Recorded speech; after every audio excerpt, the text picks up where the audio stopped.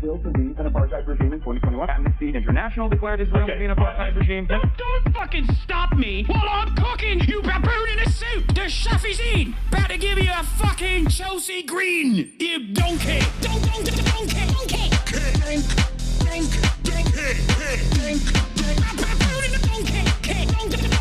Listen to what I'm saying, and you will understand, perhaps, what I'm trying to imply. Patronizing. Yeah, I am being patronizing. I don't know who the fuck you are, and you're over here chirping all the way from fucking London about you want to fucking free Palestine, but also simultaneously you're talking about how both sides are fucking fine. Shut the fuck up. You don't know anything, okay? Who the fuck is this pink-haired twink?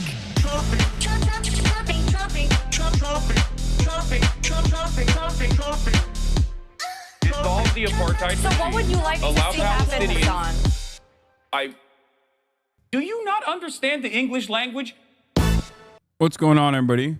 I hope everyone's having a fantastic evening, afternoon, pre-noon, no matter where you are in the world. I'm Hasan Piker, and this is Hasan, our broadcast coming to you live from sunny California, Los Angeles. Folks, we're live and alive, but I hope all the boys, girls, and MBs are having a fantastic one because today's a beautiful day. Today's a wonderful day. Today is Monday. It's Monday News Day. That's right, ladies and gentlemen, boys, girls, and MBs. It's Monday News Day. I'm live, I'm alive, and I hope all the boys, all the girls, all the MBs are having a fantastic one. Because today's a beautiful day. Today's a wonderful day. Today is, like I said, Monday News Day. And boy, has a lot happened since the last time I was live. This is part of the broadcast where I tell you all about that. About my personal news, about what's going on in the world of Hasan, Hasanabi, Piker, in between the time period where I press the stop streaming button and press the start streaming button. So help me God.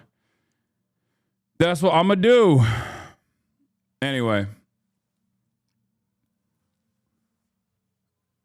Yeah, it's Monday, 5/19, Monday, May 19th, 2025, 10:41 a.m. I'm actually early. For those of you who are wondering what the hell is going on in the universe, how are you early right now? It's because, you know, there's a lot going on and I want to get to it. So much to speak about, so much to cover. Of course, last night I ended the broadcast, and what did I do? I did this. This is what I did. Now, I wasn't in a maid outfit, neither was Bad Empanada. Noah was all in a maid outfit. More talk with Bad Empanada. You two went off. Yeah, that's what I did. I went on Noah Samson's stream, fundraising for Palestine. But also, while I was fundraising for Palestine, I also was, engaging in heated debate with an interlocutor. For those of you who don't know, I was on with Bad Empanada, where he found out that my perspective on a lot of the issues that he criticizes me on is actually quite similar to his, and that the only major point of disagreement that we have is negligible, and that disagreement usually just revolves around me criticizing his technique. It was a surprisingly great debate. It wasn't a debate. Why would you think that it would be a real debate? That's why I kept saying whenever Bad Empanada's fans, or fans of mine who like Bad Empanada, would come in to my chat to be annoying, and I would tell them all the time that him and I do not disagree on things. We simply disagree on techniques, tactics, things of that nature, but that's it.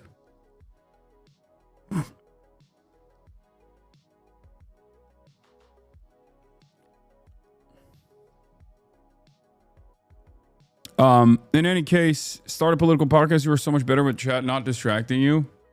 Maybe. But, yeah, it was interesting stuff overall. Good conversations overall. I'm sure that there will be a lot of normal responses to it online from our haters, our hater communities and whatnot, but who gives a shit about what they think? All right. Other than that, I mean, I was on I was basically on the Noah Samson stream for quite a while until talked about Lizzo. Until like 10, and then after I was done with the Noah Samson stream, I went to sleep like instantly. I insta-locked bed. And I woke up early as hell in the morning, went to play basketball, lost 2 of the games, won 1 of the one-on-one games. There's something severely wrong with me. I don't like talking about my own personal health because people get really parasocial and annoying about it. But let me tell you something, folks. My heart rate is at 185 every time I'm playing one-on-one pickup basketball. Now, one-on-one pickup basketball, the 13, with 1s and 2s, that's already a complicated endeavor. We're also playing on hard top concrete outdoor basketball, but it's like I'm always like maxing out on my heart rate. I'm always maxing out on my 185 heart rate. It's probably not good. 185 for your age is close to death. I mean, my shit is like, 60 to 90, around 60 to 90 when I'm normally sitting around. But when I'm actually playing basketball, 185 is what I'm cranking it up to on my iPhone. I mean, on my watch. And I mean, it's maxed out for sure. Heart rate max is 220 minus your age, so you're fine. I'm maxing it out every time though, and it's like cooking me a little bit. And I think I just need to get better cardio, and I don't know what it is. And I am, I'm having respiratory issues, I guess. I don't know what it is. It's frustrating. This is not an invitation for you to all portray yourselves as little doctors or whatever. But that was one thing. And then afterwards, Ted Nivison came to the courts, and we were balling, and he almost poked my eye out. We started playing the game one-on-one, me versus Ted. Okay. And he's a little bit of a fouler, and it's fine, He goes in for a bucket. I stop him. I cross him once. He hits me in the chest, and I was like, we were laughing about it. It was like, what kind of defense is that? You just like you just poke me in the chest.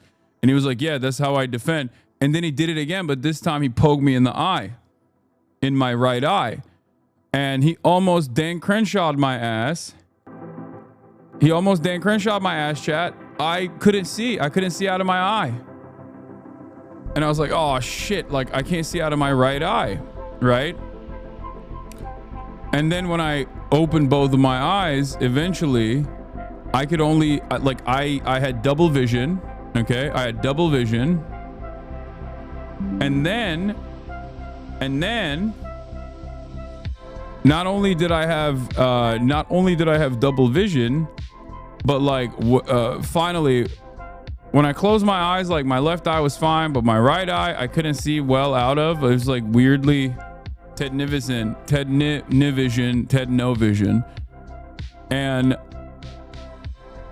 basically what ended up happening is like when I move my right eye for the longest time, like for a couple hours afterwards, when I move my right eye, it would be like shaky vision. You know how like the thing flickers a little bit, like my camera flickers a little bit? When I move my right eye around, my vision would flicker in the same way that like the camera will not be able to focus sometimes. And did you call a doctor? No, I got better, so I'm fine. My mom was freaking out, wanted me to actually, everything I'm wearing is Yoji. ID on the shirt, please, big man, is Yoji. Everything, I'm Yoji'd out the wazoo. This is the full Yoji fit. I'm on my Yoji shit. So no, I didn't get it checked out because I'm fine now.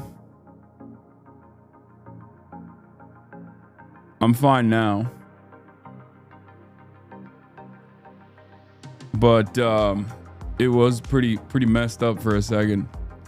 I felt little. When you buy new clothes, do you get rid of others? Yes.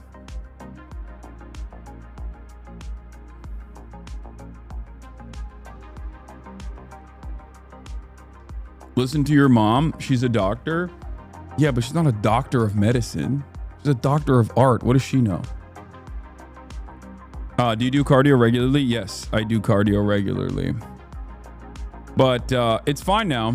I mean, I was doing tests on my shit, and I think for a little bit, like the eye is like a muscle. You know? Right? I feel like there's muscles around it, and it was like there was a little bit of an injury, and it like moved around weirdly. I was doing the test to myself, filming myself doing the little test of like following the thingy around, and I realized that my right eye was like the eye's an organ, and the muscles surrounding it are still muscles, and he hit like the muscles surrounding it, and I think that made it. I think that maybe made my eye a little wonky for a second, but I'm good now. I'm good now. It moves fine now.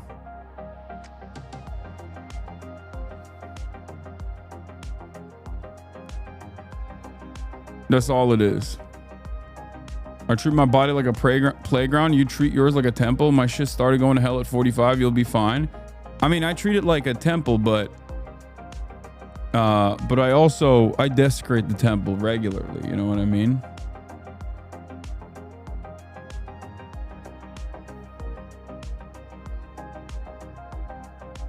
Bitsy the Rock. Thank you for the 5 gifted subs. You're treating yours like a wonder wall? Nice.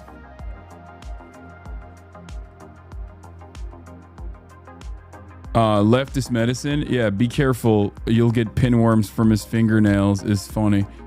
All right, what is this? Balder lion? The lion of the real lion of Syria. What is he saying? Has he talked about Lizzo yet? Yeah, you missed all the Lizzo discourse. You missed me giving 45 minutes of my opinion on Justin Trudeau's divorce. You're definitely watching the right Twitch channel. Do you look at does the title down here? Is it all caps? Emoji, get in here. Bullet point list of all the big news happening today. Open parentheses, gaming after. It turns out that last part was a fucking lie. Dude, what are these shots being fired? You know, I'm sick and tired. I'm sick and tired of apolitical. He did this. This is from 2 years ago. Oh, I was going to say, because I feel like I remember him saying this before, but it's like, I'm sick and tired of these apolitical content creators who don't actually let their true political perspectives be known and simply use attacks against me as a way to position themselves in the realm of politics. And Northern Lion is doing that. Okay? He's doing that. And the veracity of his claims has no bearing on this. Okay? He might be completely right. He might be completely right on that. The gaming part of the title is a lie, yes. But ultimately, he's still attacking me for his posturing as a to prove his political bona fides. By the way, speaking of which, we got to watch this video. I just saw it on my feed. Man carrying ting. He done did it again. Speaking of which, I love this. I love this video. Look at this. The title of this is, why is this 90% of political content on YouTube? I hate talking about this stuff. Politics is boring. Politics is stupid as hell. I actually try to keep out of politics. I think both sides are stupid. I think both sides have some good points. I'm actually apolitical. I'd call myself a centrist. I have no real opinion on politics, and I don't consider myself educated enough to discuss the topic. Here's why people should stop criticizing Israel. Yep. There it is. There it is. Yeah. Based. Oh, I love that. I love that. That is literally, bro, this is a 47-second synopsis. And it's basically everything. It's every type of slop tuber's first foray into politics, okay?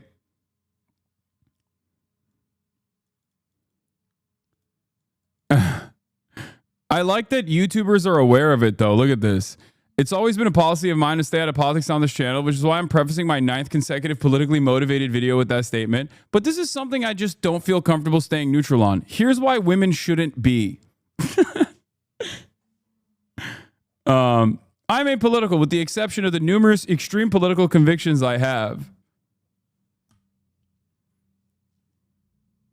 You forgot the Ground News sponsorship at 50%.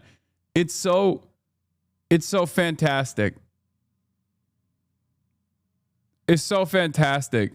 Everybody that is always like, I hate politics. I'm so apolitical. I'm so neutral on everything. Trump is content. Trump is a content president. I'm only looking at this from the perspective of drama. Also, suspiciously, all of my political worldview is directly tailored around some of the most extremist reactionary points of view you have ever encountered in your life.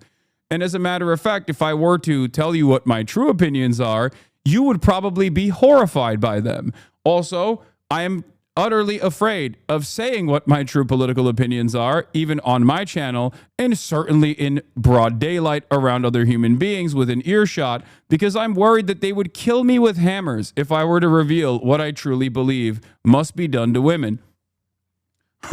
Like, it's great.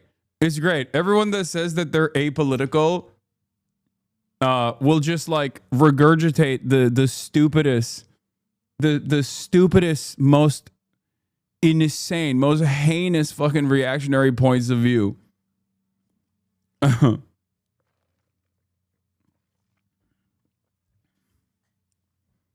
Fearand was great. Hasanabi not beating those misogyny allegations, telling Cutie to get pregnant.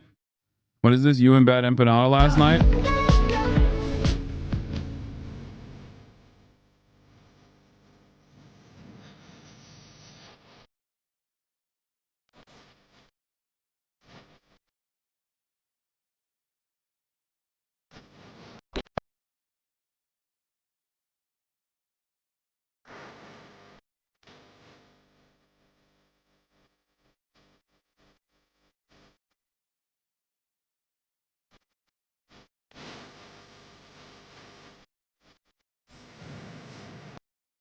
That's so funny. I mean, it's true. It is true. Also, yeah, I think a lot of Americans miss, I think, especially white Americans, like whiteness is such a poison for you. A lot of you miss having some kind of like a Balkan style ethnic conflict that has historical reference over thousands of years at this point. Like when you're an American, when you're a white American, there's this like dullness to your history, unfortunately, where you don't get to have like you don't get to have these like ethnic tensions that you can relitigate over and over again for humor and jokes. Do you see what I'm saying? Like Bad Empanada, immediately I clocked him as a Cypriot. Okay, immediately I clocked him as a Greek. I can tell.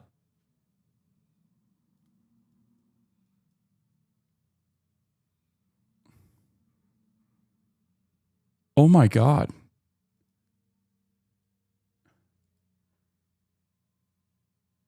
Some of you need to not be allowed on the internet. Some of you should be discontinued from using the internet. Holy moly, that is, wow. Anyway, what was I saying?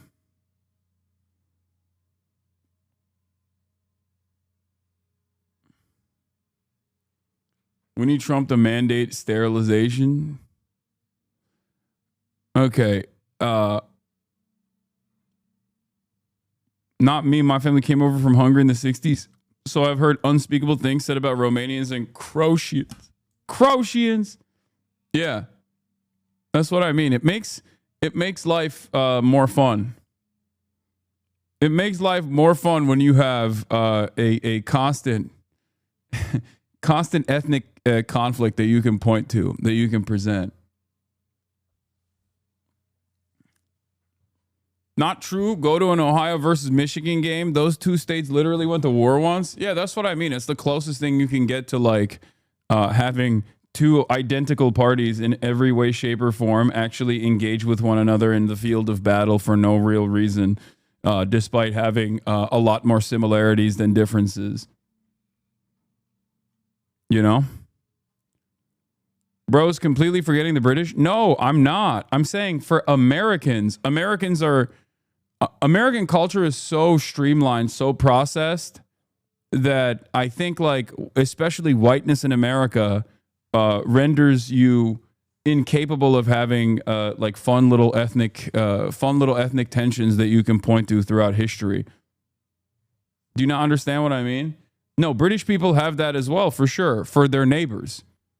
Dudes that live in like one zip code over have been fighting one another for fucking generations. They sound so different from one another that it's indecipherable. You can't even understand what one guy is saying over the next. You need subtitles for both. You got to have that. America's too young, too vibrant, and also now dying, but you know.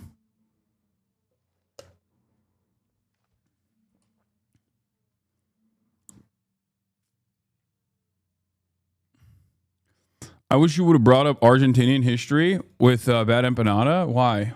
It's not my field of expertise at all. I'm not very knowledgeable on that stuff. But anyway, yeah, we had a fun conversation last night that was very instructive. Guess what? I was right. Of course, it didn't turn into as you may have guessed, it did not turn into a heated debate at all. And it was more so just like clarifying my positions. So he has a better understanding of them. My positions, I mean. Reddit is saying you destroyed your career by talking to him. Yeah, that's Reddit. Reddit is a bunch of NatSec losers who don't even get paychecks from the federal government. Like, it's people LARPing as though they work at Langley. Who cares? And that's not even like all of Reddit. That's just unique subreddits comprised of neckbeards. Oh no, I can't believe Reddit said this.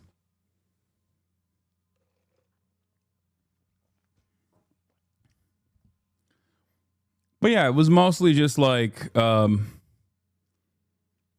was mostly a very, it was a delightful back and forth. Ultimately, I don't think that, I don't think that those differences in the way that people carry themselves are all too consequential, all too significant, which is why I don't engage in the practice of left bashing at all, which is why I was even, worried about bringing up any of my disagreements with Bad Empanada, because like I just don't think it's productive. Having said that, it's good. I'm glad that we had that conversation. Hopefully some of the Hasanabi heads who also happen to be Bad Empanada heads will now shut the fuck up and stop being annoying in my chat, and vice versa. What is this? Just bad timing?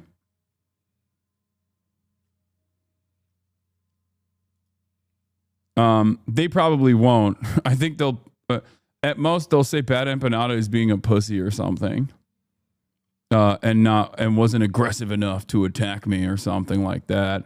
But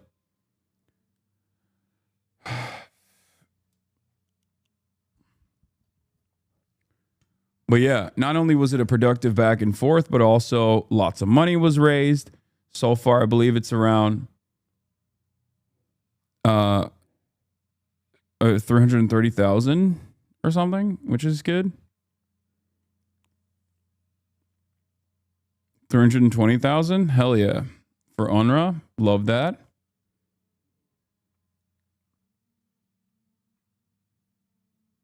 You look like you had fun talking about empanada. I mean, Bad Empanada is like not that dissimilar to someone like Felix Biederman. I think Felix is funnier, but he has a very and I love Felix, as you guys know. And so it's not, why would it be in any way, shape, or form remotely different? Like, why would that conversation go any different? Think about who some of my favorite think about who some of my friends are in this left media sphere. Think about who some of my favorite people are, some of my favorite people to collaborate with are in this left media sphere. Like, they're not, they say things that are, I think, way edgier than what Bad Empanada does in general.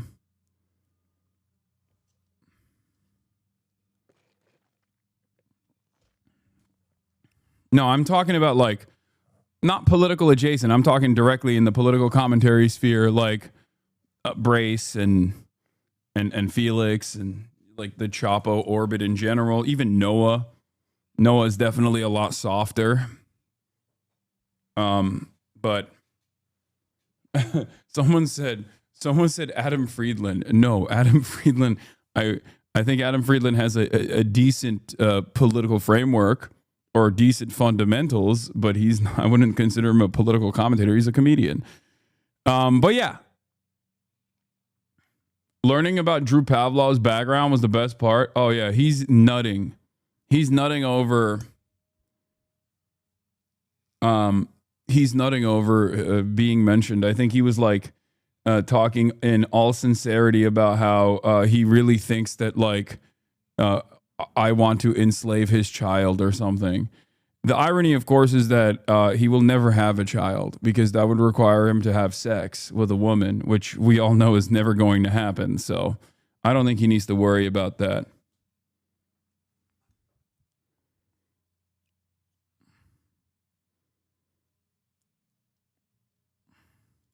I used to think Adam was cool until I saw him do this. Dude, I can't believe this. Is this actually fucking Adam? Like, it looks exactly like him from the back, and I don't know. I can't tell. This dude in front of me spent $28 to sit in an IMAX theater scrolling TikTok and Instagram. What's even the point of going to the theater if you can't stay off your phone for 90 minutes? Is this actually Adam Friedland?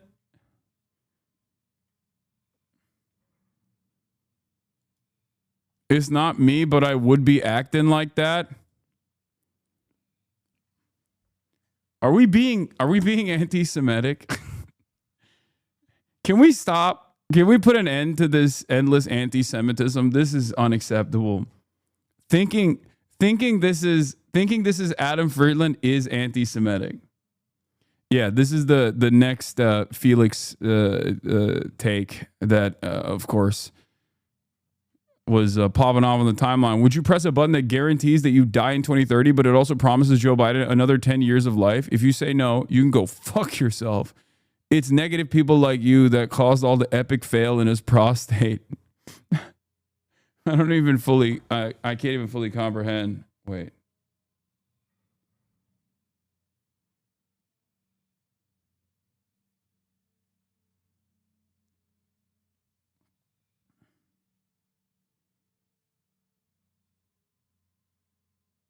Hold on.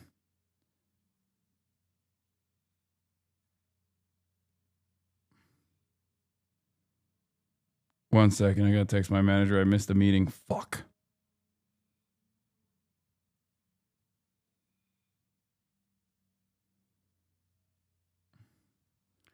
Okay.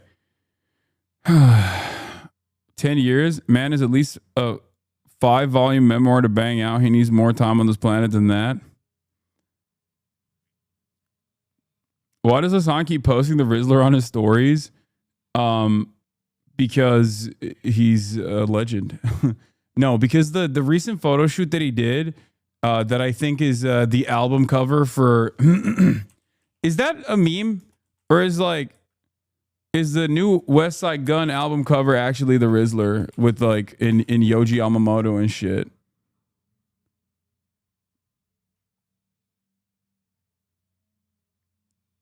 Is that real?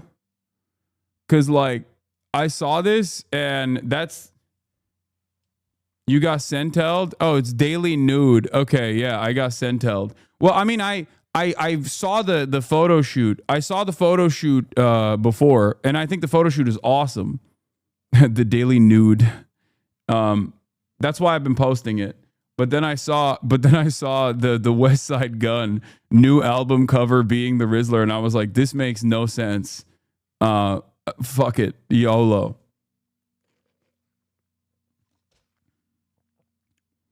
My mom has survived stage 3-4 cancer 4 times. Let Biden cook.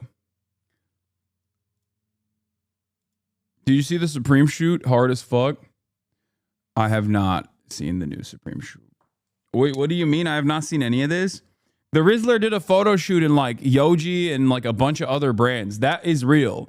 And I've been posting photos from that photo shoot that he did because he looks awesome. And I love that. I love that for him. He's like, you know, he is the GOAT. How am I supposed to trust your sources when you fall for nude? Wait, what? Dude, you have to realize, like, sometimes you see something that is utterly inconsequential on your timeline and it has nothing to do with your day-to-day existence, and you just move on without a second thought. It's not, you know, I didn't investigate it thoroughly. Everybody calm down. You know, I wasn't applying my critical media my media criticisms to the meme that I saw on my timeline. Like, it's okay. It's utterly unimportant. It's not even important to the actual fucking Rizzler. The reasons why I'm posting the Rizzler. Last off meme, but it might be defamation. What? That's not defamation. It's like obviously a fucking meme. It's not real.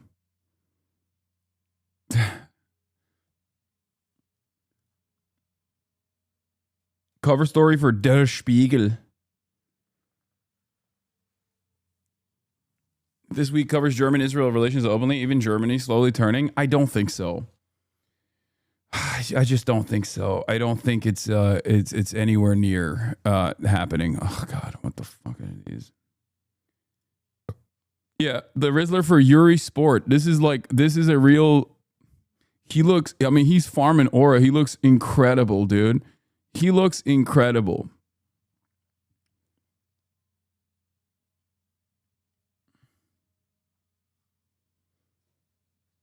Is there a way to watch your convo with Bad Empanada somewhere? I don't know.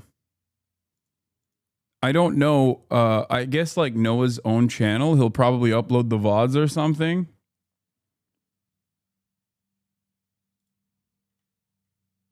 But in any case, yeah, Noah's probably posting the VODs.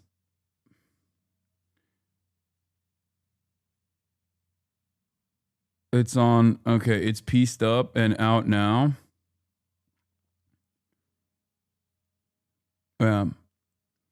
He's living the childhood you wanted. I would have loved to. I mean, I looked like the Rizzler when I was growing up. I looked exactly like him.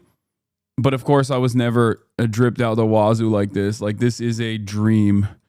It is a dream of mine to be dripped up like this. And I never got it. I never got that dream achieved. You know what I mean? All right. Let's blast off. Let's do it. Let's get it popping. There's a lot to talk about. Let's do the dang thing. Bro, that child is illiterate. So is every American child of that age. Excuse me. What makes you think that he's any different than the average American? I'm sorry that he's closer to the proletarian child than you are. Okay. Oh, look at me, Mr. Elitist. Like, kids should know how to read and write. What's next, dude? You want them to also do math? Shut up, stupid. Get this elitist shit out of here, dude. We don't want that. We don't want our children to know how to read and write.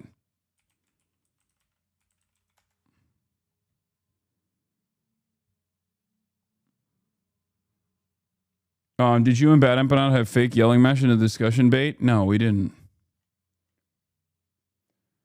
You got the motion to talk with some fashion model unions, maybe do some runway stuff and there's time? Yeah, no, of course not. All right. Let's do it. Let's blast off. Let's talk. What was I gonna do? Oh yeah, Joe Biden has prostate cancer.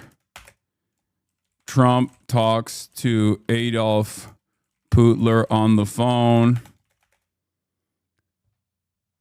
1 hour intro into blast off. It's 42 minutes. Calm down. And also I'm early and I'm only 14 minutes into my normal streaming hours. So once again, calm down times 2. Okay.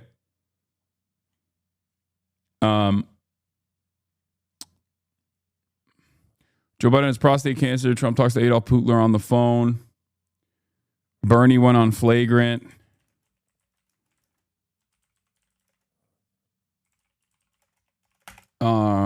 What else? I already covered the fertility clinic bombing.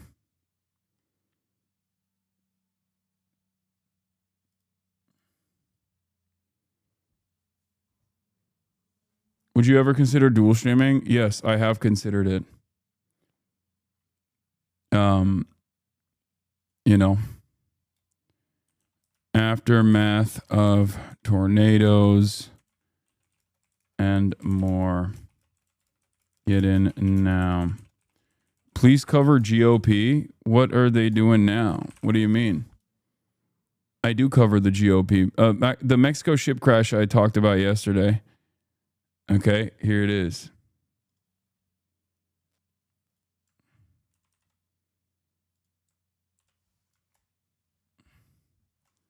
CBS CEO steps down. Ooh, the girlies are fighting. Ooh, drama. Hold on. Here it is. This is the blast off meme. Let the people know. Let it be known.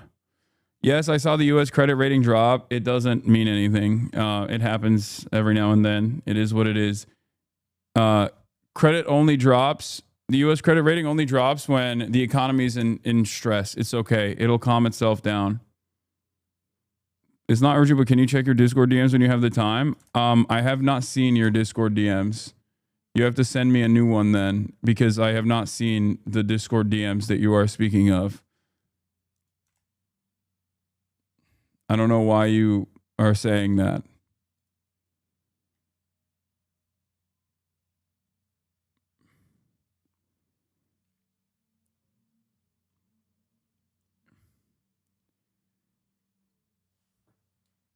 Yeah. 2011, 2023, 2025 credit drop. It happens. Caroline, leave a statement. Big dog, I hate the spam, but you got to talk about it, man. This important legislation passed. What? To take it down after. What is this? Why? What is the big statement?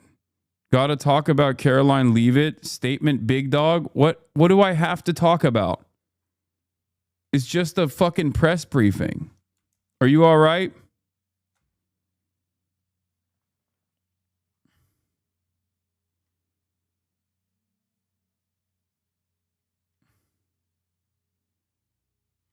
Come on, man. You got to watch this press briefing. Like, what happened? Is there something significant that took place in this press briefing or what? Or what?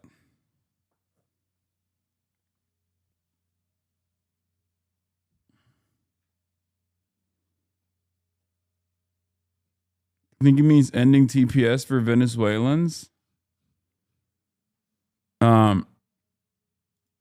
Anyway, okay. I know it's not Adam Friedland chatter. Stop. We already covered it. I got loomered. Pro-Hamas anti-Trump protesters dressed like Luigi Mangione on the National Mall at the White House today for the Nakba Day protests held by peaceful Muslims who aren't so peaceful. Sadly, the left's embrace of politically violent rhetoric shows no signs of stopping. Loomer unleashed. Loomer is unleashing. Oh boy. Oh brother. Oh no. Loomer is unleashing.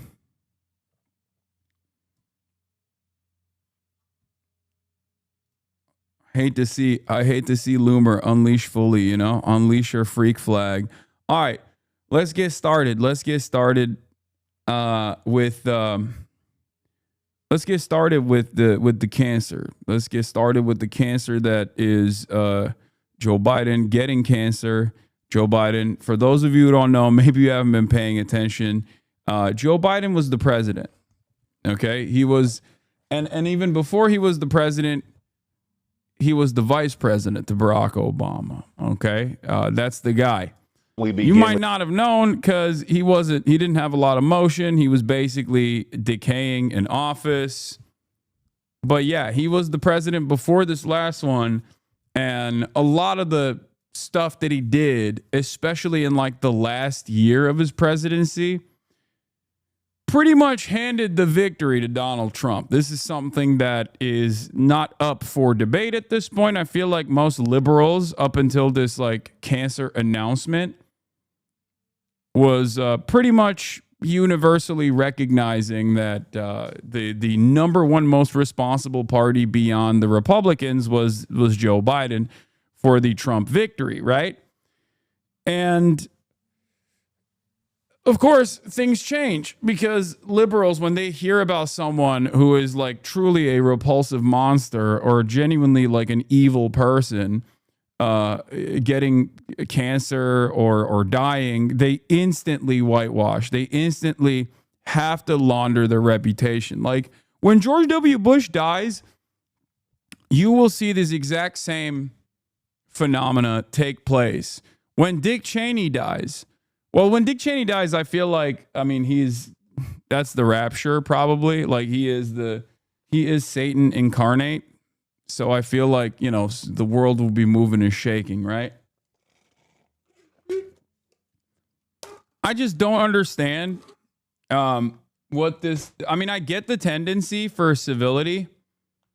I get the tendency that liberals have where a big part of what the media's job is to specifically normalize the actions and normalize the actions that presidents take when they're in office, normalize that violence, normalize the structural forms of oppression that people are experiencing. That is the goal, right? So of course they're going to whitewash, launder his reputation, and talk about how wonderful of a statesman he was and how he gave his whole life to the American state. I don't play like that. You know, the only time where I was like kind of nice about someone dying was Carter. And even then I was pretty stern about making sure that people understood all of the actions that he took in office and how damaging and devastating that was, regardless of how he conducted his own personal affairs post his presidency.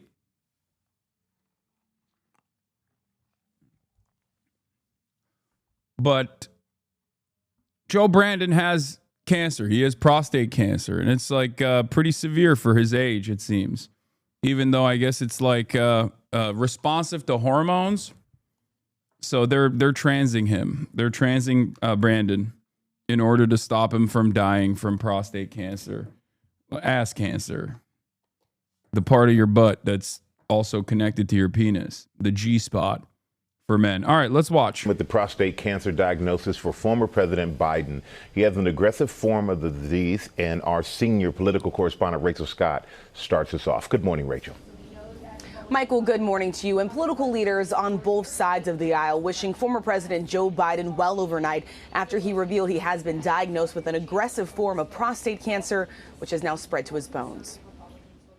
Former President Joe Biden announcing he has been diagnosed with an aggressive form of prostate cancer. In a statement, his office announcing Biden was seen last week for a new finding of a prostate nodule after experiencing increasing urinary symptoms. On Friday, he was diagnosed with prostate cancer. I know it's important to talk about this stuff and remove the stigma. Why do they have to say prostate cancer? Why couldn't they just say he has cancer? Now we got to think about an 80-year-old man's anus.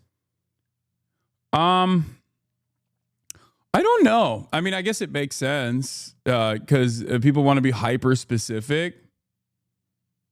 Whoa, what the hell? If you subscribe, you can get Crunchyroll drops Hey, yo. Let's freaking go, dude. I didn't even know that was a thing. Okay, subscribe. Do it. Crunchyroll. I don't know what kind of drops you get from Crunchyroll, but sounds cool. Fuck you and fuck anime. Okay, calm down. Calm down. Let's I got excited when I saw the Crunchyroll drop. Let's continue with Brandon. Cancer, which has spread to his bones. The cancer characterized with a Gleason score of 9, which medical experts say indicates the cancer cells are likely to grow and spread rapidly. His office noting while this represents a more aggressive form of the disease, Thank you, the cancer Fizz appears to be Sloppy hormone Cobbler. sensitive, which allows for effective management. At 82, Biden was the oldest sitting president when he left office in January, dropping out of the 2024 race amid concerns over his age and health.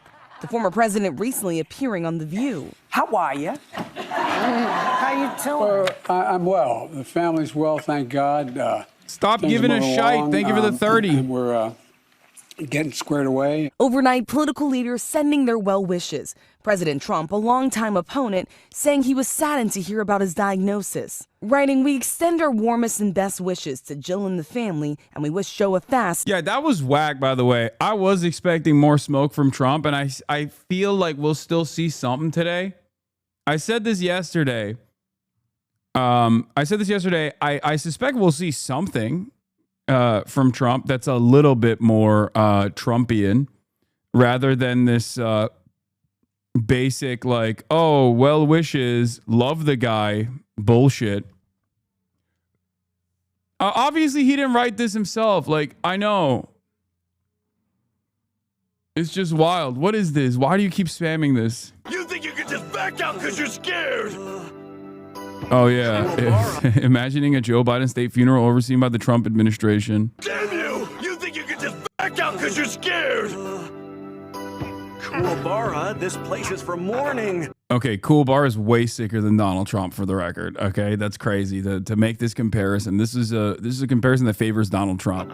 I'm not gonna leave. Not until he comes out of here and lets me fight him. He can't do that. I'm gonna beat you down, you punk! You hear me?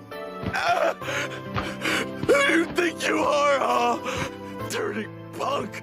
Who am I gonna fight now? Who am I gonna fight? He's gone! No! You're supposed to be here! Yu Yu Hakusho. By the way, just so you're aware, finasteride decreases the risk of benign prostatic hyperplasia and low Gleason score prostate cancers, but it can potentially increase the risk of aggressive forms of prostate cancer like what Brandon has. Not fear-mongering, because I still think having a full head of hair is still worth it.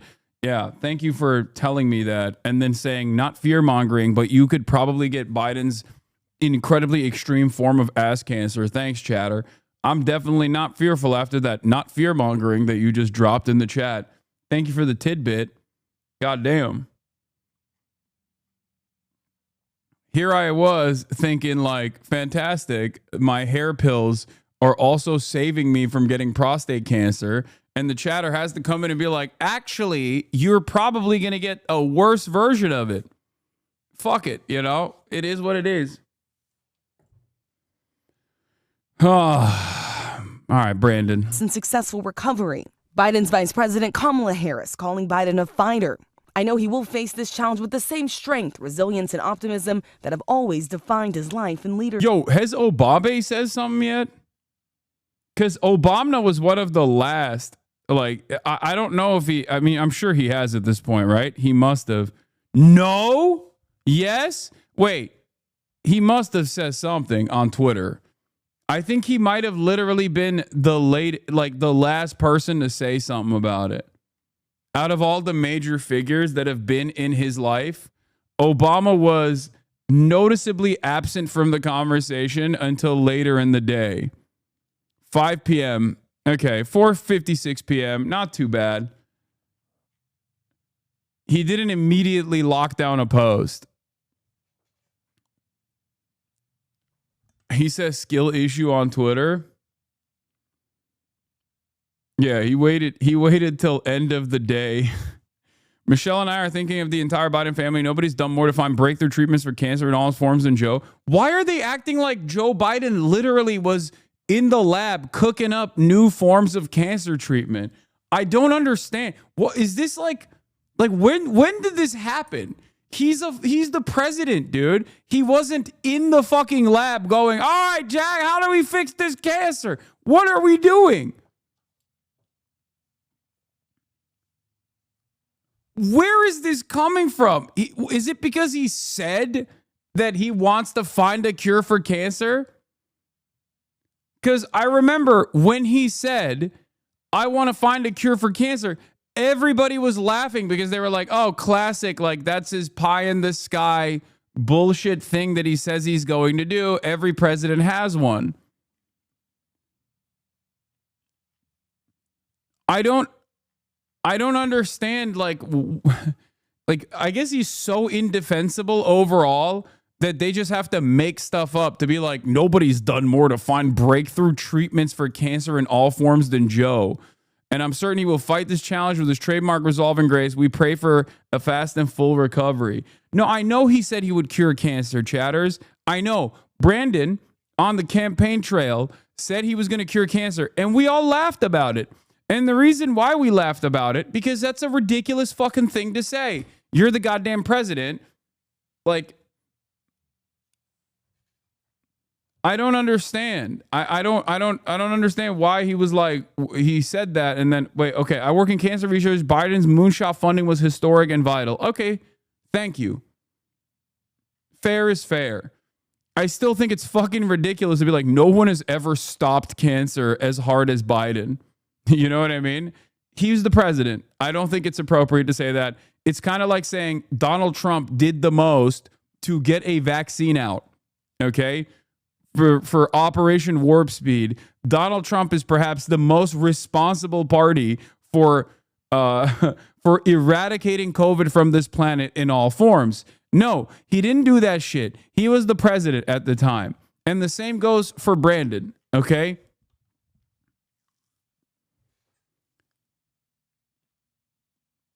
Or like Elon made the rockets. Yes. Now I feel bad. No, don't feel bad. What are you talking about? What cancer the Cuba cure? Lung cancer.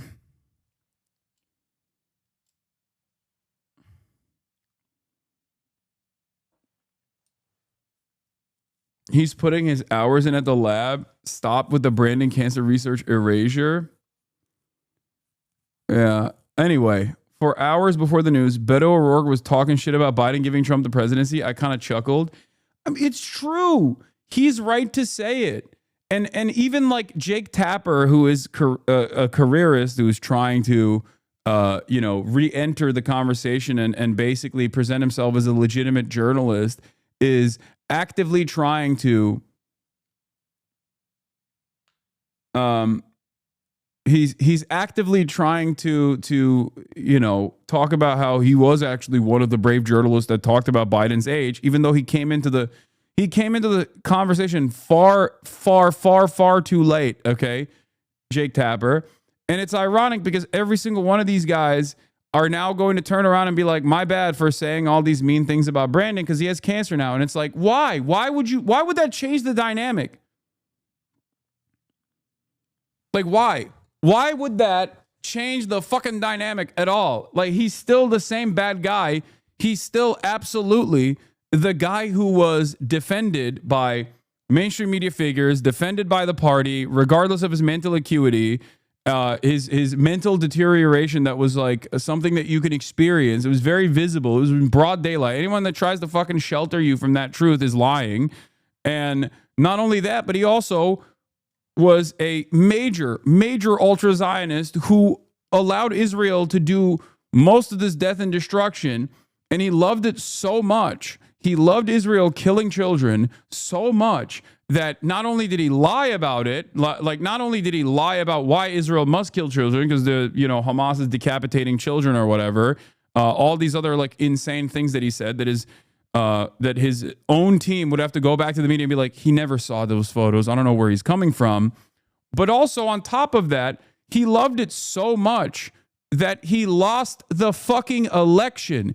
He is the second most responsible party for the Trump victory beyond Donald Trump. He is more responsible than even fucking Kamala Harris is. Okay? This, I thought, was well established. All of a sudden, we're supposed to throw this out. But the news of Biden's cancer diagnosis prompted some top Dems to call for conversation about the former president's cognitive abilities disease. Personally, I don't think the fact that Biden is even in worse shape than we knew should cause us to call off the reckoning. This is what I mean. It's like liberals are going to, once again, actively try to pull back on the criticisms of Biden because he has cancer shit. But he was the president. And not only was he the president, but he did a lot of evil when he was the president, as most presidents do. But some of that evil and selfishness led to an even more evil and more selfish fascist leadership to take power. So no, I'm sorry. I actually do think Donald Trump is a fascist. A lot of people that say that are faking it. Okay? That's it. Liberals that tell you Donald Trump is a bad guy or he's racist or it's Mango Mussolini are fucking faking it. They're not actually angry. If they were, they would be angry at the previous leadership through utter selfishness led to the fucking fascist leadership that we're exhibiting right now, experiencing right now. That's it. Conversations about Biden's mental acuity should be more muted and set aside for now as he's struggling through this. No, I don't think it should be. I think, for the record, I think, and Beto O'Rourke is correct about this. Okay, he's right. He's cooking here on the Pod Johns, and I'm gonna explain this once again. I think people that actually dial back and have a more muted approach to Brandon right now are going to still look like they're defending Brandon and his administration, which in some ways they are, because I think a lot of liberals in positions of prominence are genuinely afraid of looking like they were wrong. And instead of recognizing that they were wrong and that they were duped and that they participated in this like secret cover up of the president whose brain was melting in broad daylight, instead of openly saying like, yeah, this was fucked up, this is a major fucking cause for distrust amongst the American population, we're not going to do that again. They're like, yeah, I still think we should not criticize Biden. I mean, he has prostate cancer. He's 90 years old. He fucked up the country already, and he's 90. Okay, he got all of his wishes. He finally became president. Sure, he was demented in the process and probably doesn't know that he was president, doesn't know what time it is. But like, he still got that wish across, you know? I don't care. I don't care that he has prostate cancer. This does not change the equation, and it shouldn't change the equation for you, and it shouldn't change the equation for honest brokers, okay? People who are honestly talking about Biden's legacy need to be honest. Stop running defense. Fuck. Leadership. And former President Obama praying for a fast and full recovery for his former number two, saying nobody has done more to find breakthrough treatments for cancer in all of its forms than Joe. And I am certain he will fight this challenge with his trademark resolve and grace. The former president's cancer diagnosis comes nearly 10 years after his beloved son, Beau, lost his battle with brain cancer. That loss motivating Biden to establish the Cancer Moonshot Initiative. We can end cancer as we know it. I committed to this fight when I was vice president. It's one of the reasons why, quite frankly, I ran for president. And we are told that the former president spent the weekend in Delaware and that both he and his family are now reviewing treatment options with his doctors, George. Okay, Rich, of course, we are all wishing him the very best. Now we have more on the prostate cancer diagnosis for former President Biden. He has an aggressive form of the disease. We're going to bring in our chief medical correspondent, Dr. Tara Narula. A Gleason score 9 out of 10, and we know that it has also unfortunately spread to his bones. So what does all this mean? Exactly. Well, when you have any type of cancer, we want to know how likely is it to grow and spread. With prostate cancer, we use something called a Gleason score. That means doctors take a biopsy of the prostate. They look at it under the microscope. They take 2 of the largest samples and they look at the cells. If the cells are more normal, they get a number 1. If they're more abnormal, number 5. We add up the numbers from those 2 samples. So let's say one sample is a 3 and one sample is a 4. The Gleason score would be a 7, right? In general, the Gleason score ranges from 6 to 10, with 10 obviously being the worst or most aggressive. His score was a 9. So definitely tells us a more aggressive cancer, more challenging prognosis, more likely to spread. And as you said, we heard it did in fact spread to the bones. We know that that is a place where prostate cancer usually spreads. That means it is a stage 4B. Like, call me ridiculous, okay? Call me an idealist if you want. But I don't think this is like, I don't think the American presidency is like Make-A-Wish shit. You know what I mean? Like, I don't think that we should be treating this as simultaneously the most powerful position on the fucking planet, but also like something that a guy just kind of deserves and should get, and we shouldn't actually criticize this immense power and how this immense power was wielded by a dude whose brain was fucking melting. You know? How silly of me. How silly of me to say such things, that we should not treat the American presidency as though it's, you know, a Make-A-Wish kid getting his fucking, getting his dreams realized. This is crazy. Before we even talk about the genocide, you know what I mean? This is before we talk about, like, what he did in his last year in office. It was completely psychotic. Even like before October 6th, there's plenty of stuff that you can criticize the Brandon regime. October 6th is the date that I use specifically, and not October 7th, because October 6th is ironically when he revealed his like insane anti-immigrant plan. Like, that was their big effort to win back voters, was to just basically try to get ahead of all of the anti-immigration, the wave of like white nativist anti-immigration sentiments that were coming from the Republican Party by saying, we're the real border party. And then Kamala endorsed everything as well. So obviously she's also responsible for this defeat. But like, it blows my mind that we're just going to forget that, all of that. Why? Because he has cancer. Come on, let the little guy rest. Like, get the fuck out of here. Usually that means it is not curable. It is treatable. In general, we think about prostate cancer as being slow growing and usually having a good 5-year survival, 99%. When it is spread to distant sites, then that 5-year survival drops to about 37%. Also, the other part of this that I don't understand, and this is a good question, is how the fuck does this guy not have a doctor prod his asshole with regular frequency? He's 90 years old. Okay? That's like, once you're 45, I feel like that's basic physical shit, you know? You get a physical once a year as a normie, not the president. A doctor's gonna shove his finger in your ass, okay? So how did this happen? They stopped checking after 80? Wait, really?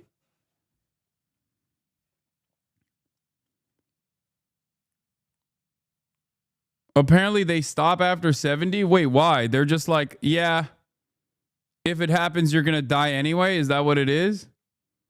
And I also, is there also a guideline for presidential checkups? I feel like presidents probably still get like a more comprehensive checkup, including the ass prodding. I believe after 80, there's almost 100% men get prostate cancer. Like what you're describing seems like a common practice for people on insurance or like Medicare. You know what I mean? That seems like legislation that like, or that seems like guidelines that's like some insurance company wrote because they're like, well, there's too many false positives anywhere, so it's a waste of time to like go through this rigorous check. But I feel like if you're the president, you probably go through the maximum checks, right? Or I would expect you to.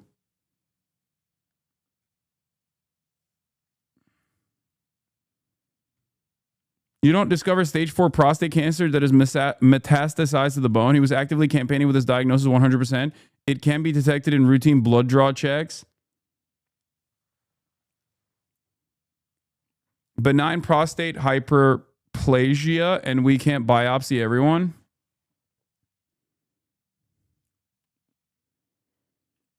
However, many health authorities advocate for the cessation of routine prostate cancer testing in men older than 75 because of the belief that most patients will have a clinically insignificant cancer and will not benefit from the therapy. Damn. So if you're a dude and you make it to like 75, you already have ass cancer. Like that's what the medical consensus is on this, where they're like, yeah, you probably have it.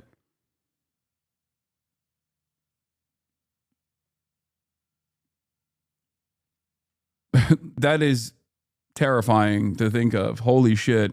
If only Brandon actually eliminated cancer when he was president, like he said he was going to do, then, you know, I wouldn't be so concerned. All right, let's continue. The statement released by the former president's office, it notes that he's considering hormone treatment. So how does that work and what does that tell you? So when we talk about hormones for this, we're talking about androgen deprivation therapy. That means depriving the body of testosterone or androgens, which we know is a fuel for prostate cancer cells. So by either blocking the production of testosterone or the ability of testosterone to reach the cells, you're hopefully slowing the growth. So we know that with prostate cancer of this stage, we usually use hormone therapy to basically improve quality of life, maybe give somebody more years. Of course, hormone therapy also comes with its own side effects.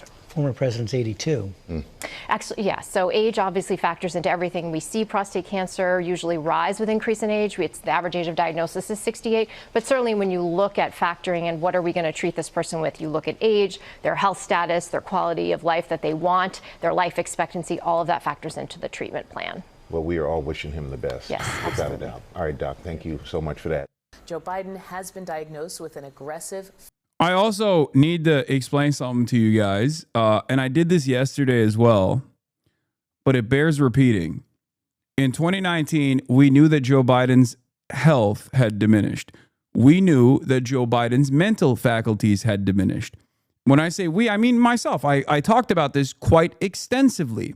I wrote about this extensively in 2019. I wrote about it in 2020. I talked about it in the primaries where I said he's going to be a one-term president. It's crazy that like we're just kind of dropping the incumbent advantage for the upcoming election, even if he was to become the candidate, right?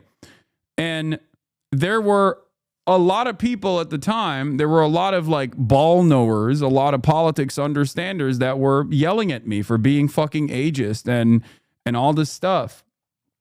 And it was obvious back then. So one must ask the question once again, why did this happen?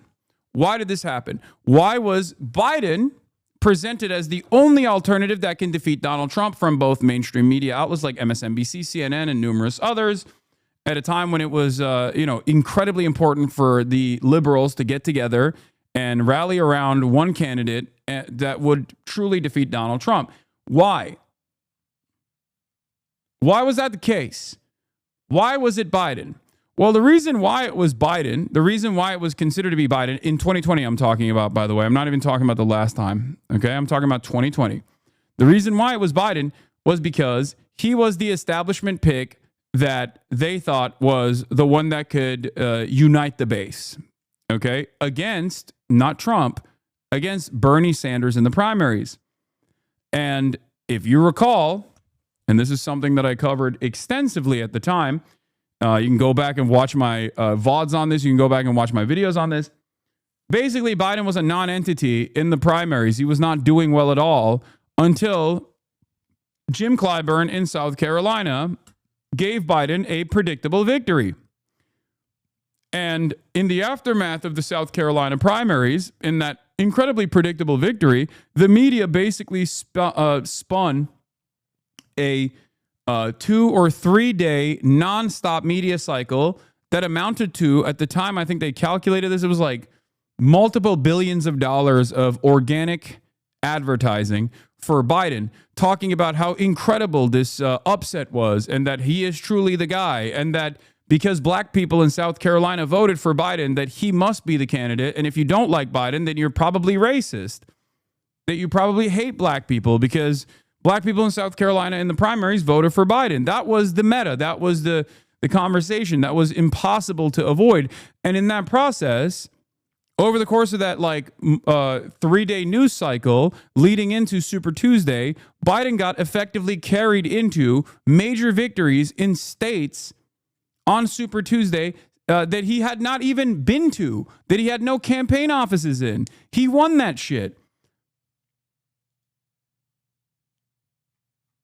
That's it. And meanwhile, cynically, they even moved South Carolina to the first point. Aides at both the White House and the DNC admit that the main motivation to move South Carolina first was helping Joe Biden, not uplifting black voters. They openly admit that. It is an incredibly cynical move from the campaign. South Carolina is utterly dominated by machine politics. Like the South Carolina Democratic Party, the South Carolina Democratic Party is completely controlled by machine politics, okay? Church groups and the Democratic Party and Jim Clyburn run the show there, okay? If Jim Clyburn was a major advocate for Bernie would do gangbusters numbers over there. If they were using the same church groups and the same organizing tools that the Democratic Party machine uses in South Carolina to push for Bernie Sanders, everyone would vote for Bernie Sanders, okay? Straight up. That's it. Get mad at me all day, every day if you want. It doesn't matter. Older voters are very malleable. Black, white, doesn't matter, okay? Boomer voters are endlessly persuadable.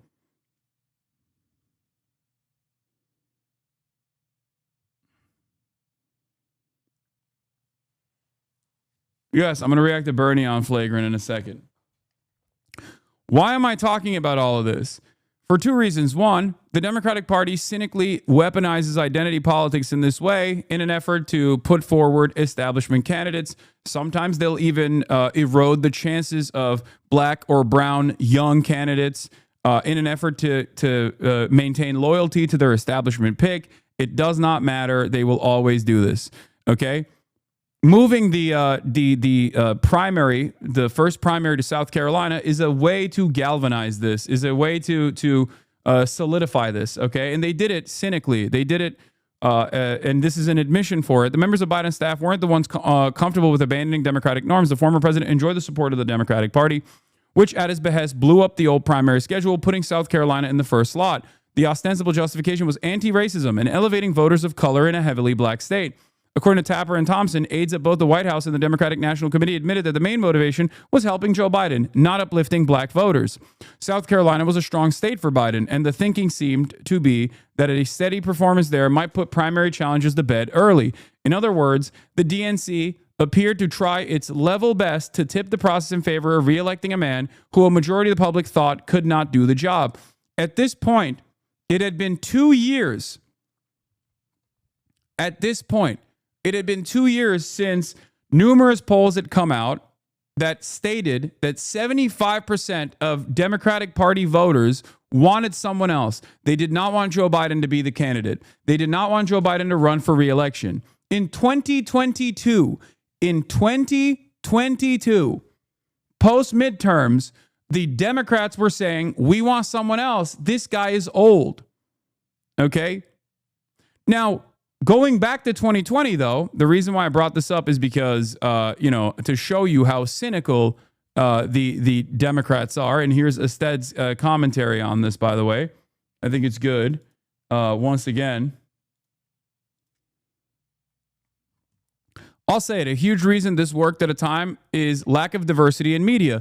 Dems spent last several years repeatedly using race and identity as a shield and relying on the fact media that relied its blind spots to ensure lack of accountability. Yeah.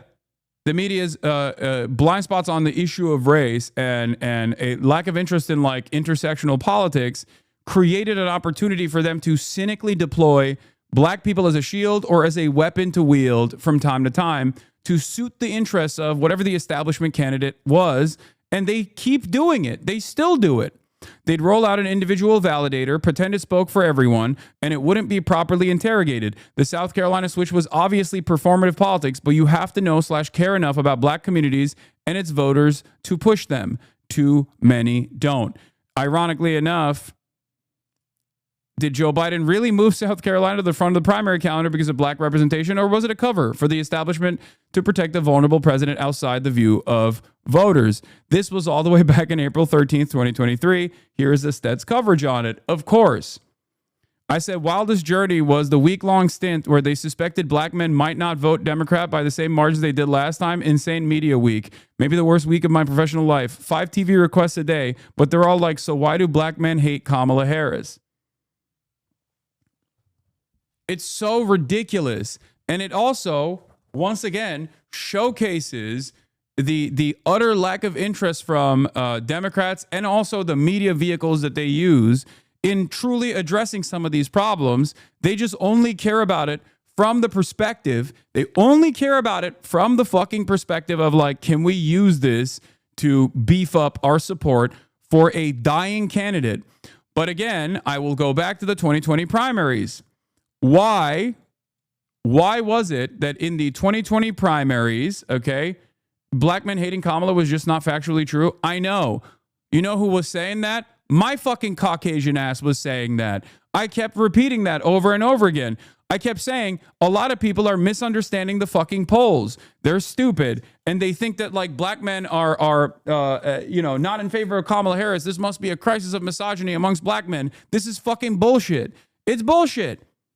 The problem always has been and will continue to be white people by wide swaths of the public. And that also the idea that you don't have any ownership over black and brown people anyway in the Democratic Party, especially when you don't actually do anything for them.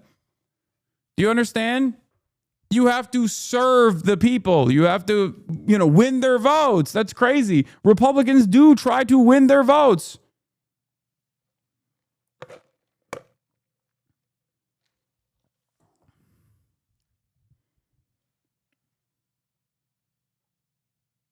Anyway, I keep going back to this. Why in the 2020 primaries did they want Biden? Why did they push this old man who obviously was falling out of favor and was his brain capacity had clearly diminished? Why did they rally around him? Here's why. Let's assume, and I've asked other candidates this kind of question, veto question. Let's flash forward. Your president, Bernie Sanders, is still active in the Senate. He manages to get Medicare for All through the Senate in some compromised version, the Elizabeth Warren version or other version. Nancy Pelosi gets a version of it through the House of Representatives. It comes to your desk. Do you veto it?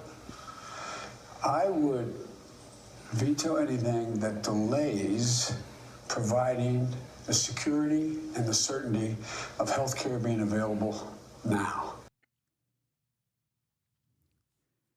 That's why.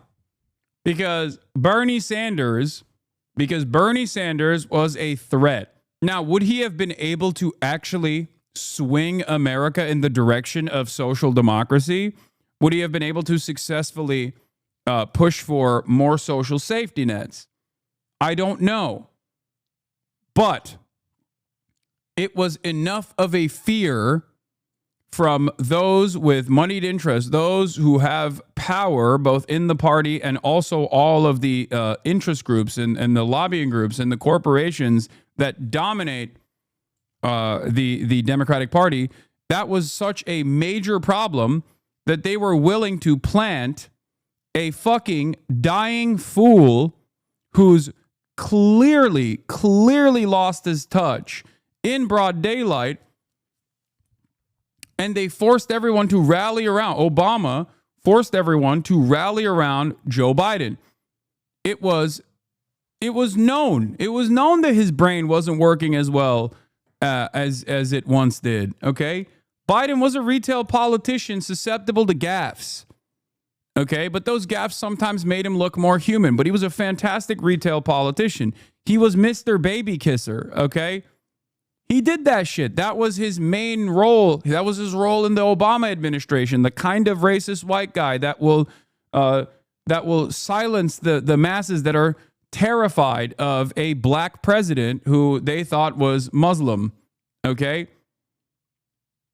But obviously, come 2020, like his mental capacity was diminished. I showed you differences between his speeches in like 2016 versus 2019.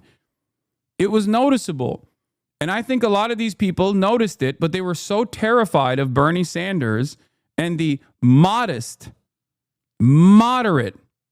marginal changes that Bernie Sanders was advocating for, like an expansion of the welfare state, or at least like clawing back some of the things that Trump had undermined in the prior administration.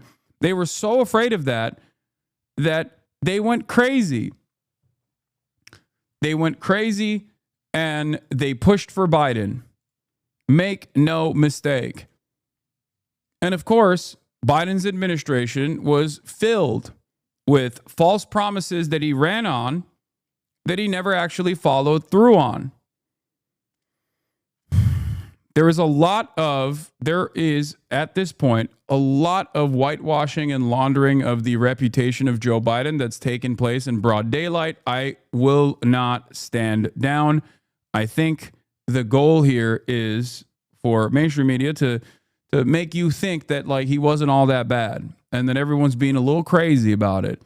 And it's a way to actually launder their own credibility as well, to say, on the one hand, we kind of knew that he was old, but he was like really sheltered from the public. But also on the other hand, don't think too much about it, because then it's really fucked up. If you think too much about Biden's diminished mental faculties and how we actually ran cover for it, then, you're going to start being skeptical of the narratives that we present.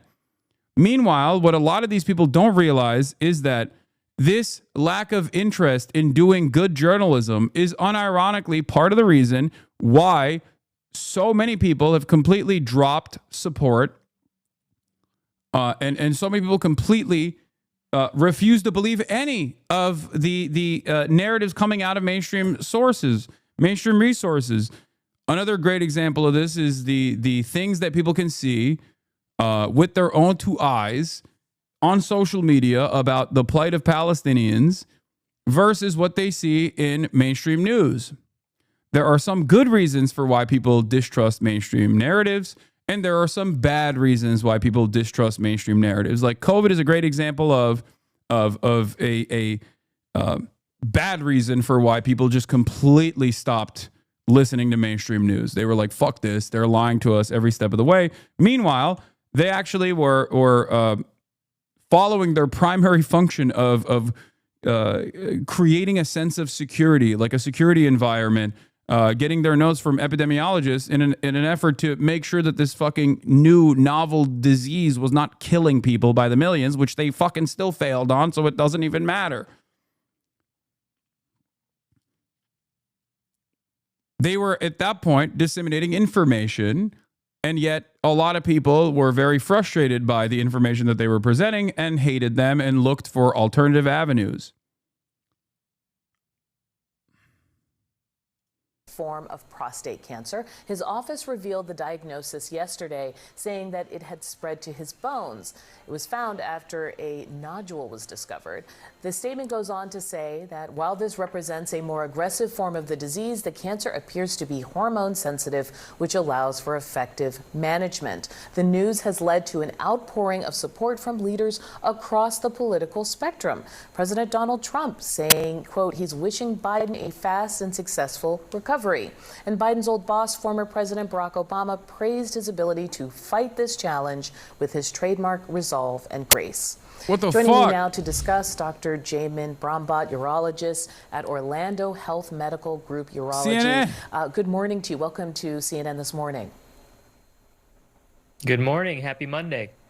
So I want to start with what we heard there, that this cancer is hormone sensitive. I think prostate cancer is extremely common for older men. Can you talk about what it means for treatment, this aspect of the hormone sensitivity?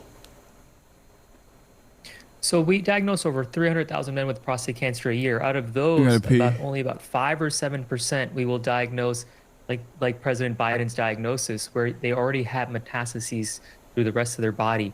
So we do have lots of treatment options, but because it's already metastasized, because it's already elsewhere, the options are also very limited. So we can't do anything that's curative. You can't cure it. So I saw some of these statements where you'll have a recovery, we support. But the reality is the cancer is always going to stay with him. So the treatments that are out there are more medical based, either hormone treatments, steroid treatments, radiation treatments. They're all there to stabilize the cancer or slow down its progression. So I'm hearing you saying this movement to his bones, this is really the development that is remarkable here and what will make it so difficult.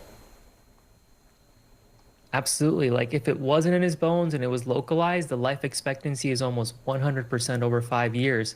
But in individuals like him, it would be about 37% over the next 5 years. We have been seeing the former president doing interviews. He attended the funeral for the Pope. Can you talk about, from a practical standpoint, what kind of impact treatment or even dealing with the disease can have on a person's day-to-day life? To be honest with you, this week alone, I've diagnosed like 4 men with prostate cancer. 2 of them were just like President Biden. Majority of men can live normal lives. They can, and they can be functional. But it just all depends on how these treatments. This prostate cancer diagnosis press release seems like it was released to try and move the conversation away from the cover-up of his mental declines.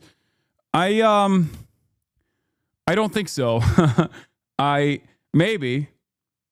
But regardless, it doesn't change my assessment of the situation, and it shouldn't change your assessment of the situation. I don't care.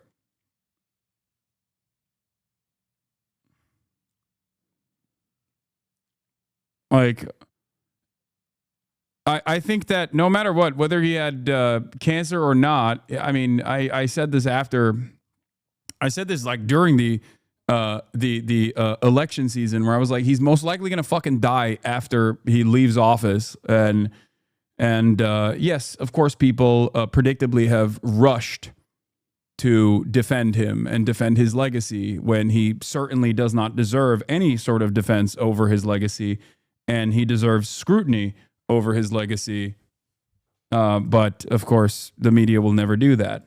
Treatments are doing and how the body's reacting to them. So these treatments are great. They can definitely control the cancer, but they're also... Bro, you're a fucking joke, bitching about this old-ass loser as Donnie Deathcamp is tearing everything down around us. Good call. Good to see your priorities straight. Yes. In the process of like what is the main story that's like dominating the news cycle, as someone whose primary focus is to engage in critical media analysis, I'm going to obviously counter a lot of the overwhelming sea of support messages coming from mainstream media, and I'm also going to explain to you why they're doing this and why I think it's silly. If you have an issue with that, I don't know, you can go watch CNN directly. Now, having said that, a big part of my commentary and my criticism here with Biden's legacy is that his legacy is Donald Trump becoming president again. So if you hate the fact that Donnie Deathcamp is the president, okay, as do I, and I think you know I hate that, you should understand how the media's cover-up over Biden's mental decline, and even the fact that they propped him up when they knew his brain was already tapioca pudding all the way back in 2019, is perhaps an important conversation to have.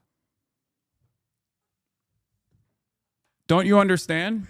Do you feel like this is an unimportant conversation that's taking place right now? The Democrats abdicating their duty of being the counterbalance towards growing fascism in this country. Don't you think that that's important to talk about?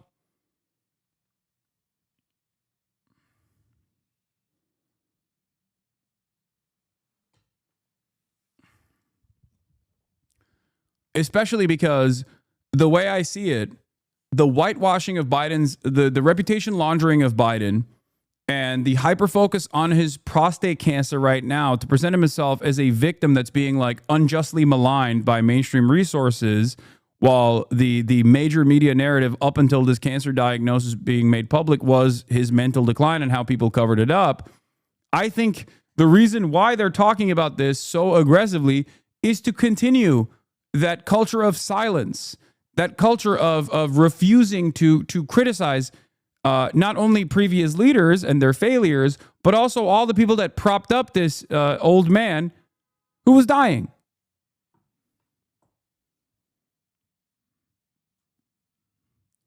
So one must investigate why you actually have an issue with this And I suspect part of the reason why you have an issue with this is because you think he is an old man who I'm unjustly yelling at. That's where your real concern comes from. But you also recognize, as do I, that, you know, that would be ridiculous and people would yell at you if you were to present the argument from that perspective.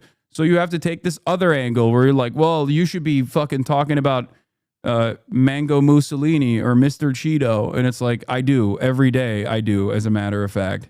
Even when I'm talking about Biden, I'm covering this from the perspective of like how Biden's inability to cope with the reality around him and his selfishness to hold on to this office, or even his selfishness in terms of like running for office to begin with, led to Donald Trump's second victory.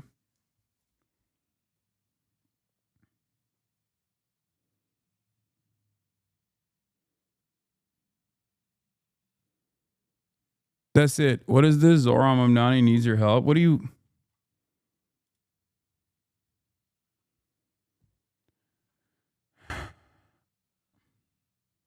What? Volunteer needed. Any lovely supporters speak fluent Turkish and want to help with a quick project? Not looking at you, Eric Adams. I mean, I could help with this.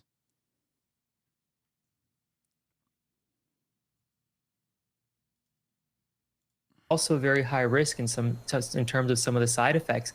So I think he can be normal. I see a lot of my patients that are normal, that can function, can drive, can do the things they want to do, continue on with their jobs.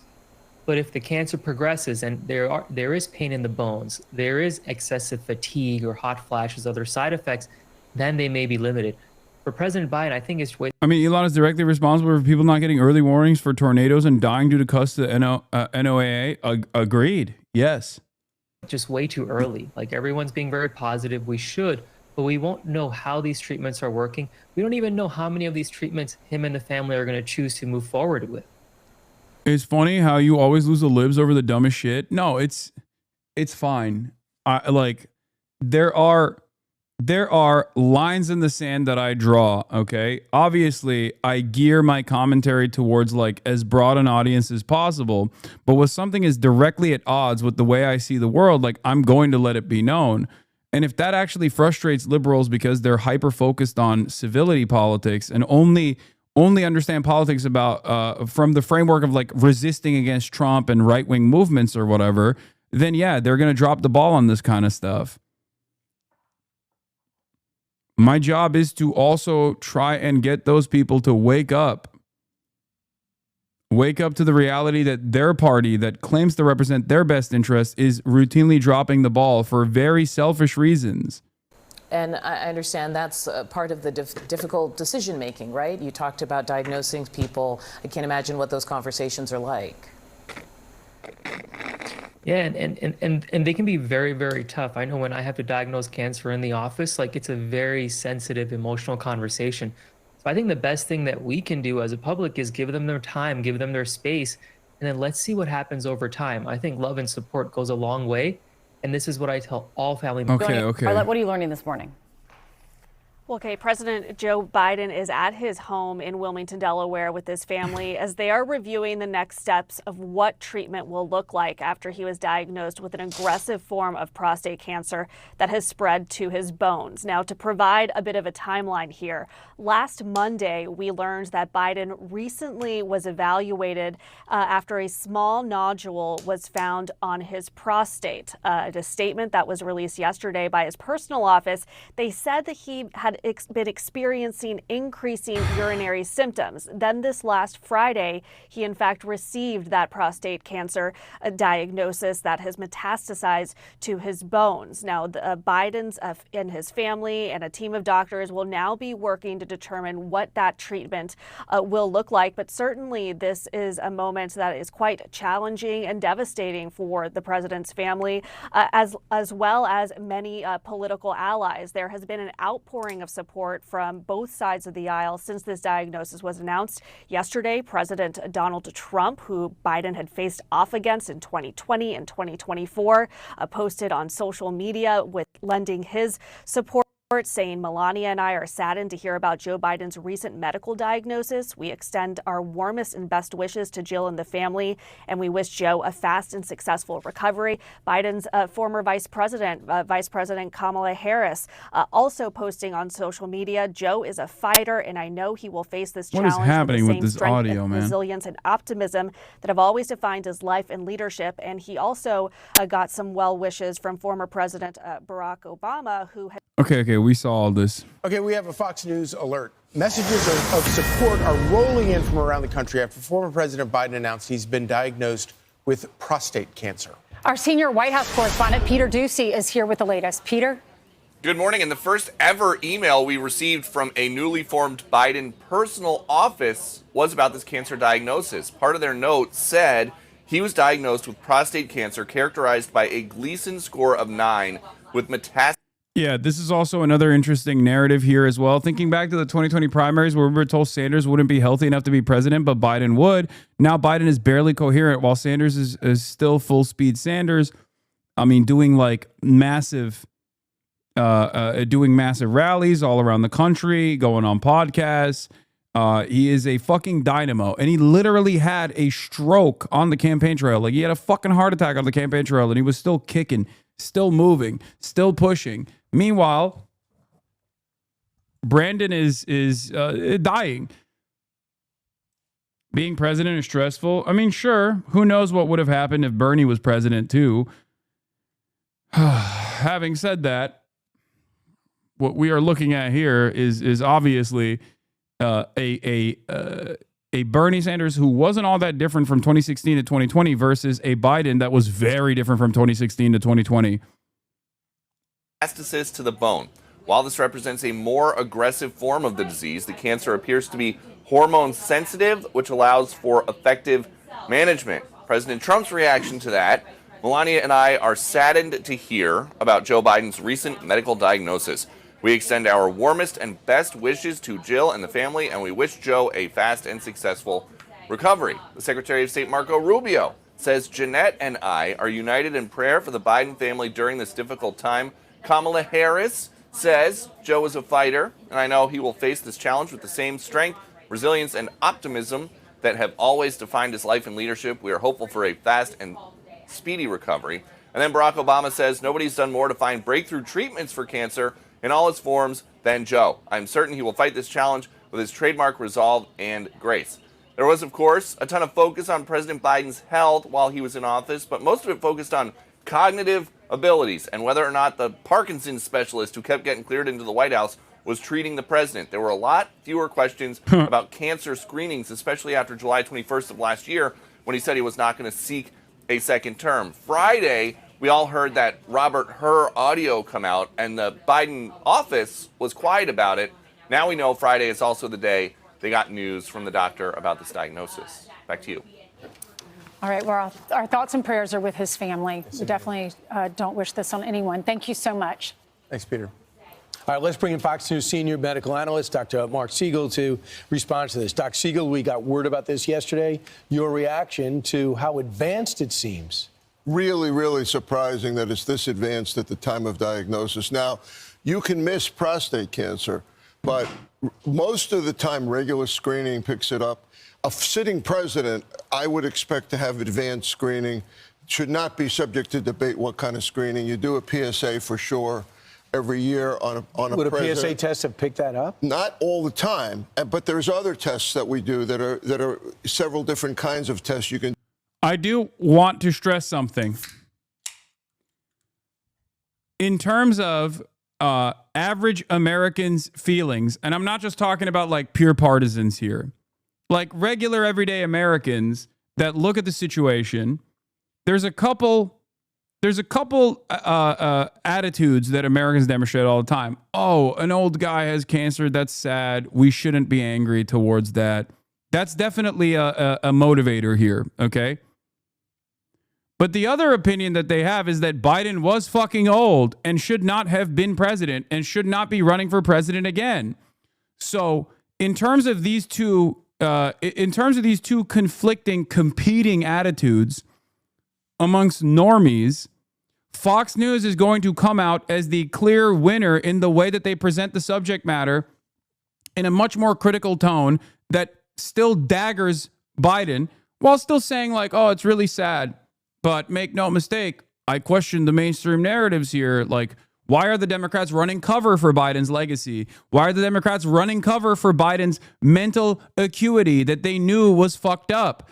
If they keep hammering on this narrative over and over again, then they are going to, for average Americans, they're going to look more honest. And liberal media that refuses to do this because now they're running with the civility politics, using Biden's cancer as a way to just shelter the public from the serious reckoning that must take place, is absolutely going to leave a bad taste in people's mouths, and it's going to cause people to trust mainstream sources less. It's also going to make people despise the Democratic Party more. I'm telling you right now, it is important to not drop the ball here. It is important to also still say, look, thoughts and prayers, but it doesn't, ultimately this doesn't change the dynamic that like he should have not kept going. It was clear that he couldn't keep going.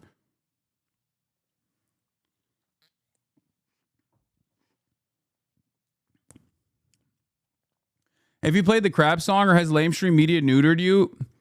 I have not played the Crab song because he is still alive, and I will not be playing the Crab song. I don't play the Crab song until someone actually passes. Like there's a likelihood that he survives this. In addition to the PSA, but the PSA would pick it up the majority of the time.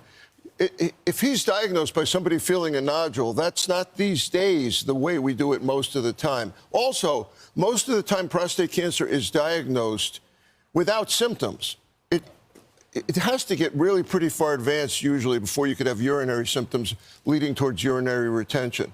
Thank God they found it. He's a fighter. He's been through a tremendous amount in his life, not politically, we're talking, with his son, with his wife, with his daughter. Two aneurysms, atrial fibrillation. He's been through a lot health-wise. But I am absolutely shocked that they didn't find this earlier. And Dr. Siegel, now that we know it's metastasized, it's in his bone, how long has this cancer been in his body? Well, it's aggressive, Ainsley, which means that it's moving pretty fast. But I can't tell you for sure, but he didn't just get this overnight. He's had this for months and months. Even if it is aggressive, it's a Gleason 9, which means under the microscope, group 5, under the microscope, it's quite aggressive. They find that it's responsive to anti-testosterone type therapy. We have that. We have it in oral form now. We have it in an injectable form. So he will.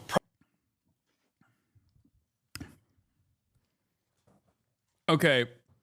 I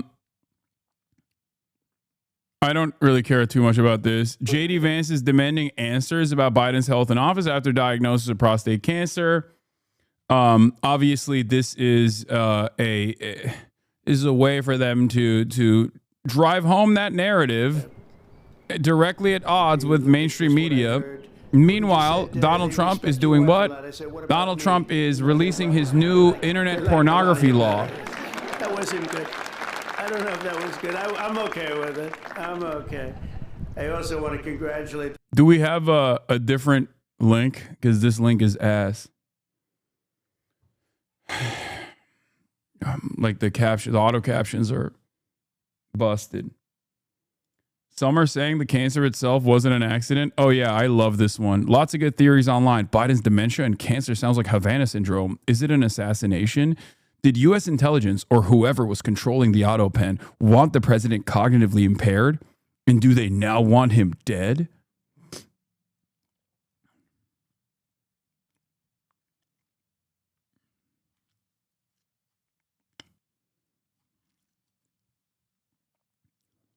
That's right. Federal law to combat the distribution of explicit, imaginary, posted without subject's consent. This is a good thing, by the way, that he's doing. Pictures, and I guess sometimes even make up the pictures, and they post it without consent. This is the anti-AI. This is the anti-AI pornography legislation. Generated by artificial intelligence, known as deepfakes. We've all heard about deepfakes. I have them all the time, but I don't. Nobody does anything. I asked Pam, can you help me, Pam? She says It's kind of no. weird though, because he has used deep fakes before, like not deep fake pornography, but he has literally used like deep fake AI shit in the past to smear opponents. With the rise of AI image generation, countless women, I guess, sometimes even make up the pictures and they post it without consent or anything else. And very importantly, this includes for forgeries generated by artificial intelligence known as deepfakes. We've all heard about deepfakes. I have them all the time, but nobody does anything. I asked Pam, can you help me, Pam? She says, no, I'm too busy doing other things. Don't worry, you'll survive. But a lot of people don't survive. That's true, and it's so horrible. With the rise of AI image generation, countless women have been harassed with deepfakes and other explicit images distributed against their will. This is the wrong, and it's just so horribly wrong.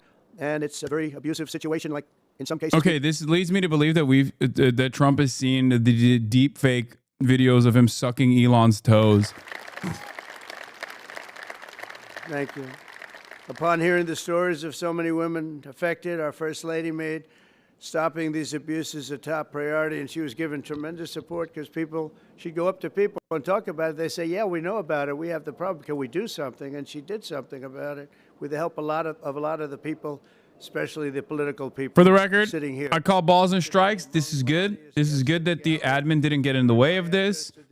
I believe there was some contest from the likes of perverts such as Elon Musk, because he's like Mr. AI now, even though he hated AI in the beginning. Let me see. I might be wrong on this. Let's see. I mean, he has Musk sues X to blocks Musk's X sues to block Minnesota deepfake law over free speech concerns. But this is, It's an honor to have you with us today. Great job you've done. you know, Congress passes Take It Down Act despite major flaws from the Electronic Freedom Frontier Foundation. There's always going to be issues with this kind of legislation, by the way. President Trump himself said that he would use the law to censor his critics. The bill passed the Senate in February. The takedown provision in Take It Down applies to a much broader category of content, potentially any images involving intimate or sexual content, than the narrower NCII definitions found elsewhere in the bill. The takedown provision also lacks critical safeguards against frivolous or bad faith takedown requests. Services will rely on automated filters, which are infamously blunt tools. They frequently flag legal content, from fair use commentary to news reporting.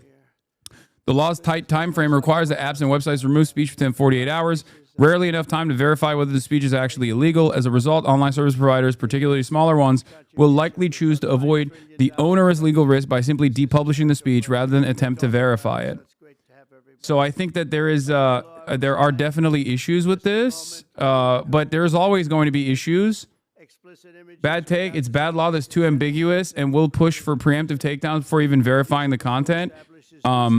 But I think that given how aggressive people will try to misuse the takedown notices here, I assume that they will it will be up to the private corporations to issue better protections towards false takedown notices and to build better verification tools. People talked about all sorts of First Amendment, Second Amendment. They talked about any amendment they could. The reality of the matter is deepfake AI is truly a horrible, horrible thing that is incredibly commonplace. And I think ultimately any kind of legal protection for victims in this process is always going to be seen as like expansive, vague, could be used towards quelling speech, could be issued in a false way. It's the same principle behind like NetsDG, for example. Having said that, I still think it's is this the market will regulate itself? Well, there's no other way around it. That's just how it is. You have too much faith in the shitty corpos to not do a good job. They will fumble it hard, and this will be a censorship tool. I understand that. But I think it's I think ultimately it's a good bill. I mean, it's not the best bill, but I think it's still it can be used nefariously. But every bill that tries to curb back malicious actors is always going to be weaponized by other malicious actors with false flagging. But thank you very much for being here, all of you, and congressmen, a lot of them, and women. Working with our First Lady, though, we've shown that bipartisanship is possible. I mean, it's the first time I've seen such a level of bipartisanship, and it's a beautiful thing to do. I'm not even sure you realize, honey, you know, a lot of the Democrats and Republicans don't get along so well. You've made them get along, and she didn't even know about that. She didn't know we had a problem. She didn't know we had a problem. She got a... But I want to thank you, honey. You've done amazing that this was done when you started. And I said, I don't know, it sounds like a tough one, and yet a very important one, and you got it done. So I congratulate you, and I congratulate Ted, Maria, everybody. Thank you very much. Thank you, and we'll sign the bill. Thank you.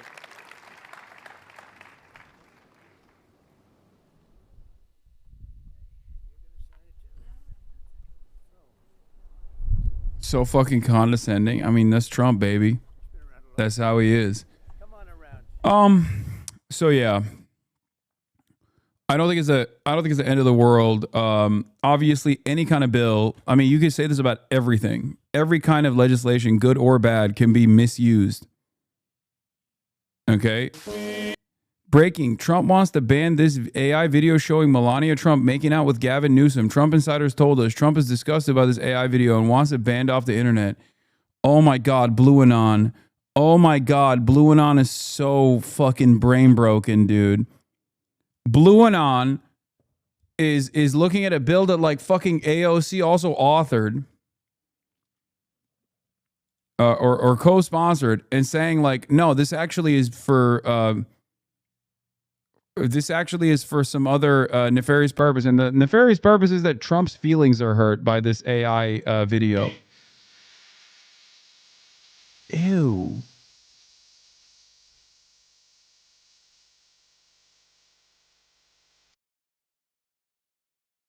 I think they are memeing, but I might be wrong. I don't think they're joking. I think they're being sincere. I think it's like almost like a Midas touch angle here, which is that the biggest anti-internet laws always use topic everyone agrees with to be like, how can you be against this? To ship horrible things into law. I agree. Sesta Foster is a great example of this as well, where they act like they're trying to combat sex trafficking. Many anti-sex work provisions, many anti-sex work laws are positioned as like being against sex trafficking and being against like other forms of non-consensual sexual acts being filmed, when in fact the actual impact of legislation such as that is to make it harder to do sex work in general in a consensual manner. And Sesta Foster is a great example of this. That was horrible for sex workers and took away tools that they could use to protect themselves from clients that were bad, for example. I know this. I've talked about this extensively. I still think that this, on the other hand, is not like the primary purpose of this is not necessarily to quell speech or to issue takedowns falsely. It will be used for that purpose. But the primary purpose of this legislation is to combat deepfake AI porn. Do you see what I mean? Like Sesta Foster, its primary purpose wasn't to combat sex trafficking. It was just presented as that. But in fact, it was actually to make it harder to do sex work, to move away from decriminalizing sex work and to move in the direction of further criminalizing sex work, make it harder to do. The primary purpose of this legislation, on the other hand, while it still allows opportunities for bad faith actors to falsely apply this Take It Down Act to try to get shit taken down and to try to stop free speech from taking place online. The primary purpose of the bill in and of itself is still to combat deepfake AI porn, and therefore I think it's not the worst. Anyway, speaking of sex, JD Vance, a man who doesn't have it. Sex, I mean. Let's get back to JD Vance talking about Biden's health in office and the prostate cancer stuff that took place. Let's take a look at what he had to say. If Russia's not willing to do that, then we're eventually just going to have to say, this is not our war. It's Joe Biden's war. It's Vladimir Putin's war. It's not our war. We're going to try to end it, but if we can't end it, we're eventually going to say, you know what, that was worth a try, but we're not doing it anymore. Last question.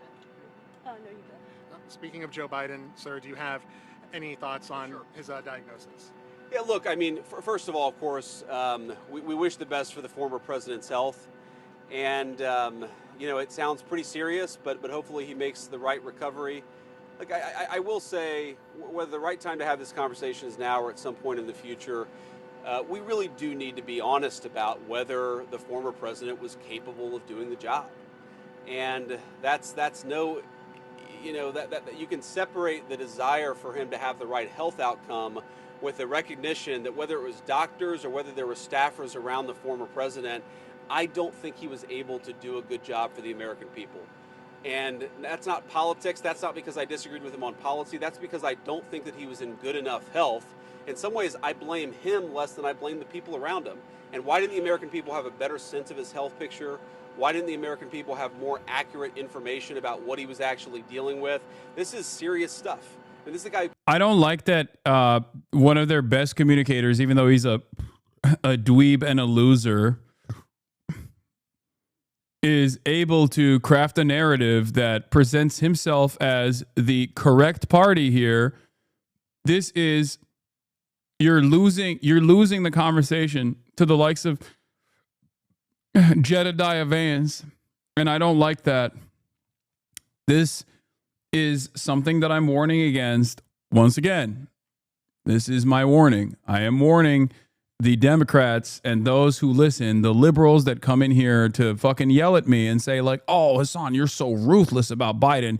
What about, Mango Mussolini? What about Trumpler? What about Cheeto Hitler? Like, what are you talking about? It's like, nope, this kind of commentary is appealing to a broader audience than the way that liberal media is covering Biden's cancer diagnosis and how they're using the Biden cancer diagnosis in a way to basically stop the coverage of Biden's ineptitude. Okay, Hasan is now sane-washing Trump law. Hasan now a J.D. Vance fan law. Yes, those are both things that I'm doing right now. Remember when everyone fucking said this? When I would say Donald Trump is an insane person, but Joe Biden is visibly deteriorating in ways that Donald Trump isn't. And liberals that don't recognize this reality are deluding themselves. Remember when I said this in the election before Biden dropped out? And liberals were like, dude, how dare you say this? But Donald Trump says awful shit all the time. It's like, he doesn't make any sense. I know. I'm aware of this. I know. Part of what I say about Trump now, Trump too has been vindictive, malicious, petty, significantly more powerful than the first term Trump won in comparison to Trump won. Like, he's able to enact his like petty, selfish agendas. Except, what do I also say? He's Brandonizing at an alarming rate. But the very fact that I use the term Brandonizing to imply someone's mental capacities are fucking deteriorating in broad daylight implies that there was a serious problem in the previous administration.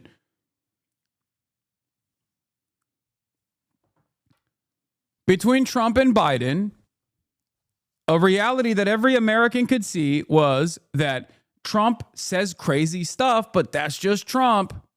Whereas Biden was seen as a old man that it was just like a sad state of affairs. An old man that's like being propped up, like too old to run the country. If you can't trust him behind the wheel, why would you trust him to run the country?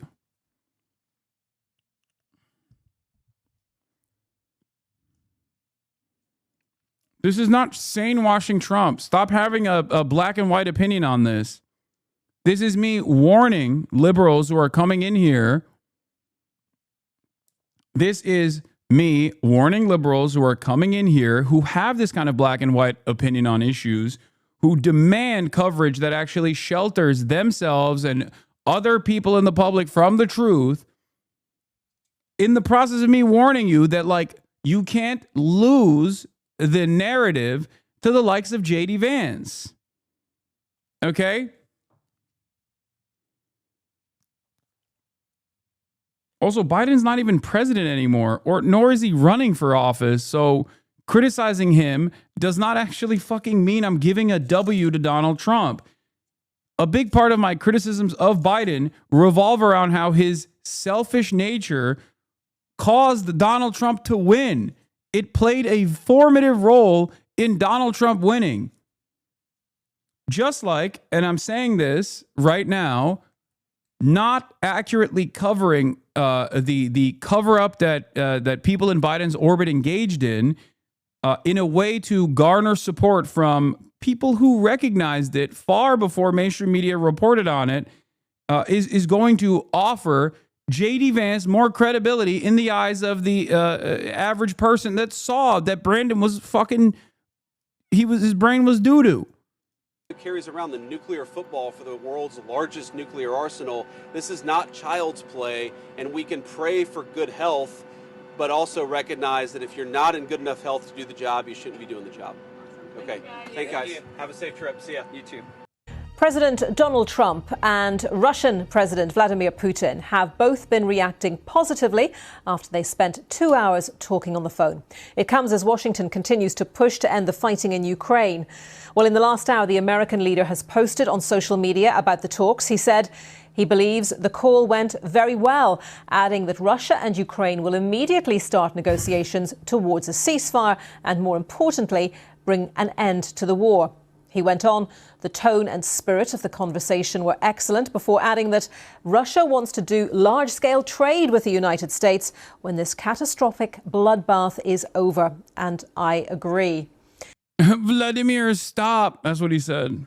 Let's go straight to our correspondent at the White House, Nomia Iqbal. Nomia, just to be clear, first of all, we're talking here about negotiations about a ceasefire, not negotiations exactly about ending the war permanently. That's correct. And there's no breakthrough, I would say, in those peace negotiations. And I would say that... Dude, Chuck Schumer is set to intro a bill that would forbid a foreign plane to be used as Air Force One. The bill would prohibit any taxpayer funds to be used to retrofit any sort of foreign-owned aircraft for presidential use. Oh my God, dude. Oh my God. This is the most smoke I've ever seen from Chuck Schumer. This is what activated him. This is what activated Chuck Schumer. I'm losing my mind. Dude, please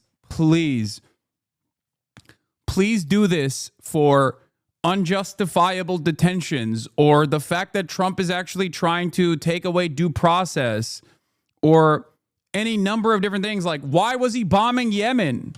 Investigate that. Why was he bombing Yemen without congressional approval? That's a fucking foreign nation, dude. Why are we bombing a foreign nation? Of course, Chuck's never going to do that, because obviously all of those things are mostly in line with Israel's interests on U.S. politics, and Chuck Schumer is a AIPAC-backed attack dog for Israel as well. But goddamn, dude, the GOP just failed, luckily, in their first attempt to cut up to $800 million in fucking Medicare funding. Or 800 billion, 800 million, right? Or is it 800 billion? I don't fucking know anymore. God damn it. It's just like they are actively trying to undermine Medicare funding and Medicaid funding. 800 billion. Sorry, 800 million.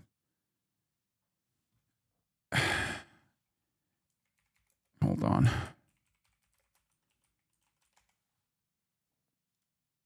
Here's from the Kaiser Foundation. Putting $880 billion in potential federal Medicaid cuts in context of state budgets and coverage. It is $880 billion, not even $800 billion. Okay? I'm Brandonizing myself. The GOP is entertaining the notion of cutting $880 billion in potential federal Medicaid expenditures. And this is what Chuck Schumer is focusing on. Are you fucking serious? Oh my God. And not only that, but also, once again, laughable notion here, but imagine if you had this level of smoke for Trump's endless support for Israel, for example. Like, Israel is doing a genocide. Imagine a world where Chuck Schumer was turning around and going, why is Mango Mussolini aligning with another fascist in Israel and doing a genocide with our taxpayer funds? Why is that happening? There are a million different things that he could be tackling at the domestic level, or a million different things he could be tackling from a partisan angle on the foreign policy front. And yet, he's not doing any of that. He's just still like, oh, the Qatar jet, that's a good angle of attack. Like, no one fucking cares. That President Trump portrayed this conversation more positively than Vladimir Putin did. He talked about possible future peace agreements. Donald Trump said that he said that, as you mentioned there, the conversation was warm and friendly, but he focused a lot more on the economic benefits that might be in store for Russia and Ukraine when the war ends. Essentially, what it sounds like is President Trump is saying it's up to both sides to work it out and essentially come up with the conditions for a negotiation, for a ceasefire, and ultimately to end the war. And it's up to them to decide. And so it's not really the US walking away. It sounds like they will continue to push both sides to work it out. But ultimately, he's letting them decide. And that's where I think there is that huge challenge, because we know that there are things that Russia will not concede on, and there are things that Ukraine will not concede on. Mr. Trump did say that he has informed President Zelensky as well as other key allies, including the European Commissioner, about the phone conversation. But as I say, there was no major breakthrough in that conversation, and I don't think there was expected to be. Okay, Nomia, thank you very much for that. Nomia Iqbal at the White House for us. Well, the Russian leader has also been speaking about that conversation. President Putin said it was, in his words, very informative and quite a frank talk. Take a listen. We agreed with the President of the United States that Russia will propose and is ready to work with the Ukrainian side on a memorandum regarding a possible future peace treaty, outlining a number of positions, such as the principles of resolution, the timeline for a potential peace agreement, and so on, including the possible cessation of hostilities for a certain period in the event of reaching specific agreements. A short time ago, I spoke to our Russia editor, Steve Rosenberg, in Moscow, and he gave us his reaction to what we have heard about the Russian side of this phone call. It doesn't seem as if much has changed. Remember, America, European leaders and Ukraine had been pushing Russia to sign up to a 30-day unconditional ceasefire. Russia hasn't done that. Russia has been resisting that all along, and still after this conversation, there's no talk about a ceasefire now.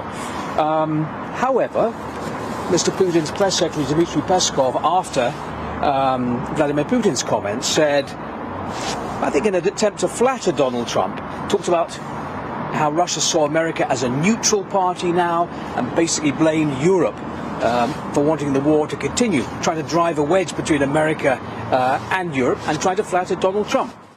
Steve Rosenberg in Moscow. Well, we're joined now by Daniel Byman, who is the director of the Warfare, Irregular Threats and Terrorism Programme at the think tank, the Centre for Strategic and International Studies. Daniel, thank you very much for joining us on BBC News to talk about this developing story. From what you've heard, ain't no way a ceasefire happens. He's playing Trump. I think he's playing Trump for sure. A ceasefire could happen in the future, but I think he's, I don't know. Look, I can't. As you guys know, I don't make predictions on Vladimir Putin. Okay, Adolf Putler does what he fucking wants to do, but looking at the way he's moving, at least on the battlefront, I think he's looking to position himself further and further inside of more Eastern Ukrainian territory before he's willing to concede on a ceasefire. Because from what I understand, I try to read the tea leaves to the best of my ability, as many people do in this process. It's very hard to know what's exactly Putin's ambition here. He's generally an untrustworthy person. He is. Please stop making predictions. You're too on the ball. No, I'm not making predictions, but what I'm seeing from what he's doing is I think he wants further and further incursion into Eastern Ukrainian territory. And like part of what the dispute is right now is additional permanent annexation of 4 territories, including areas that he has not conquered, right? Including areas that he hasn't actually militarily engaged or has seen enough success in. And I think for that reason, I suspect he's like trying to use the negotiation process to undermine America's involvement in Ukraine by constantly telling Trump, like, I'm going to do a ceasefire. I'm going to do a ceasefire. You're the GOAT. Fuck Zell Disney. He's gay. He's woke. He's the, Kamala Harris, basically, right? I'm your guy. And I think he's using the positive feelings and positive association that Trump has with him for some reason in an effort to claim that he's interested in a ceasefire while simultaneously getting a lot out of like lowering the aid that the American government has for Ukraine. And this obviously weakens Ukraine's position on the battle lines, and this allows Russia to actually use the fake negotiations that they want to engage in to basically push further into Ukraine. I think that's what's going on. And eventually there will probably be a ceasefire if Vladimir Putin is able to take over more Ukrainian territory, push Ukraine into a worse position overall, even though I can't comprehend how much worse Ukraine's position could get here in this process, because Donald Trump's ceasefire negotiation that he brought forward at this stage is literally awful for Ukraine. It basically offers de facto recognition of conquered territory to Russia and a legal recognition of annexed territory in Crimea. And on top of that, it's a mineral deal for America to extract rare earth minerals from Ukraine. It's got it all. It's horrible. And Putin is still saying no. And it seems to me like the reasons as to why he's saying no is because he wants 4 additional territories to be covered in this ceasefire negotiation, and maybe even a disarmament of Ukraine, which is ridiculous. Okay? A disarmament of the Ukrainian forces is an absolutely insane demand to make. I don't even know if that's like actually what he is presenting as something that he wants, or he is doing the classic art of the deal where he puts out a lot of ridiculous demands and then scales back on some of those demands in order to make the rest of his demands that are also still ridiculous look less ridiculous by comparison.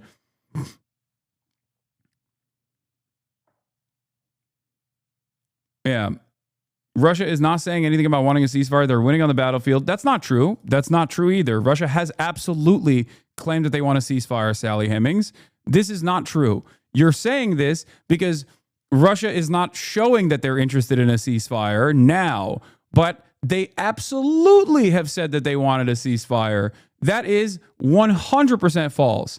They said it, and I think they're using the ceasefire negotiations as a way to cut the relationship, as a way to cut into the relationship that America has with Ukraine. Okay? That's what I think is going on. I think they're just fucking lying. Yeah, they wanted a ceasefire when they were losing, and they still have maintained the position that they want a ceasefire. It's just that they want peace to be no NATO, disarmament of Ukraine, and recognition of the territories they can demand because they won the war, is what you're saying. Except the reason why they're quote unquote winning the war, which again is incredibly costly. I think a lot of people forget how costly this has been for Russia as well. Okay, this is an incredibly costly endeavor for Russia too. They cannot permanently occupy these areas. I don't even know how they're going to try and maintain the annexed territories inside of eastern Ukraine. I think there's going to be a fuck ton of terrorism.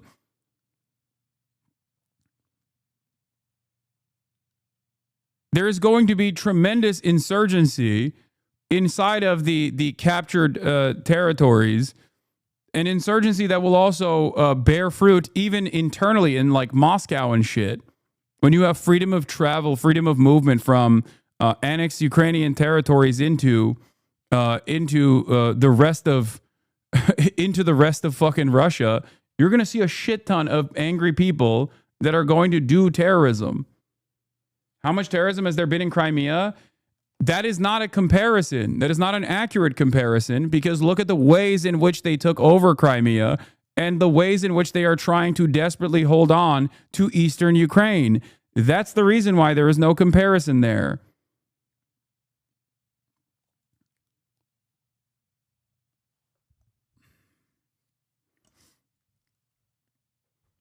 They want 4 territories that combined have a pre-war population of over 1 million to 2 million population. They didn't win/lost for a 30-day ceasefire. That's not going to happen.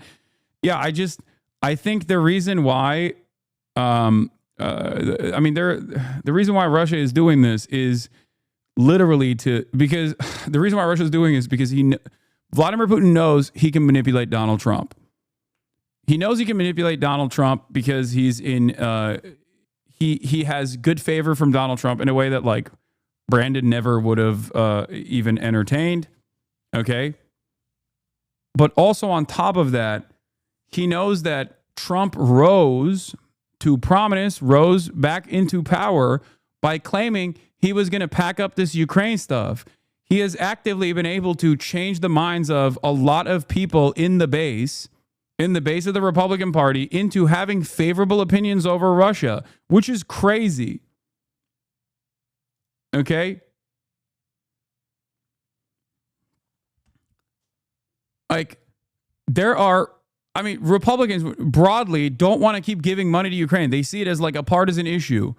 Ironically enough, this is why I always try to get the Democrats to hit this from a partisan angle as well with Israel, to be like, Republicans want endless money to go to fucking Israel. What is that about? You know what I mean? That's a great way to start the conversation, because you're leaning on American selfishness and American individualism and American exceptionalism in a way to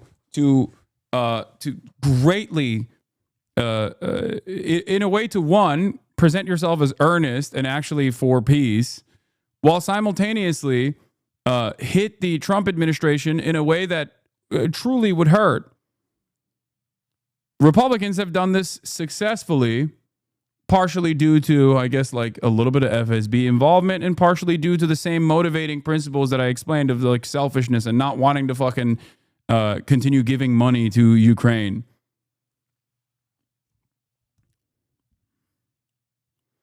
So, is it not true that Zelensky's political career is based on the war continuing, just like in Israel? The Chapo ep with the Ukrainian reporter was very enlightening on this topic. I mean, I think Ukraine is fucked regardless, whether it's still Zelensky continuing the war or not. That's not, like, his own personal ambitions are irrelevant in this process. Ukraine is not even a part of these conversations. Anyone that tries to tell you Ukraine is a major player in these conversations, I think is wrong. People get mad at me for saying this, but I don't like, I think his opinion is worth nothing in this process. And the reason why I say that is because look at Trump. He literally fucking belittled, humiliated Zelensky at the behest of Vladimir Putin in these ceasefire conversations, when Zelensky is seen as an extension of American interests in the region by every party involved, including fucking Vladimir Putin. And Vladimir Putin was able to successfully get Donald Trump to undermine his own proxy before coming to the fucking table with the most favorable deal imaginable for Vladimir Putin, which was an insanely unfavorable deal for Ukraine.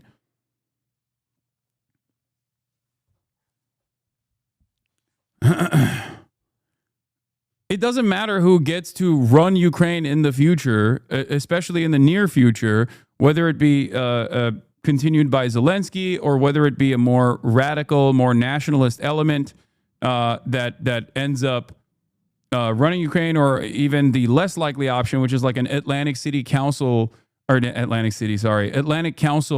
choice liberal that is more of a hawkish element in Ukrainian politics. None of those things matter. Atlantic City Council is what I said. Yeah, New Jersey, baby. Readout from Russia and the US. What are your thoughts? There's a lot of very vague words and promises. So there's seems to be an effort to work toward a ceasefire.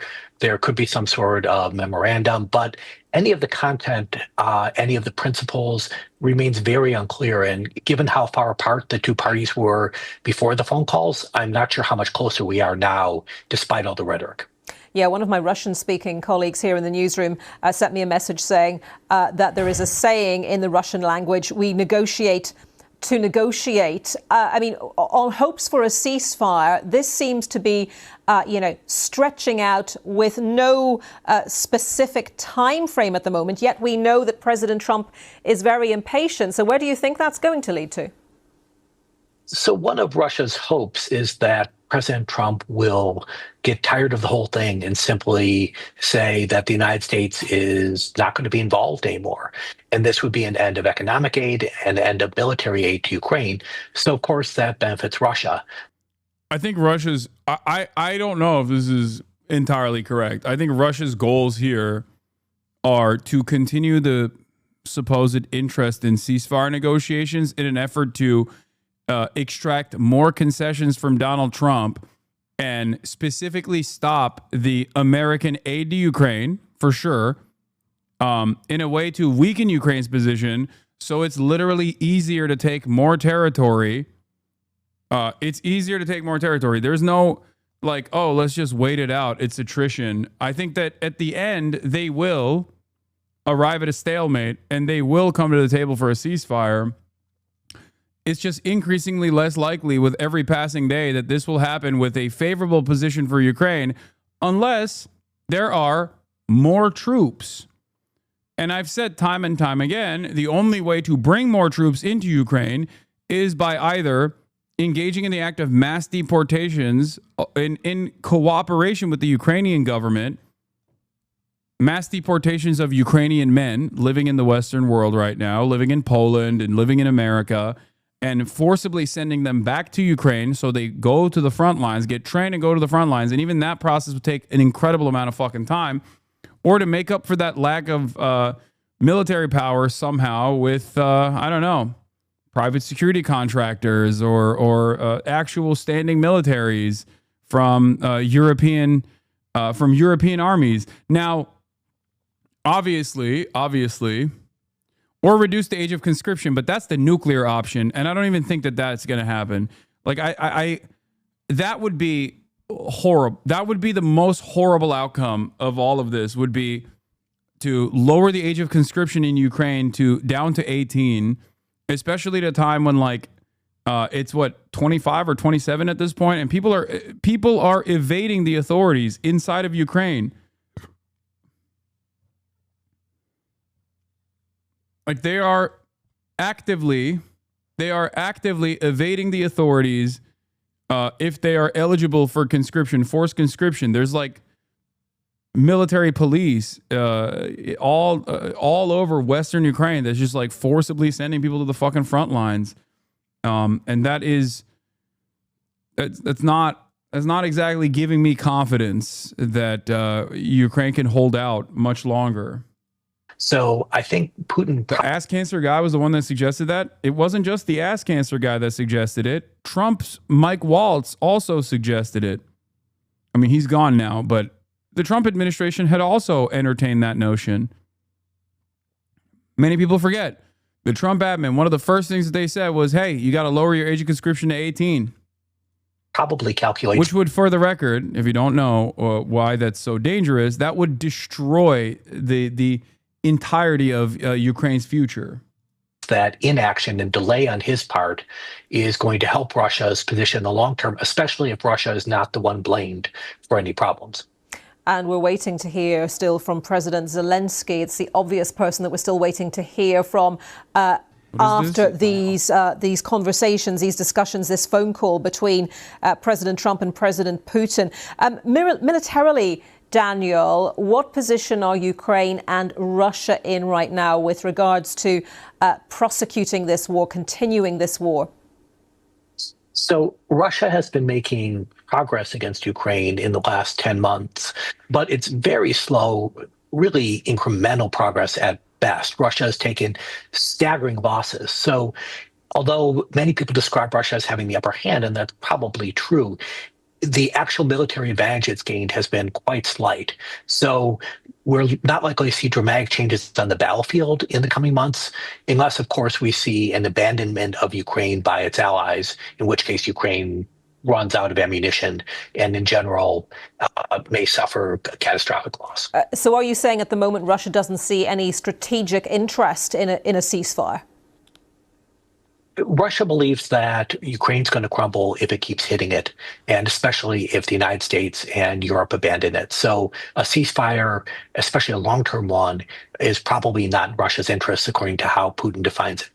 Okay, Daniel Byman from the Center for Like, as a major advocate for ceasefire from the jump, let me tell you how not shocked I am to hear Russia now say the same shit that people who falsely thought Ukraine was destroying Russian troops and Russian forces repeat the same exact talking points of like the Globe emoji Twitter accounts were saying for years. Russia is saying the same shit that Globe Twitter accounts were saying about Ukraine for the longest time, to be like, oh, a ceasefire would simply be buying time for Russia to re-up, rearm, and then attack again. Now Russia is saying that about Ukraine for the prospect of a ceasefire, where they're like, oh, a ceasefire without like disarmament implies that you're just simply trying to re-up and rearm so you can attack Russia harder, re-up and rearm Ukraine. Ridiculous.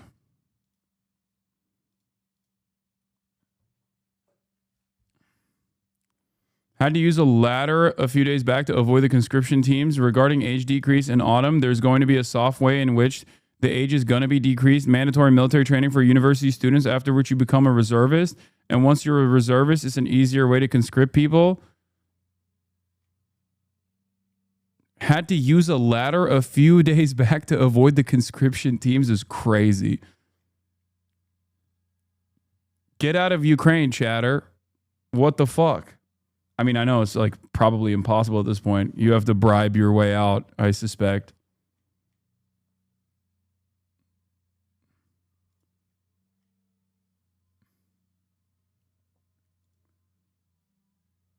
What is this? Oh, the Harvard-Harris poll. Do you believe the West will try to rearm Ukraine during the 30 days? Oh, for sure. I think so, but it doesn't matter. The only thing you're doing at this stage is, I think the only thing you're doing at this stage is just like trying to desperately cling on to more marginal victories in terms of like eroding more of the Russian forces, I guess. And that's all you're getting out of this.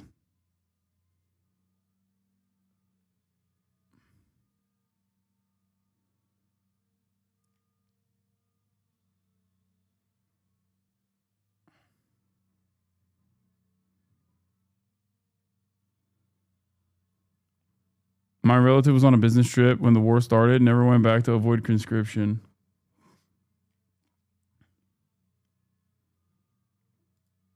This is from the 17th of June, 2024, by the way.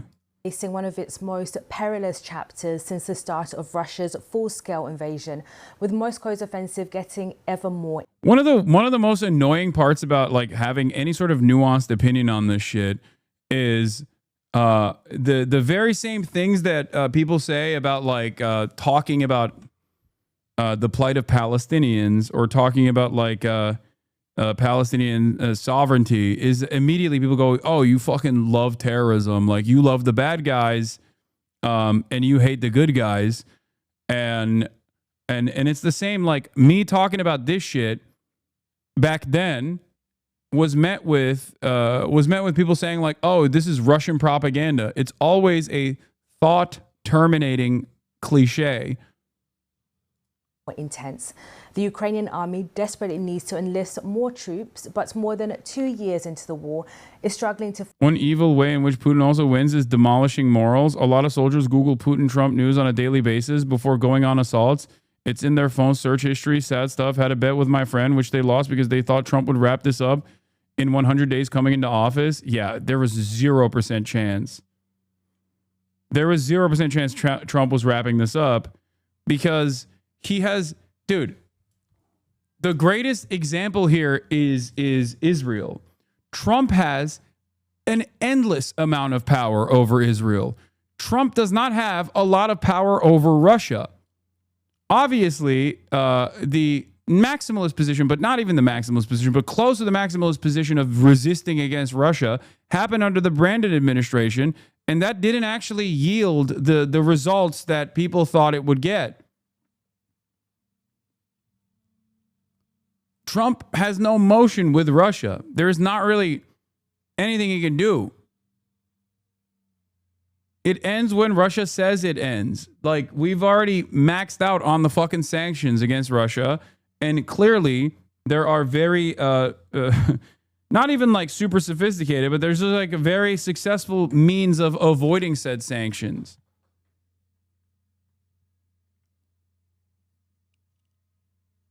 And while there is attrition, and while this is not like, while this has been a costly endeavor for Russia as well, it's clear that they have more fucking manpower.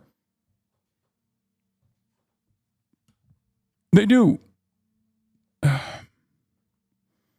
Find willing volunteers. Our correspondent, Jane McKenzie, reports from the city of Odessa. At Sergei's wedding, it wasn't just the weather that didn't go to plan. Half of the guests didn't show up. Going out in public is now too risky for men who don't want to enlist. But the bride, Tanya, understands why her friends and family don't want to fight. Her father was killed on the front line. Are you afraid that you might be caught and sent? Yes, I'm afraid. I'm also afraid. Of course I'm afraid too and don't want it. It happened twice in my family. Public transport has become a no-go for those trying to avoid the draft. Conscription officers have a fearsome reputation for dragging people off buses and taking them to conscription centres. These officers are on the hunt for draft dodgers. It's hard to find willing soldiers these days, so now it's the law for men to register so they can be called up. Are you part of the problem? Because people are hiding from you, they're scared of you. Look, some people react aggressively towards us. Others run away from us. This happens often. I don't think these people have been well brought up. These guys are having a pretty difficult time finding people who are eligible to serve, and they do accept that some people are hiding from them, but they are urging men to come forward because they say everybody has to play their part in defending this country. Behind these walls, men are hiding at the very moment the Ukrainian army needs them the most. Russia, with its superior manpower, is on the offensive. This is Vova. He won't leave the house without checking these social media groups, which tell him where the officers are.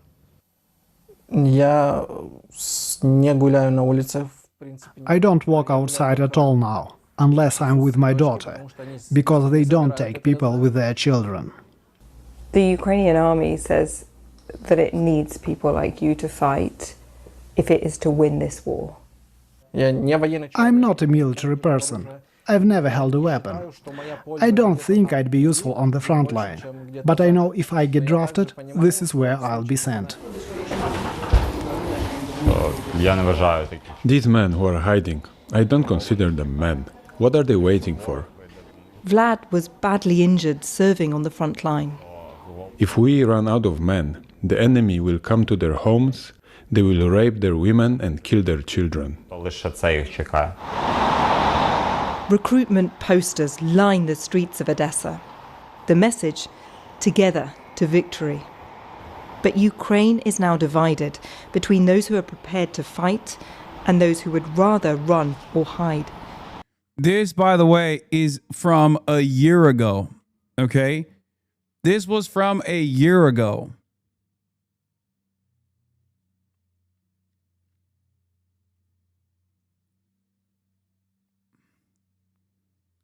And when I was saying, like, there is the same appetite that once existed for continuing the fight is long gone due to what the battle lines look like, due to the attrition kicking in, due to the lack of manpower in Ukraine. This is what I'm talking about. This is also part of the reason why Donald Trump keeps saying, you have no cards, you don't own the cards, you don't have the cards, all this shit. Okay?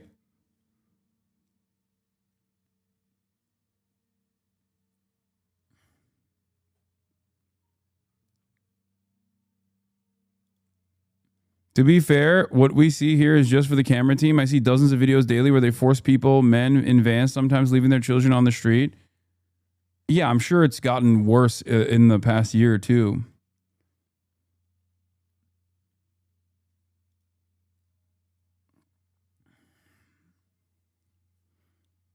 Isn't it the same in Russia? It's probably worse in Russia, but it doesn't matter. Russia gets to do it because Russia's not... Like, Russia gets to just do it. Do you understand what I mean? Like, what can we do? Like, you see what I'm saying? Is Trump wrong when he says they have no cards? Yeah, of course. He's not wrong. He's not wrong about that. But the way he's going about this is also self-defeating.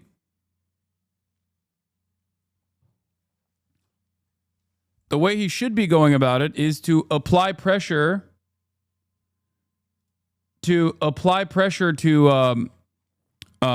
do you call it?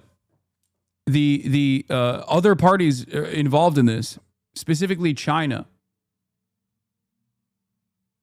You know what I mean? Get China to the table, get Russia to the table,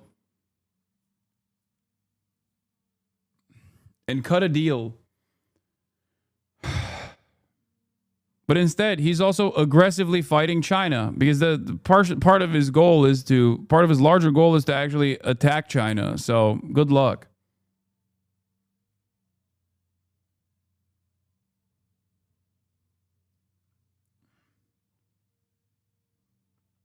Anyway. Let's take a look at Republicans advancing a tax cut and budget bill now. In Washington, the Republicans' tax cut and budget bill is one step closer to getting through the House after overcoming opposition from several conservative lawmakers. Now, it continues at many tax cuts and includes reductions in Medicaid spending. Caitlin Huey-Burns is on Capitol Hill, where the bill passed a key committee vote last night. Caitlin, good morning to you. Hey, good morning, Gail. Yeah, it was a rare Sunday night vote here at the U.S. Capitol, but the president's so-called big, beautiful bill lives another day. Now, 4 hardline conservatives on that key budget committee last night who had originally opposed the bill voted to move forward with it. But they still have very deep concerns that the spending cuts don't go far enough. Now, here's exactly what the bill does. It extends those Trump tax cuts that were passed in his first term in 2016. It makes those permanent and includes some campaign promises to eliminate taxes on tips and overtime pay. It also increases spending for defense and immigration enforcement, but to offset. Don't say bless you, chatter. Say science you. It's science you, not bless you. Those costs. It cuts billions of dollars in federal spending to Medicaid, food stamps, and clean energy subsidies. Now, House Speaker Mike Johnson says he wants a full vote on the floor this Thursday, and he can really only afford to lose a couple of votes. So the president is starting to apply that pressure. Now, even if this bill passes the House, it still has to go through the U.S. Senate, where one Republican over there compared it to the Titanic. Gail? Oh, that's never a good comparison. Thank you very much, Caitlin. World leaders returned to the Vatican on Sunday to celebrate the inaugural Mass for Pope Leo. The new pope, born in Chicago, received the official symbols of his office. Before greeting top officials, he called for peace around the world and unity inside the Roman Catholic Church. Chris Livesay has more from Rome. With the weight of the world aboard the Pope Mobile, Pope Leo XIV rode into history. Before tens of thousands, including his brother, he donned the mitre and the fisherman's ring. A first for a man born in the U.S. It's a historic moment for the United States, for the Vatican, and for U.S.-Vatican relations. Leading the U.S. delegation here was Vice President J.D. Vance, a devout Catholic. Followed by the Secretary of State and fellow Catholic Marco Rubio, and joined by other dignitaries like Ukrainian President Volodymyr Zelensky. Leo denounced conflicts worldwide, calling once again for a just peace in Ukraine.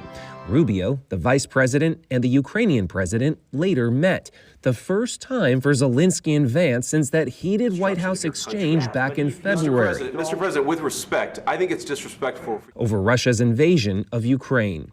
On the same morning as Leo's inauguration, Kyiv said Moscow launched more than 270 drones across the country, a record since the start of the war. The American pontiff has offered to host peace talks, but as a pastor, not a politician, says Canadian Cardinal Michael Cherney. He's not an alternative General Secretary to the UN. This is not a political position. So world affairs have their place. It's a bit risky to start comparing him with a global leader. And there has been a flurry of diplomatic activity here in Rome. Just this morning, Pope Leo met again here at the Vatican, Secretary Rubio and Vice President J.D. Vance, just as the Trump administration is pushing for that ceasefire in Ukraine. Gail, Nate, Tony. Chris Livesay in Rome, thank you. Right, Chris Livesay, thank you. I know 48, just yesterday I was in Rome. Yeah. You know, it's amazing what you can do in 48 hours, but Oprah and I were invited, and Maria Shriver, and so we got literally a front row seat. How was it? It was amazing. I'm not Catholic. Maria is a very devout Catholic. Look at you. But wow. For some reason, we were placed in the front row, and we got to see the Pope Mobile when he came by, and he was this close. Look at this. So that's Oprah's hand going, Chicago, Chicago. He's pointing, though. It looks like he's pointing at us. He's pointing to Father Manny, who was our guide, who was seated right next to us. Manny clearly has a relationship with the Pope. That's amazing. But you could really feel the energy on that square about the love that people have. We also got to talk to a He's couple a Chicago of guy. He probably watched the Oprah show. He's giving a shout out. Yeah, no, I think he What's up, O? No, Yeah. you definitely didn't do that.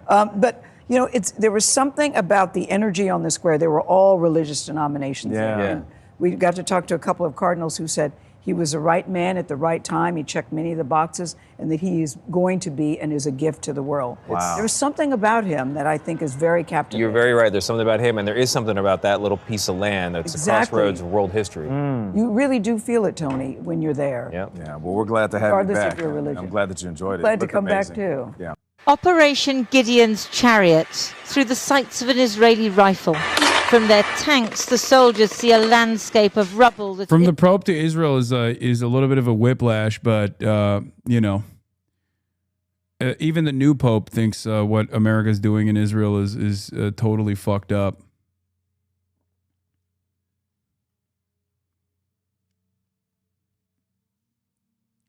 Of course, that doesn't mean that anyone is going to listen and change course here.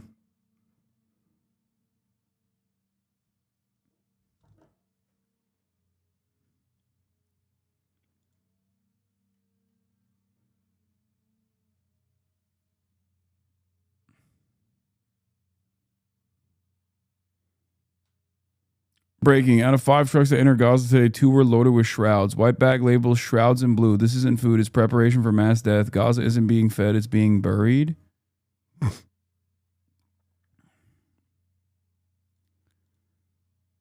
Ay, ay, ay.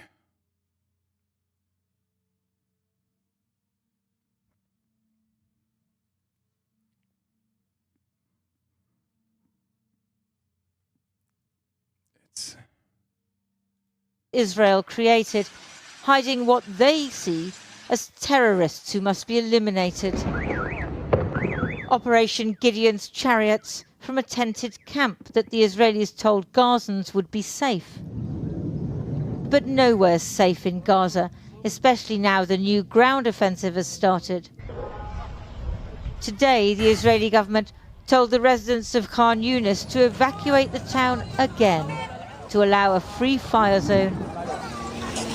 Such a familiar, terrible sight. The trucks and carts, the families with a few possessions and less hope. But not everything is always as it seems. Today, eyewitnesses said Israeli special forces disguised themselves as a displaced family in order to carry out an assassination. They used typical Gazan bags to carry their explosives and other equipment, all abandoned at the scene.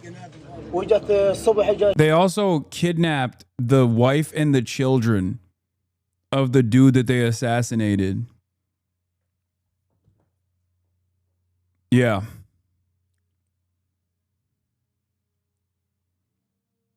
It's insane. In the morning, one of the guys in the neighborhood went up and asked them, "What are you doing?" They went inside the house, killed the man, and took away the woman and girl. The target was Ahmed Sarhan, a commander of a militia allied with Hamas. We heard the sound of saws cutting through the metal, and there were quadcopters outside the window that would kill anyone they saw. Israel says the aim of its new offensive is to force Hamas to surrender the remaining 58 hostages, only 20 of whom are believed to be still alive, and to take total control of Gaza. The Israeli Prime Minister was in a Tel Aviv courtroom this morning for his continuing corruption trial. He's decided that after more than 2 months of receiving no aid, the people of Gaza should be allowed just a little. From the beginning of the war, we said that in order to complete the victory, defeat Hamas and free all our hostages, two tasks that are intertwined, there is one necessary condition. We must not reach a state of starvation. Both from a practical and a political point of view, we simply won't get support. We won't be able to complete the mission of victory. So, not because it's against international law to starve civilians, not because it's inhumane, but because Israel needs US support, and the Trump administration has reportedly said that letting Gazan children die of starvation is unacceptable. Today, the first aid trucks were on the move. Israel plans to prevent the UN and other international humanitarian agencies from distributing aid, instead creating a new US-Israeli organization. They're literally bringing in marginal aid, and the marginal aid that they're bringing in is not even enough aid, and it's not even real aid. Like, they I think brought in 9 trucks, when the number of trucks that they should be pushing through is more than 60. They sent in 9 aid trucks. It's horrifying. To ensure that food and medicines will not only be lifesavers, but also instruments of control. Lindsay Hilson there. Well, earlier I was joined by Dr. Victoria Rose, who's a British plastic surgeon currently working at the Nasser hospital in Gaza. She began by telling me that today's delivery of food aid by 9 trucks was nothing like enough. The population. Israel allowed less than 0.84% of the bare minimum Gaza needs on a normal day to survive, let alone after 78 days of total starvation and 590 days of genocide. This is not aid. It's a PR stunt to allow Western leaders to pretend problem is solved while the annihilation continues. 5 humanitarian aid trucks enter the Gaza Strip after inspection. And apparently, there's not even like real aid in the trucks that they're allowing in.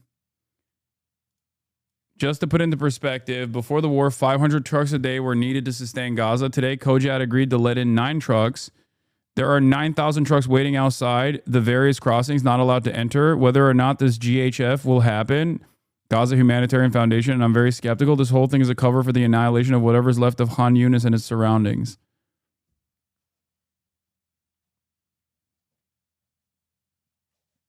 I know. 5 were allowed in. There are thousands waiting to be let in for months.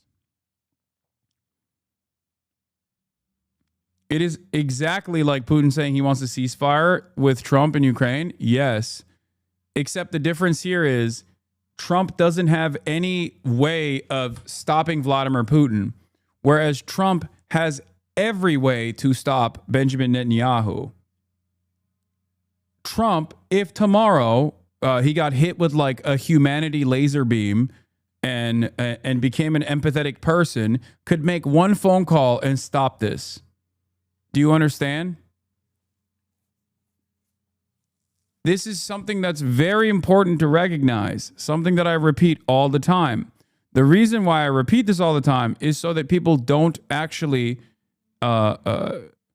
misunderstand the American government's involvement. Can he? Honest question. Yes. Yes. 1,000,000%. Yes. Just like Biden had the opportunity to put an end to this with one phone call, Trump also has an opportunity to put an end to this with one phone call. Israel would not be able to conduct this Holocaust without our steady munitions flowing into Israel. There is no world in which Israel gets to do any of this without American funds, without American weapons, and without American cover.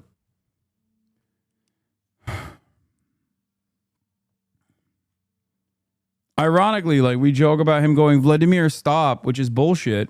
If he were to literally say, Benjamin, stop, he would have to stop. The reason why they're doing this like bullshit aid, the reason why they're doing this bare minimum bullshit aid is not because they want to entertain America and America's interests. It's to basically create PR around the issue so that, you know, they can silence the public opposition in the Western world.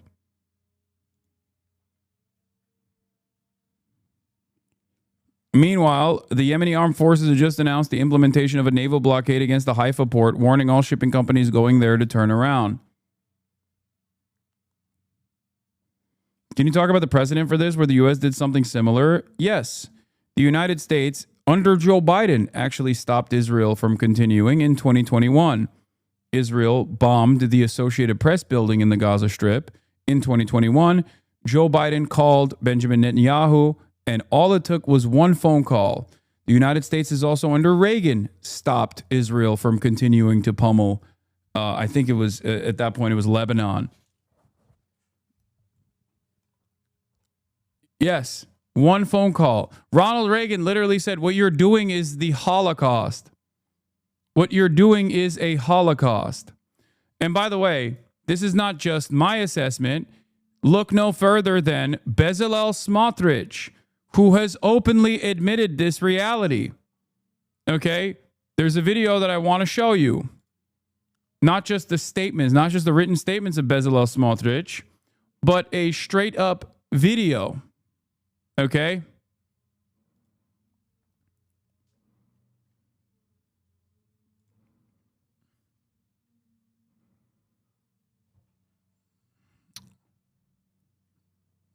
Here it is. I tweeted about this earlier today. I said they're just flexing being able to do the Holocaust while the world watches and refuses to do anything about it. Let's start with the simplest thing. No aid is going to Hamas. Period. Anyone who says otherwise is simply lying. Okay, this is 8 minutes long. I don't want to watch the whole thing. Here. Israel's Finance Minister Bezalel Smotrich gave a speech Monday defending Israel's strategy of mass devastation in Gaza, saying humanitarian aid is only being allowed in so the world does not stop us and accuse us of war crimes. The goal, he insisted, is to conquer, clear, and stay until Gaza is dismantled beyond recognition. On aid, Smotrich said, Only the bare minimum will be allowed. A few bakeries distributing pitas, a daily portion of cooked food. Citizens in Gaza will get a pita and a plate of food, and that's it. That's exactly what we see in the videos. People standing in line, waiting for a plate of soup. The purpose, he admitted, is not relief, but optics. It allows the world to continue providing us with international protection.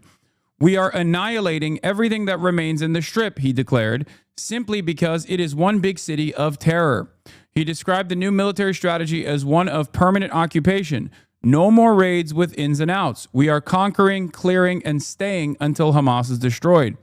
He welcomed the shift towards targeting Gaza's civil infrastructure. The IDF is finally conducting a campaign against the civilian rule of Hamas, eliminating ministers, officials, money changers, and figures in the economic and governmental apparatus.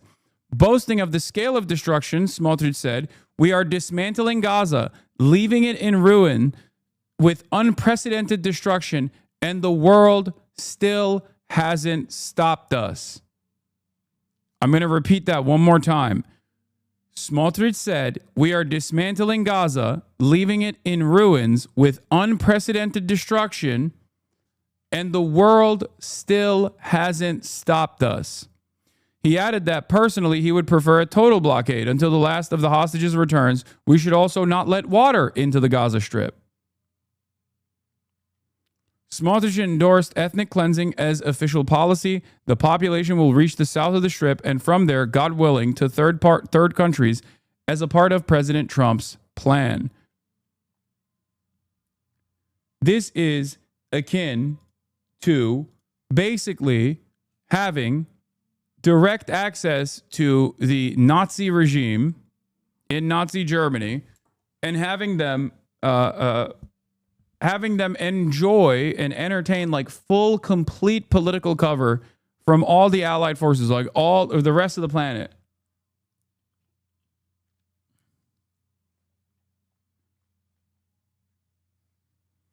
This is unfolding in front of our eyes. It is a live streamed Holocaust. And Israel is not oblivious to how much America is allowing this to happen, how much America is pushing for this to happen. That's it.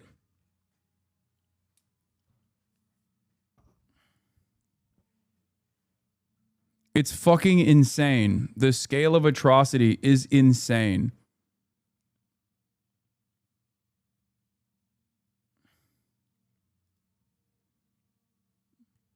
Breaking. UK, France, and Canada, Israel cease renewed military offensive in Gaza and lift aid restrictions or face further concrete actions. We will not stand by while the Netanyahu government pursues these egregious actions. They should have said this on October 10th, by the way. The very fact that they're saying it only almost 2 years after Israel's genocide is crazy. And they're not going to do anything, I don't think. In a joint statement, they called the suffering intolerable, condemned Israeli threats of forced displacement, and slammed Israel's aid offer as wholly inadequate. You need to understand, like, these guys, they have power. They could do this. That is, of course, if they were a separate entity outside of the scope of American foreign policy. They are not, and therefore they won't do anything. They are not, these guys are vestiges of American empire. Okay? Make no mistake. They are not autonomous nations that exercise their sovereignty or people that care about the suffering of Palestine and Palestinians.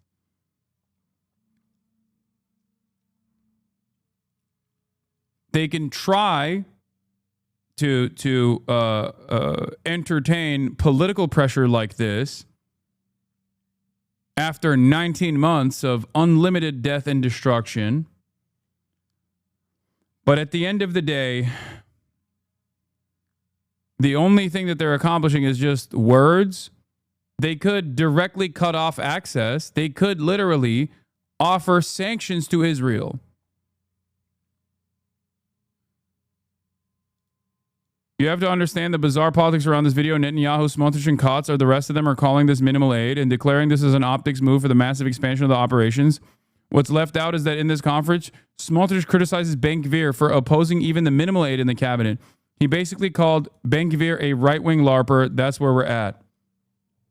Yeah, I mean, look, this is the type of stuff that this is normal. It's just normal fascist decay. Like, of course, there's going to be like a little bit of right-wing infighting, but think about how the norm, like what the normal process looks like, has shifted so dramatically. Like, what is the normal policies of the war cabinet in broad daylight now is following through on the complete ethnic cleansing and permanent occupation of the Gaza Strip. This is something that they're openly stating. Not only is it something that they're openly stating, but they're also saying that they're openly saying that they don't care about the hostages. Like, the hostages are not even a priority for them. It's simply a talking point. Smotrich's statement almost sounds like he's bewildered at how much the international community is letting Israel get away with it. Does it sound that way to you? I think there is an attitude amongst the Israeli war cabinet that was of shock, at least if you listen to some of the people that are in these rooms. Some of the people that were in these rooms were shocked at how much Biden let them get away with. They literally thought, they thought that Biden would have scaled back some of this destruction eventually, but once they realized that there is no leash, and that the leash had snapped in its entirety, they just kept going. I think it's also partially what Hamas's calculation was as well. Hamas thought that the rest of the world, like global leadership, would have probably said enough is enough to the unlimited atrocities that Palestinians were being subjected to, not realizing that the well of depravity is endless.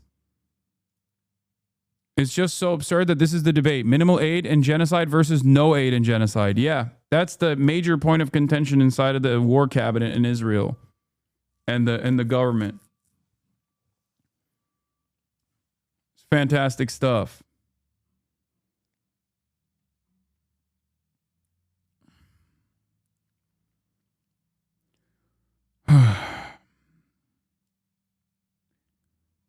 It is really fucking insane.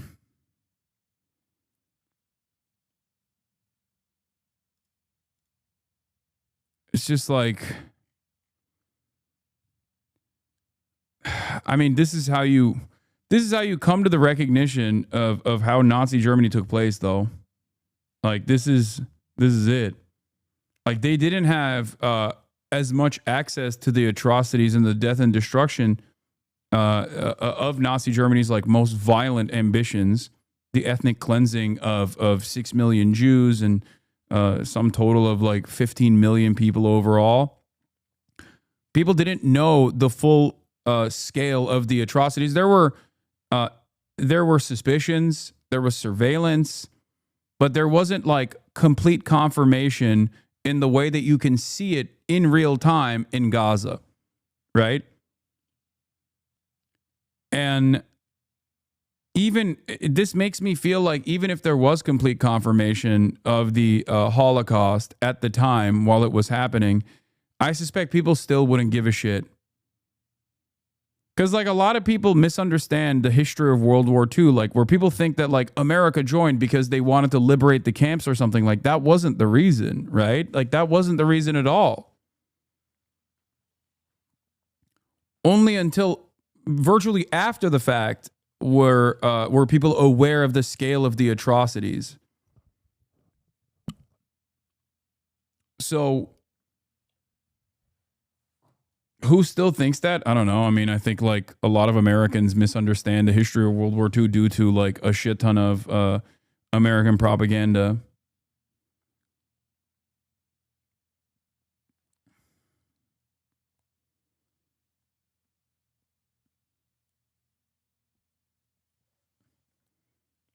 I'm talking not about like Alan Dulles chatters. I'm talking about, yeah, Pilecki literally snuck into Auschwitz, sent the Brits a report, and it was just shoved into a drawer. Yeah, that's what I'm saying. Like there was some information coming out of the camps at the time that Allied forces were privy to, but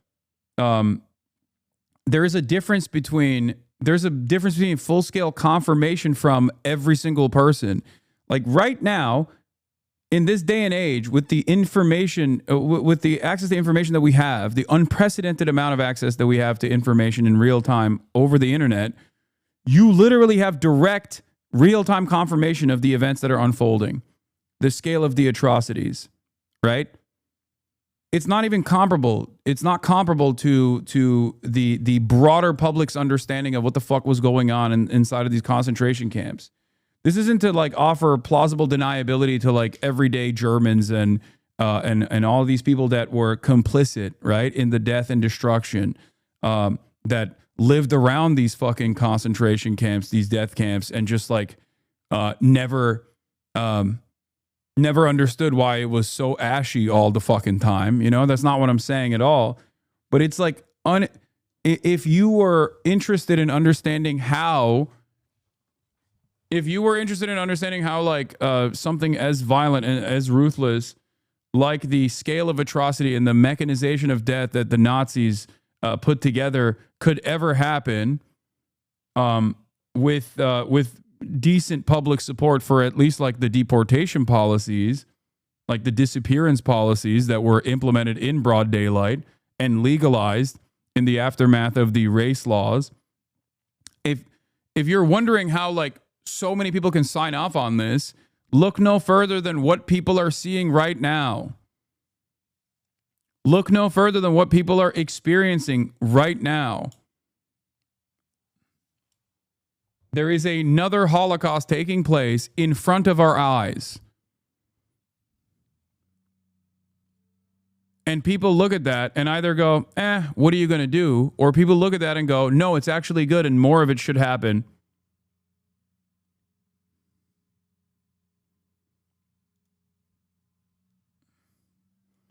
I didn't understand anything till I watched him alone, and thank God you and Chad and Hasan informing us people were ignorant.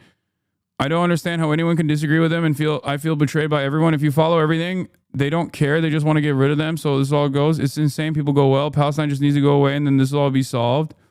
People literally say that, and I didn't realize that. And I'm so sorry to everyone who cares about this. I know I'm a nobody, but Jesus, I'm new to Twitch. I literally just got back to tell Hasan I'm sorry I didn't believe him and that I believed H3. I don't know how to read people replying to me, but I just want to see how sorry I am. I believe in Ethan and not Hasan. Yeah, I mean, this is why I was actively talking about like the propaganda, the sinister propaganda that Ethan applies in this process, where his hyper focus on Hamas, his hyper focus on the Houthis, his hyper focus on Hezbollah, without actually offering any sort of historical framework in which why these groups exist. And how they formed and what their methods were initially and what their methods look like now. If you only talk about the animal barbaric nature of like militant resistance against the state of Israel, instead of talking about all of the atrocities, the scale of atrocities, the mechanization of death in this live streamed Holocaust that Israel is conducting, then yeah, this framework will lead you astray. It is a very sinister way for someone who claims to be a stalwart ally of the Palestinian plight to turn around and basically delude his audience this way. I feel so bad I was stupid. I mean, there's no reason to feel bad. It's just it's okay that you at least took a step in the right direction, in the direction of learning the truth. It applied a little bit of scrutiny to the sources that you trusted for so long. This is why I do what I do. You have been misguided, and this is part of the reason why I try to shake people from this stupor a little bit.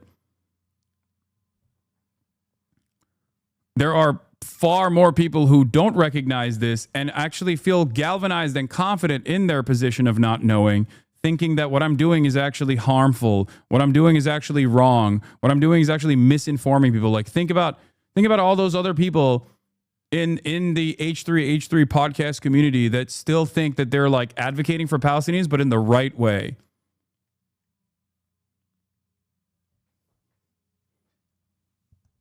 Meanwhile, all those people give a fuck about is like drama.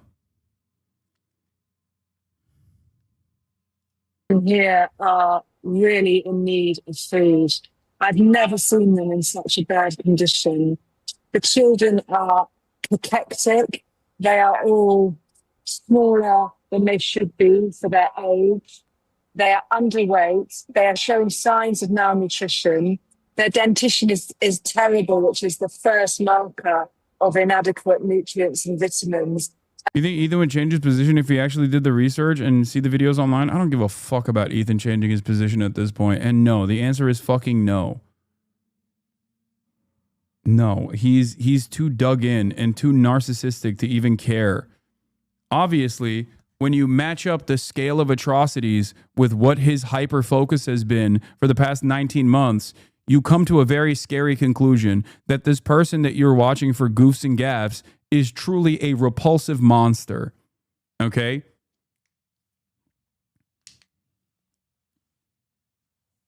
That's it.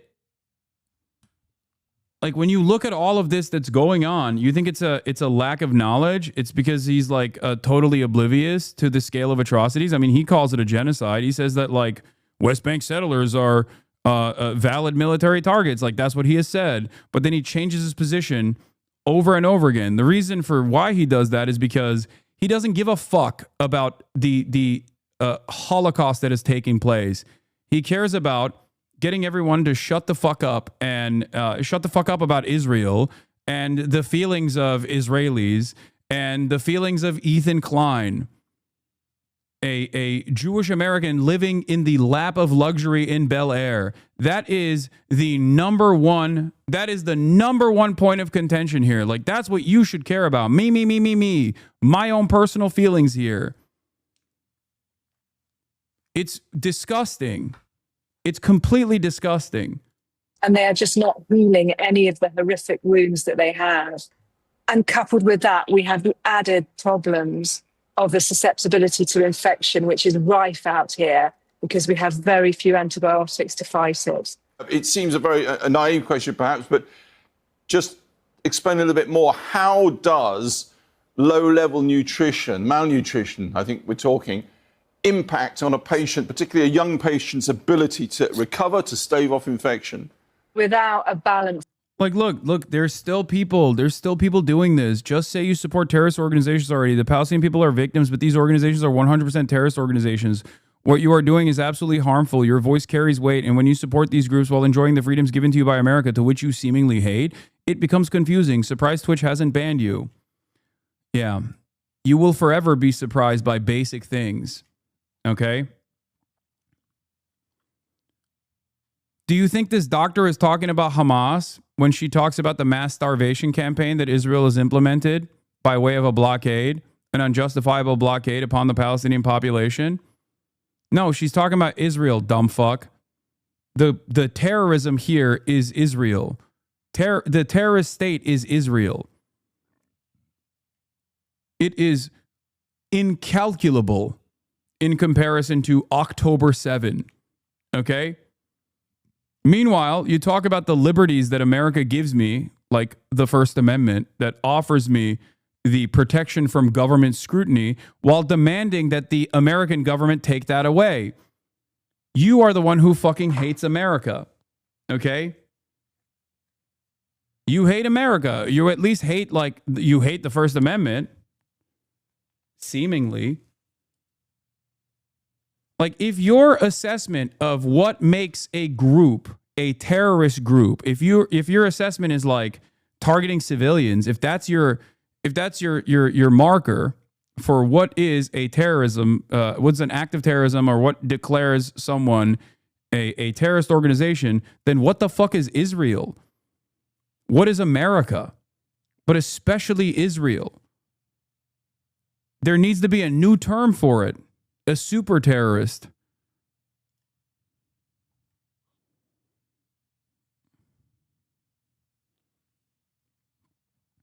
Again and again and again. When I'm talking about this stuff, the only thing that these people can grab onto is this fucking notion that, like, the American state's terrorism designation is not one that has a practical application of denying people habeas corpus and to stop people from even speaking out against these atrocities, and to basically declare anyone who resists against the Nazi state of Israel as bad people across the board, bad guys. You shouldn't talk about them. If you talk about them in any way, shape, or form that offers a more human-focused perspective to why people resist against Israel's actions amidst a fucking genocide where 2 million people are being forcibly starved, which, by the way, the majority of the 2 million people are also under the age of 18. They're children, okay?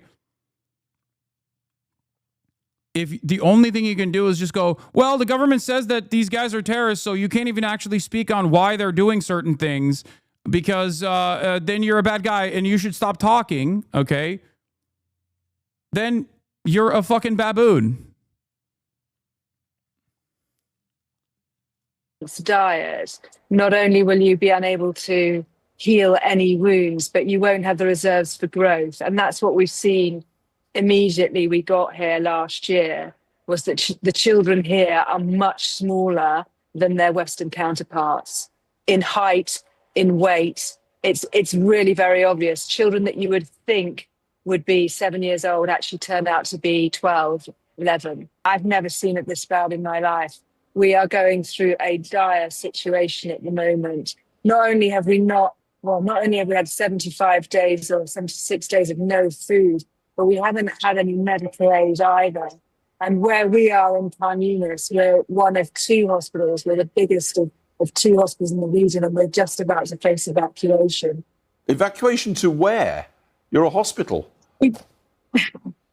We don't know yet. We're right on the border of the active fighting zone. So Israel sent some flyers, or they update their website to show you where the active fighting zone is. And at the moment, we look to be about 1.5. I've heard the argument that Israel would just turn to other countries if America stopped supporting them, essentially claiming that they would be less efficient, but it wouldn't stop the genocide. Is that true at all? Or is that simply an attempt to portray America's involvement as minimal? Yes. That only comes from dumb fucks who don't know how much America supports Israel. Okay? Are you kidding me? If the United States of America said tomorrow, hey, you're done, and Israel refused to cooperate, there are many tools in America's tool belt to destroy Israel's ambitions here. Okay? First and foremost, without America's munitions or without America's central command in the region, Israel is not able to defend itself. Okay? So even if there was a denial of weapons transfers into Israel, that would already put a immediate logistical hurdle in their genocidal ambitions. That's number one. And let's say Israel tries to still continue doing this by rerouting the metric ton of munitions that they're getting from America from, like, let's say Russia or China, which is less likely to begin with, given that Russia already has its own permanent occupation of Ukraine to worry about. But let's say Israel is getting weapons from Russia tomorrow.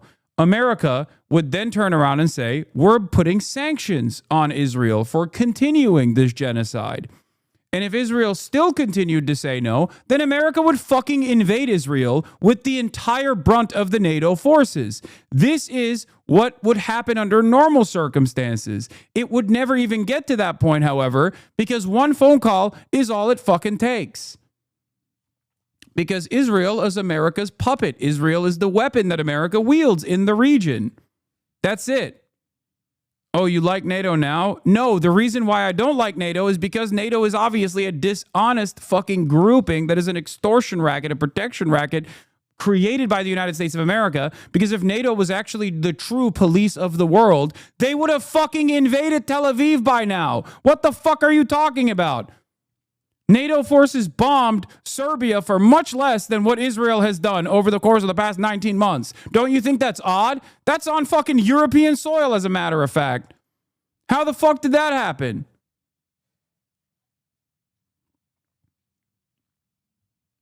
They were killing Muslims too. They were ethnically cleansing Muslims.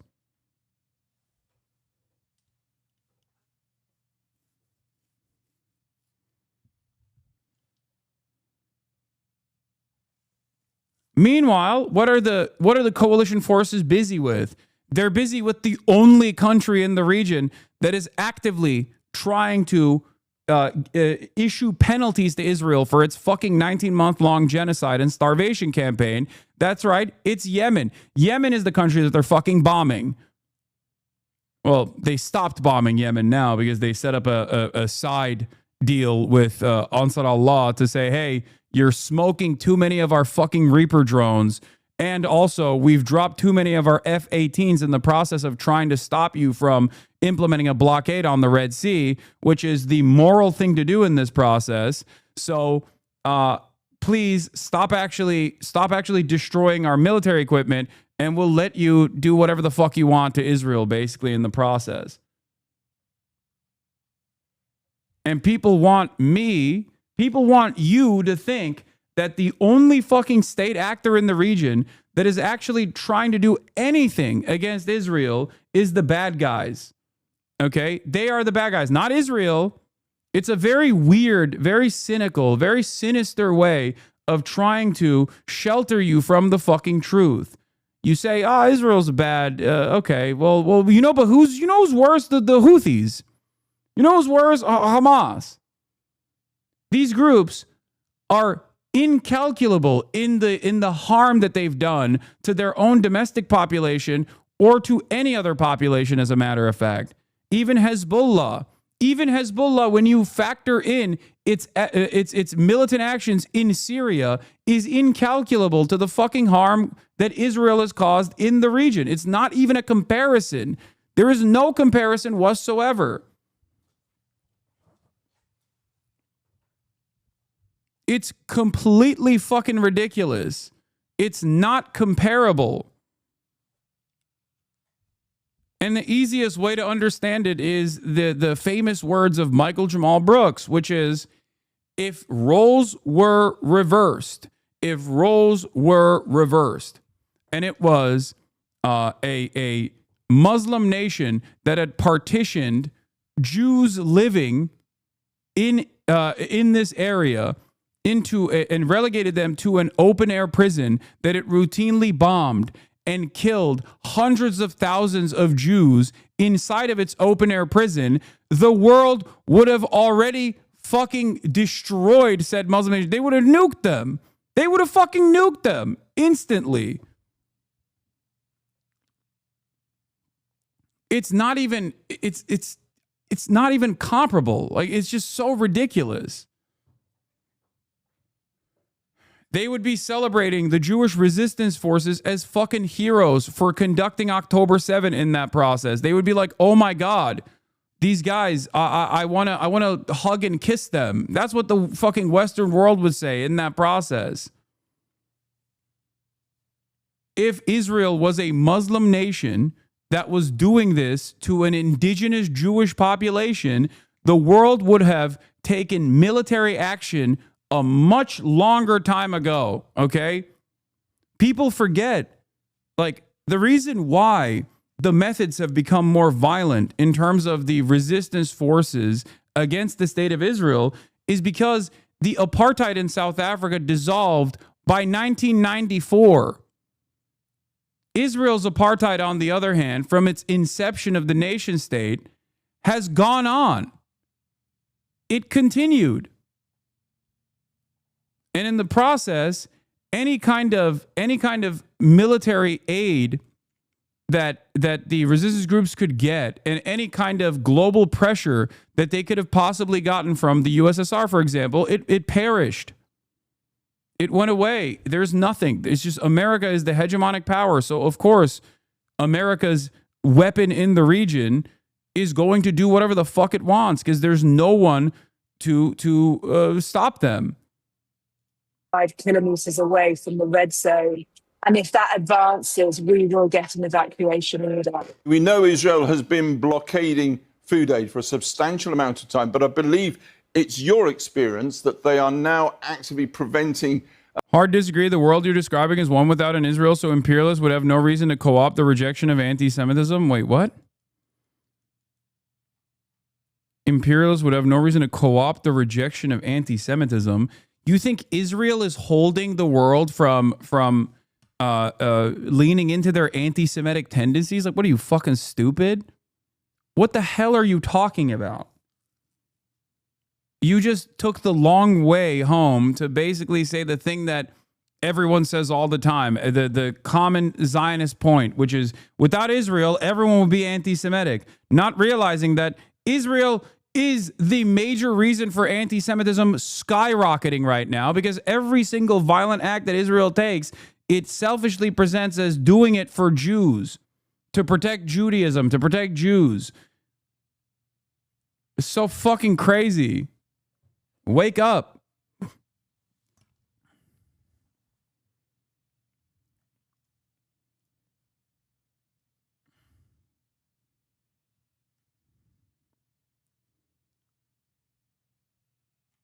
It's so dumb. It's so dumb to just like constantly say like, no, you don't understand. After all of this, like without Israel, anti-Semitism was skyrocket. Okay, well, is anti-Semitism skyrocketing right now?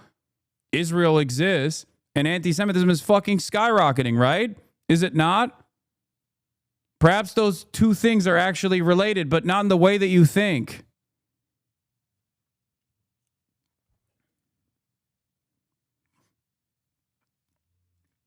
Medical personnel, such as yourself and your colleagues, from coming and getting back into Gaza? There's been a reduction in the number of emergency medical personnel that are allowed in since the ceasefire. You always say that the oppressed don't turn around and become the oppressor. I'm wondering why this is an example of the oppressed doing that. Am I missing a piece? Yes, the piece you're missing is that Israel didn't turn around and do this to the fucking Germans, okay? Israel did not. Israel was not crafted out of the existing German nation state with all of the concentration camp survivors, with all the Holocaust survivors going into Germany and then deciding to do the reverse Holocaust to Germans. They went, even before the Holocaust, there was a ambition by the British government to create a settler colony. That's the inception of Israel as a nation state, and it started before the Holocaust. And the aftermath of the Holocaust, all of the displaced victims of the Holocaust were sent to Israel, and the death and destruction that befall the Palestinian population was not done as revenge for the Holocaust. The Palestinians didn't do the Holocaust. So no, that is not a great example of the oppressed turning around and doing righteous vindication and righteous violence or righteous vengeance against those who oppress them. It's a completely fucking removed third party that they're destroying in that process.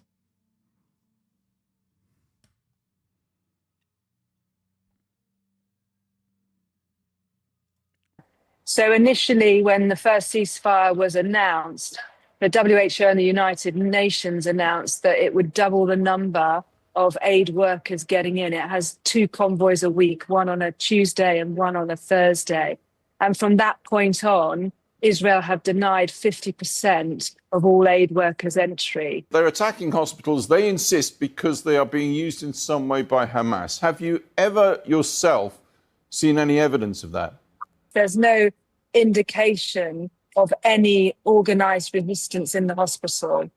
So unless they are, undercover and we have no idea who they are, we haven't seen them. What do you, as a trauma surgeon, as a reconstructive surgeon, right now, tonight, desperately need? I need aid. I need medical aid, and we need food into Gaza. This is the worst situation it's ever been. We are losing children left, right, and centre from avoidable deaths. I lost a 4-year-old 2 nights ago from an overwhelming sepsis that in the UK would not have happened because I would have had the facilities to run basic tests. I don't have any of that. Our blood bank is absolutely destroyed. These are all things that could be treated. We need the aid. It's a humanitarian issue, and we need to give these people food and medical aid. Victoria, thanks very much indeed for your time. Appreciate it. Thank you. Did he jump before being pushed? Gary Lineker. Yeah. Gary Lineker releases a statement. They're kicking him out of the BBC. He had an oopsie moment. Less vocal in public than online. Sharing an anti-Semitic trope on Instagram caused his premature BBC departure. And that was the platform to announce it. What did he say? What was the anti-Semitic trope? What was it? I think the real... I suspect that the real reason... Wasn't Gary Lineker the one who said, like, Israel was...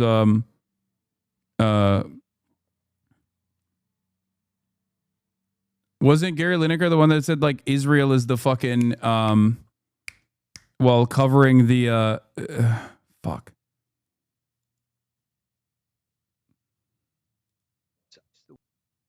Gary Lineker on Gaza is the worst thing I've seen in my lifetime. Constant images day in, day out of children losing their lives. But the minute you raise your voice against it, you get accused of being a supporter of Hamas. What are the video twists, bro? He posted something about Zionism with a picture of a rat in it. He reposted a video. There was a rat in it, which he didn't know was a trope. Oh, brother, suck my fucking dick, dude. Oh my God. He posted a video explaining Zionism and it apparently had a rat as an illustration. Show me the fucking video. I want to see the actual video. Gary Lineker was forced out of the BBC because he opposed Israel's genocide, not because anyone actually believes he's anti-Semitic in the slightest. I know it, you know it, and what's more, the people who drove him out know it. Okay, what was the actual... I need to see the original video.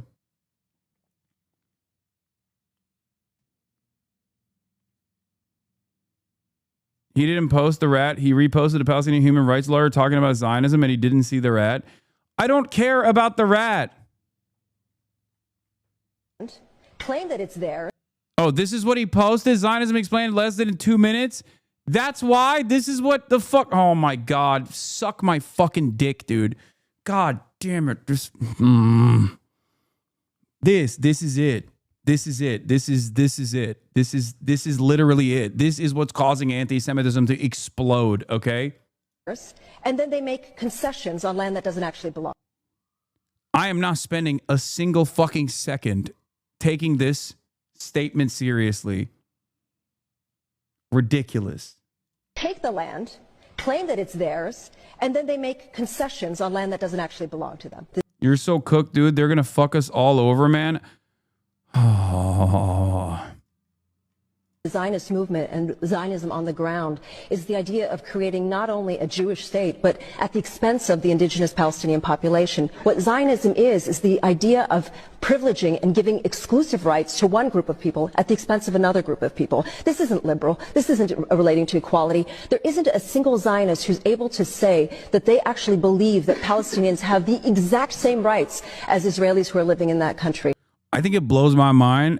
I think it blows my mind that it took this long for him to even like for the BBC to find anything that they could grab onto that where they could make like a I guess like somewhat of a convincing argument for themselves and others who are not really paying attention to this stuff at all that like he must have been dealt with. Okay. Yeah. Gary Lineker was forced to leave his lifelong career because he shared a post about Zionism containing a rat emoji, but Israel and its propagandists are allowed to use anti-Semitic tropes on a daily basis on primetime TV.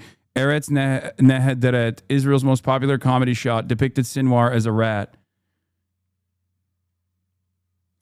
I don't care. I don't care about this at all. I'm not even going to fucking sit around and be like, hey, man, you really have to be careful. You should be careful regardless, but this is such a fucking stretch. This is such a goddamn stretch, dude. Fucking suck my dick. I think it was Mohammed Al-Kurd that said something that's really interesting that I agree with. Like, it's fucking ridiculous. That the idea that like, the idea that these guys are just like, hyper focusing on anything they can in the Western world to like silence any sort of opposition to Israel is so crazy because what Israel is doing is far worse. Okay. The thing that people are yelling about is far more consequential and is far worse. The human toll. It's so fucking disingenuous.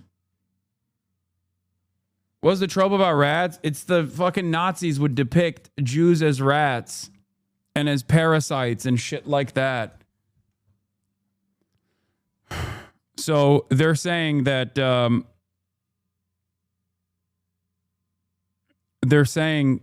like he was doing that. He's being a Nazi. God damn, dude. It's fucking crazy. It's actually so unsustainable. It is so depraved to do this. I'm not sure this actually works for any human being. I don't think this works for anyone who wasn't already motivated for blood, where they're like, oh, thank God they got this guy because he was speaking thoughtfully about fucking Palestinians. Hi everyone, some personal news. Last week I shared a post here on Instagram that contained an emoji that has awful connotations. Unfortunately, I did not see the emoji. If I had, I would never ever have shared it. Yeah, like this is a correct statement. You still don't get it. You waste so much energy saying this or that isn't anti-Semitic when the truth is no sentiment or abstract ideology, anti-Semitism or otherwise, would be worse than the tangible, systematic, real-life genocide happening right now. What's not clicking? This doesn't mean that you should cast aside anti-Semitism or overlook anti-Semitism, but like the idea that posting a fucking rat while talking about Zionism explained in less than 2 minutes is enough for someone to fucking point to Gary Lineker and be like, you're out, you're done, is so disgusting, okay? As you said to Bad Empanada, it undermines your point. Obviously, in an ideal world, everyone would be perfect, but you can still concede it looks bad. This is not a concession. I'm not making a concession that this looks bad. I don't think this is even in any way, shape, or form appropriate. They just like tried to grab onto anything that they could. It's a real trope, but Jesus Christ, this is not it. And it's making it worse for me as a Jew. Exactly. This kind of like hysterical posturing when everyone knows exactly what the fuck happened here is it. Okay. I'm not saying fucking don't actually push aside people that are very clearly using what Israel is doing in a nefarious way to try to say like this is all Jews, this is Jews controlling the media or Jews controlling America or whatever. No, fuck those guys, okay? Those guys are sinister and indecent because they have a different reason. They don't care about the fucking plight of the Palestinians. But like this in and of itself does not meet that standard at all. Especially at a time when Elon Musk is fucking Sig Heiling, but he's pro-Israel, so nobody fucking gives a shit. Donald Trump and the Trump administration is doing Nazi propaganda about undocumented migrants, and it doesn't care. It doesn't matter. What people don't realize is that when you label honest brokers, when you label people who are honestly against what Israel is doing as anti-Semites, you are basically fucking saying that the anti-Semites are on the morally correct side. It's crazy. It doesn't make any fucking sense.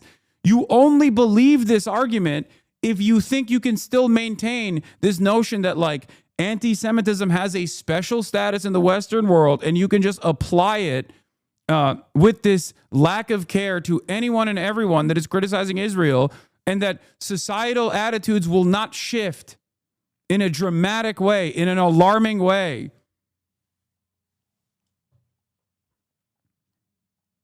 It's fucking nuts.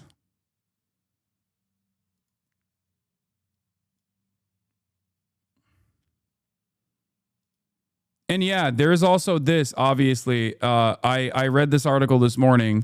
I'm glad that the New York Times is finally covering this. Obviously, I've spoken about this quite a bit.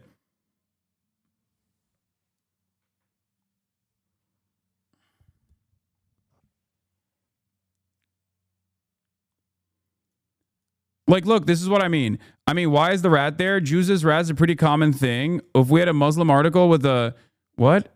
Plain office bomb in it, it would be an issue. What fucking planet are you living on where you think that would be an issue? Dude, please wake up and live on the planet that we are on right now. There is a fucking holocaust of primarily Muslim children that is taking place in front of our fucking eyes. And virtually everyone who speaks out against it is branded a fucking enemy of the state. And you think Islamophobia would actually be treated with the same severity as what people are claiming is anti-Semitic? Are you fucking insane? Are you out of your mind? What are you doing? Wake up.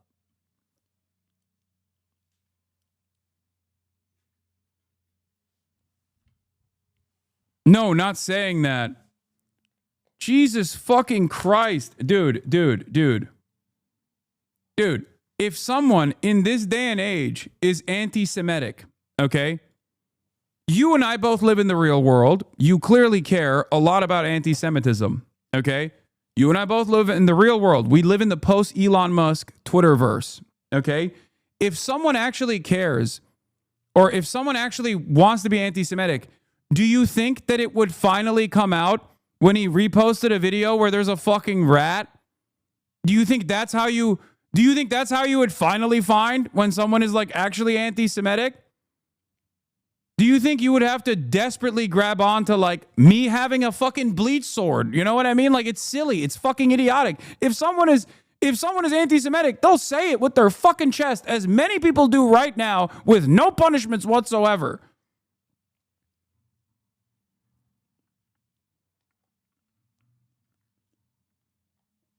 My point is, why the fuck would Gary hide his secret anti-Semitic tendencies for as long as he did, only to accidentally, reveal that by reposting a video that had a fucking rat on it? Get the fuck out of here. People have literally dropped the masks completely. They post fucking photos all the time of like, look at all these Jews in positions of power. What do you think is going on here?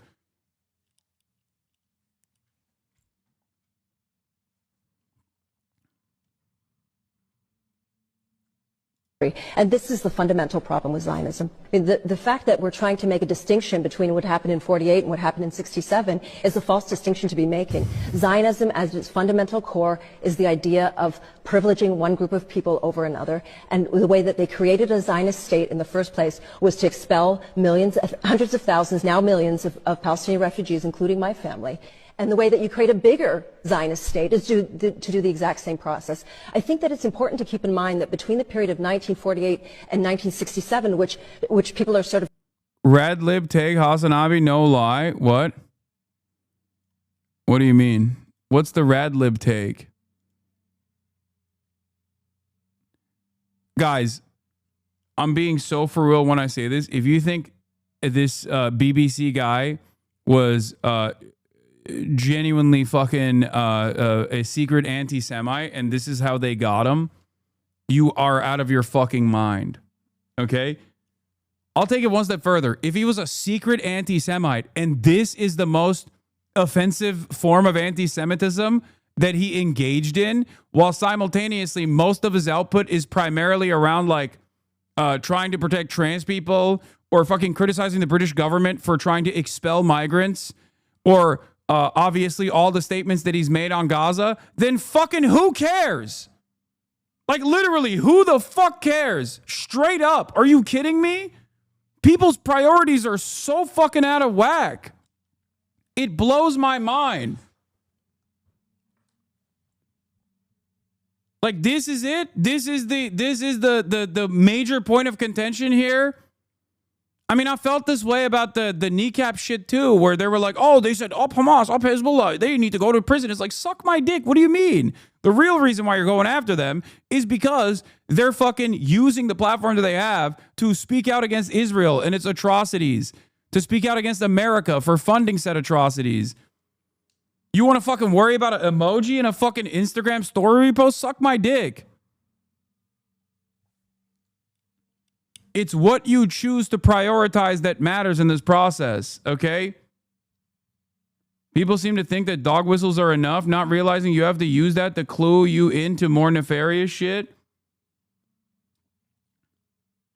Of trying to idealize as being the great years of Israel, there were Palestinians who were citizens of that state, were living under military rule. First of all, immigration. What is this? What the fuck? U.S. education is called Nürnberger Rassengesetze. Nazis call Jewish people Rattenvolk. Bringing diseases, steal food, and on. It's bullshit. In 2025, everyone should know that. And rats should not use in this discussion. Children get bombed every day. Shit on rats. Wait, what? I'm not entertaining this. This is my red line. If you guys have a disagreement with me on this, sorry. You can brand me an anti-Semite if you feel the need to do so. This is my other... I know all of that, for the record. I know all the things that you just brought forward. I'm aware. And while I'm still aware of all of those things, this is not the real reason why he got fucking fired. Okay?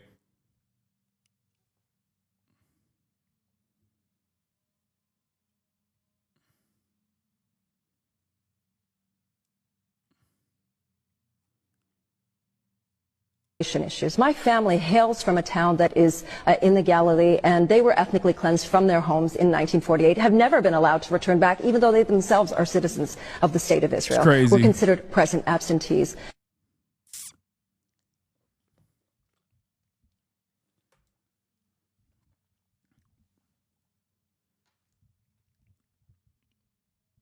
No. This is exactly what Brad Empanada was talking about last night. Yeah, except he should have known better that I don't actually entertain this kind of shit.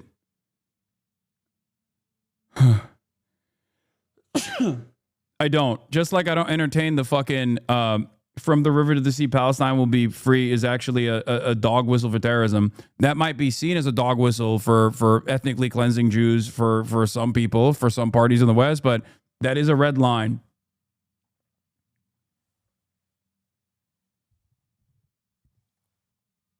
Like, what are we talking about? Like, look at this. IDF reveals Sinwar the Mouse mural at Urban Training Base. Like, there's so much more. There was an Israeli human rights lawyer that posted a meme of like a Nazi boot that was depicted as an IDF boot, stamping on a fucking a Hamas militant. I think it might have been Sinwar, as a matter of fact, depicted as a fucking either rat or a cockroach. Like, what are we talking about? Oh my God, I can't believe the dehumanization is setting in. Oh my God. Like, that's crazy. Yeah, Palestinians as cockroaches cartoon should prompt boycott of anti-Semitism conference. Arsen Ostrowski, who is a fucking human rights lawyer, this is what he posted. Are we being for real right now? Are you fucking insane?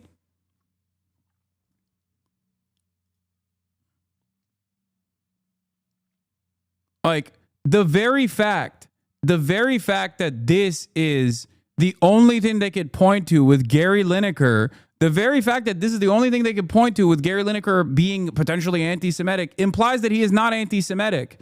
Okay? What the fuck are you talking about? I cannot believe you just spent the last 15 minutes telling a chatter a journalist career of 40 years shouldn't be fired for a repost with an emoji in it. A repost with an emoji in it, especially when that's not the real reason why he got fucking fired. The real reason why he got fired is because of his criticisms of Israel. And this is the only thing they could fucking point to. And if this is the only thing they could fucking point to when someone is criticizing Israel with regular frequency, that means they're not fucking anti-Semitic. Suck my dick.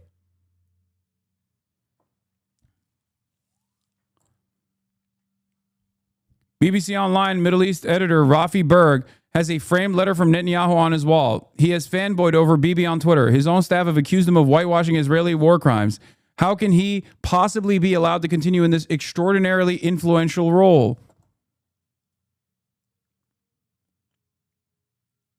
First time I've been on a prime minister's bookshelf. I know I've got one of Israel Prime Minister Netanyahu's books on mine, but wow. BBC journalists who spoke to Dropsite News believe the imbalance is structural and has been enforced by top brass for many years.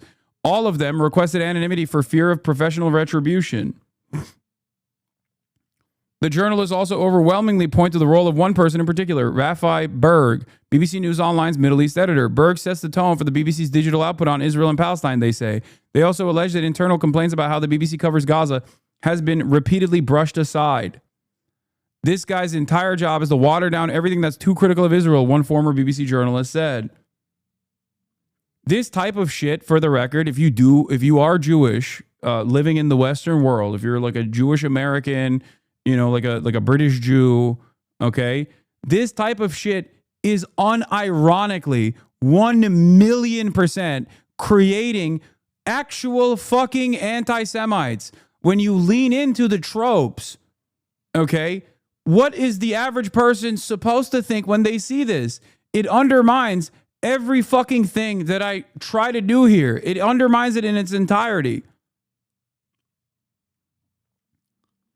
You come across like a hysterical psychopath if you defend this type of shit.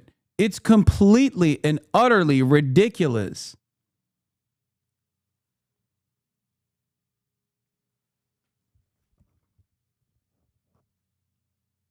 Holy fuck. It's not the worst thing. Shouldn't be the only bar to clear for professional journalists. I think his firing was bullshit, but if we want to reach the masses, we got to be careful. The masses can suck my cock. I don't think you understand what I'm saying. Okay? I don't think you understand the words that are coming out of my mouth. Okay? If you shut off people like Gary Lineker or people like myself for things that you perceive as anti-Semitic, the only people that will be speaking on Israel will be the fucking neo-Nazis, okay? And I think a lot of people don't understand how much more play anti-Semitism gets you in the broader public, okay? If someone were to try to craft an argument about Israel, an argument that actually shelters Western nations from the crimes of the Holocaust that Israel is committing right now, how do you do that argument? You do that by saying Israel is doing this and it's manipulating our beautiful Christian politicians here in the Western world. And they're doing this at the behest of the international Jewry. And that is the fucking argument that Candace Owens is making. That is the argument that Dan Bilzerian is making. And that is increasingly becoming the only argument that is the only game in town. Part of the reason why that's the only argument that's the only game in town is because guys like Gary Lineker are getting fucking fired for this, which one feeds in to the Jews-controlled media narratives, and two, it directly fucking eliminates people who are not anti-Semites themselves but are anti-Israel from having space in public discourse. There will come a day when all of the people that are celebrating people like Gary Lineker getting fired or people like me getting deplatformed will be begging for voices like mine, okay?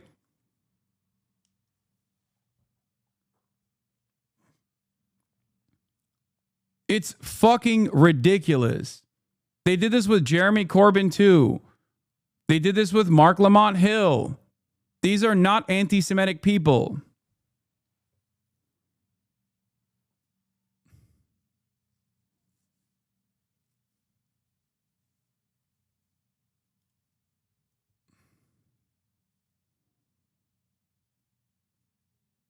He also called you gay on a separate chat. What? The guy I'm referring to called me gay on a separate chat? Okay, but you understand, if you don't think he's anti-Semitic, then why the fuck are you hyper-focusing on him reposting an Instagram story talking about Zionism, and then there's a fucking rat emoji associated with it, and you're like, well, you know, he needs to be more careful.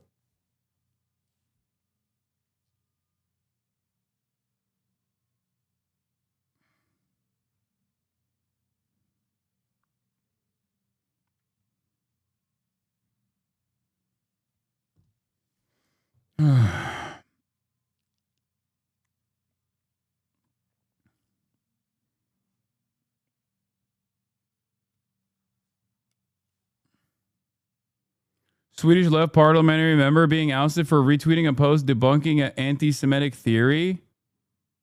I think we should reverse the hands. Israel is nothing but a colonial tool for the U.S. and its interests in the Middle East. This is what the person got fucking kicked out for. It's like Ethan using me talking about Hassan Nasrallah arguing against anti-Semitism amongst Arabs who think that like Israel controls America when the roles are actually reversed, and then clipping that out of context to be like, look at him. Look at both Hassans on screen. They're both anti-Semitic. This isn't anti-Semitism. It's combating anti-Semitism. It's actually combating an anti-Semitic trope.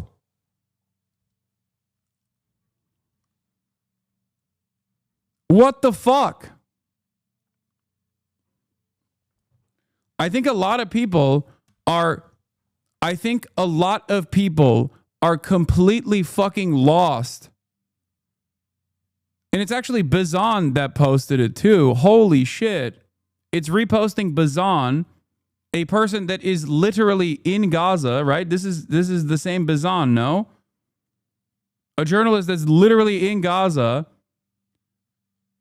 criticizing a post from Mohammed Hadid, Gigi and Bella Hadid's father, for playing into anti-Semitic tropes. And the person who reposted it, the person who retweeted it, is being fucking is being ousted. That's crazy.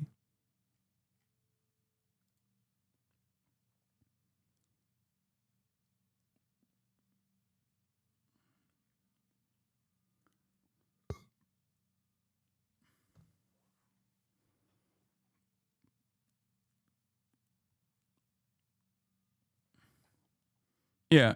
Right now, the only appropriate avenues are if you're anti-Semitic, you get canceled, but not really. If you're fighting against anti-Semitism and Israel's genocide, you get canceled. But if you're a huge fucking Nazi but pro-Israel, you get to run the government. You get to be in the highest office. You get to do whatever the fuck you want.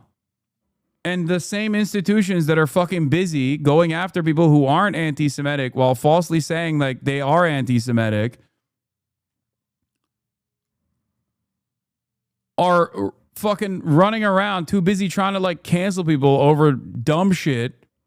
Shit that they do a million times over, by the way. Shit that they defend when Israel does it.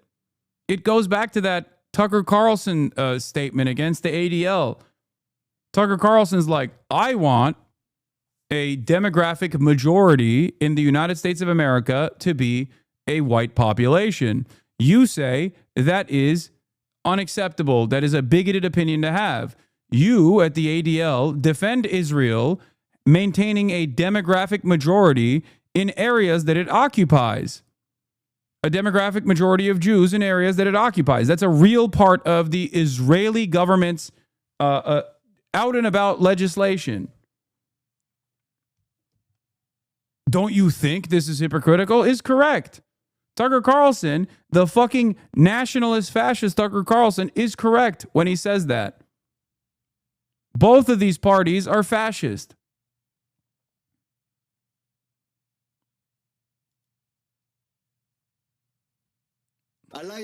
New York Times will run stories and statements from random undergrads while ignoring statements from policies from actual Israeli politicians. Last night, 100 Gazans were killed, and he didn't even ask me about it. Know why? Because no one cares. Everyone's gotten used to the fact that 100 Gazans can be killed in a night of war, and no one on earth cares. Gleeful Zvi Sukkot, repping the KKK in Netanyahu's coalition.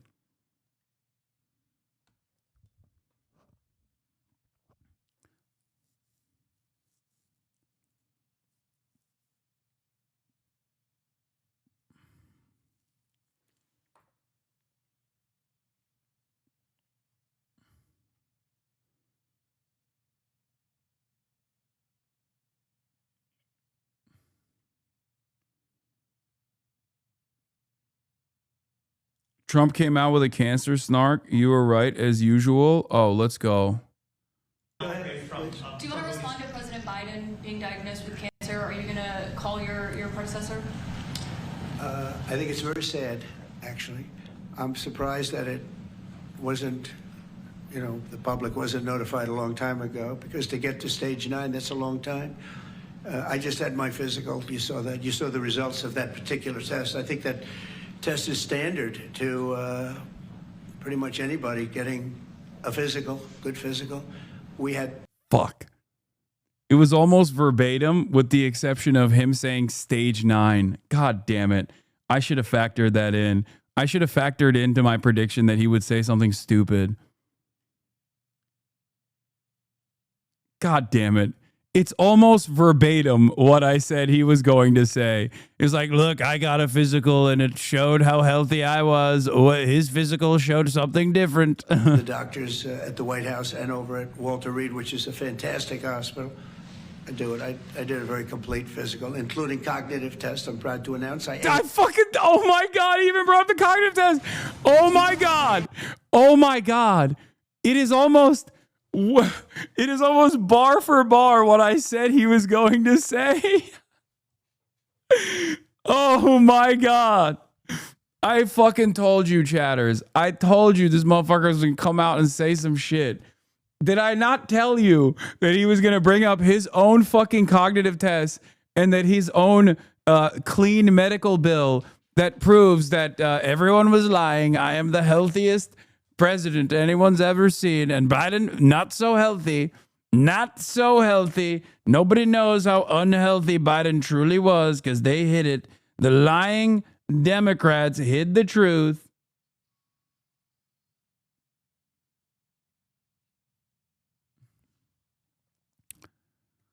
God damn. Take the... Okay, where the fuck is the clip? Oh, here. Got them all. I got them all right. You proud of me? Yes. Your husband would be proud of me for getting them all right. It's a little risk. If I didn't get them all right, these people would be after me. It would be not a good situation. But I think, frankly, anybody running for president should take a cognitive test. They say it's Oh, fuck. I told you he was the first statement that he released wasn't him.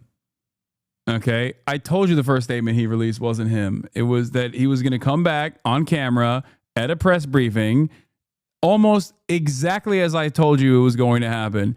That he was going to come back on camera and in a press briefing say some snarky shit about his own cognitive capabilities and his own clean bill of health, and how awesome he is. To give this award to any other families posthumously find themselves in the same position as having made this sacrifice, and then after the test, one question about your pulse rate. having to do from a previous. We're looking at the possibility of that. Yeah. You had a lot of people die in the line of duty when you think of it, and we figured it was time to start. We haven't had the situation arise. This was a terrible situation. We haven't had it arise yet, but we're looking at going back a little bit and see what we can do about that. Yes, strongly. Yeah, I know that this is happening. I talked about this yesterday. Today. Yeah. You'd mentioned that the Pope would like to take a role potentially in mediating these talks. Does that mean that the U.S. is taking a step? Better defending Asmongold than terrorists, though, right, Hasan? What? Who the fuck is talking about Asmongold, bro? The adults are in here, okay? If you want to watch a cockroach-infested streamer rotting that openly doesn't know anything about the subject matter that he covers, go back there. Go back to your cave, Roach. Back from... No. I think it would be great to have it at the Vatican. Maybe it would have some extra significance. And I saw that it was discussed yesterday, so I thought... And people told me that they'd be honored to do it. I would imagine they would be. So, no, I think it would be maybe helpful. There's tremendous bitterness, anger, and I think maybe that could help some of that anger. So having it at the Vatican would be, in Rome, would be I think it would be a great idea. Thank you. Mr. President, as you know, Go ahead. Mr. President, as you know, 2.5 months ago, Ukraine President Zelensky agreed to that 30-day ceasefire that's been on the table all of that time. What was the extent of your conversation with President Putin today about having him agree to that same 30-day ceasefire proposal that you, Mr. President, put on the table? Well, what we've done, and very strongly, is we said, let's get this thing going. You know, I had many of the leaders of European nations on the line with me right after the call, and we have to get that thing solved. 5,000 young people every single week on average. And I've seen satellite pictures. You don't want to see these pictures. We'll have to see what happens. This was not my war. This is not a war that would have happened if I were president. This is not my war. I'm just here to try and help. We've spent hundreds of billions of dollars on this war, and yet that's not. Frankly, we made much more than that just in 4 days in the Middle East. It's a lot of money, but we do much. This is about thousands of people dying every single week. 5,000, 6,000 people dying every single week. And just like you have the relatives here, wives and children and everything, you have, these soldiers, they say goodbye in Ukraine and in Russia, and then their parents never see them again, except maybe in pictures of horrible scenes, because I've seen some scenes, I've never seen anything like it. So we're going to see if we can get it taken care of. Yeah, please. First off, our thanks to the members of law enforcement who are here, and our condolences to the families. We're very sorry for your loss. Mr. President, on Ukraine and on your call today that you had with President Putin, you said last week that you thought nothing was going to happen, no advances would be made until you and Putin got together. Do you still feel that way? I think something's going to happen. It's a got very big egos involved, I tell you. Big egos involved. But I think something's going to happen. And if it doesn't, I'd just back away, and they're going to have to keep going. Again, this was a European situation. It should have remained a European situation. Should have remained. But we have, because the past administration felt very strongly that we should be involved, and we got involved much more than Europe did in terms of the money and all of the things that we gave. We gave massive amounts, I think record-setting amounts given to a foreign. There's never been anything like this, both weaponry and money. And Europe gave a lot also, but they didn't give anywhere near what we gave. We gave probably almost 3 times the amount. And it's just a shame. The whole thing is a shame. The level of death is just a shame. Yeah? Did you ask President Putin to meet with you? About what? About Ukraine. Of course I did. I talked to him about it. I said, when are we going to end this, Vladimir? I know him for a long time now. I said, when are we going to end this bloodshed, this bloodbath? It's a bloodbath. And I do believe he wants to end it. You know, when I made the call, I told the people last night, I spoke to the heads of the different countries, Germany and Finland. We had Italy, as you know, and UK was on the line today, and a couple of others. And then they were in turn calling everyone. Ursula was there from the European Union. She was terrific. And we spoke for a long time about it.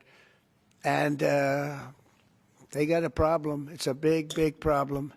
It's a terrible war. It's a very hard to extradite themselves away from what's taken place over there. The amount of anger, the amount of hate, and the amount of death. It's very hard, very tough situation. But I said to him, we got to get going. And I did say also, if I thought that you couldn't do it, I'd step away, because what are you going to do? We don't have boots on the ground. We wouldn't have boots on the ground. But we do have a big stake. And the financial amount that was put up is just crazy. It's crazy. This isn't for us. This is for somebody else. The amount of money that we put up is record-setting. There's never been anything like this. And that includes weapons. Never been anything like this. Yeah, please. Mr. President, on the medal, how far back do you intend to look to consider for the recipients? And then on your call today, if Putin ultimately proves to be the obstacle to peace, is further arming Ukraine on the table at that point? Well, we'll look. I mean, we're going to look. I hope that, I like to think positively, frankly. I just can't believe that they allow this to continue. This would have never happened if I were president, and most people admit that. It would have, and it didn't happen for 4 years. And October 7th would have never happened either. That's the attack on Israel. That would have never happened. So said a lot of things. Yeah, I have watched the documentary for Tantura, okay? I've watched the documentary Tantura. I've watched it. I've watched pieces of it on the stream. Yes, there is no media sharing on this broadcast. This wouldn't have happened, but so sad to see it. No, I think that there's a good chance we can get this done. I believe Putin wants to do it. Now, if I thought Putin didn't want, I mean, that's what I do. My whole life is like deals, one big deal. And if I thought that President Putin did not want to get this over with, I wouldn't even be talking about it, because I'd just pull out. What did you hear that gave you confidence that he does want peace versus buying time? I think he's had enough. I think he's had enough. This has been a long time. This has been going on for more than 3 years. When you think, right? It's been going on for a long time. Yeah, please. Oh, thank you, Mr. President. When you implored him to stop previously, Vladimir stopped on social media, and he didn't. He just continued. I'm curious, did you bring that up with him in your phone call today? You have to talk. Sorry, you previously on Truth Social implored President Putin to stop. You wrote Vladimir stop, and he didn't stop. Quite the contrary. I'm curious, did you bring that up on your call with him today? No, I didn't bring that up. But I did say it's time. You got to stop this thing. And I believe he wants to stop. Look, I would be, I think, very able to tell whether or not he wanted to or what. I thought there was a very good chance, like a 50-50 chance, that he would say, I want to take the whole thing. I didn't know what he was going to say. And then they have a different kind of a problem. But I believe he wants to stop. Pretty sure. Just now about backing away or walking away if it looks like it's going to be an intractable problem. Do you have a red line in your head of what would cause you to back away? And yeah, in my head, but not something I'm going to announce. But yeah, definitely in my head I do, yeah. Exactly would that because this isn't our war. This is not my war. This is not... Bro, the fact that he tries to distance himself from the previous administration over and over again on this issue is so funny. It's not my war. They lost it. The previous admin lost it. It's like, bro, you can't. It is yours. You're cooked. Okay? It's yours. That's how it happens. That's how this goes. You come into power. It's your war now. Okay? It's yours now. You have to deal with it. The fuck are we talking about? And the way that he is trying to deal with it is also really silly and really stupid.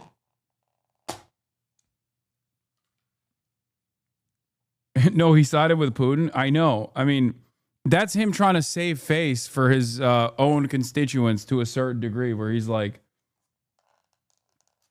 look, here's the thing. I told you this before. Like, the way he analyzes Ukraine is like, Ukraine fucked me over. They're a plant of the Democrats. This is the Democrat Party's fuck up, and now I have to deal with it. He hates that he has to deal with it. But in his mind, he thinks he can, like... In his mind... He thinks he can get away.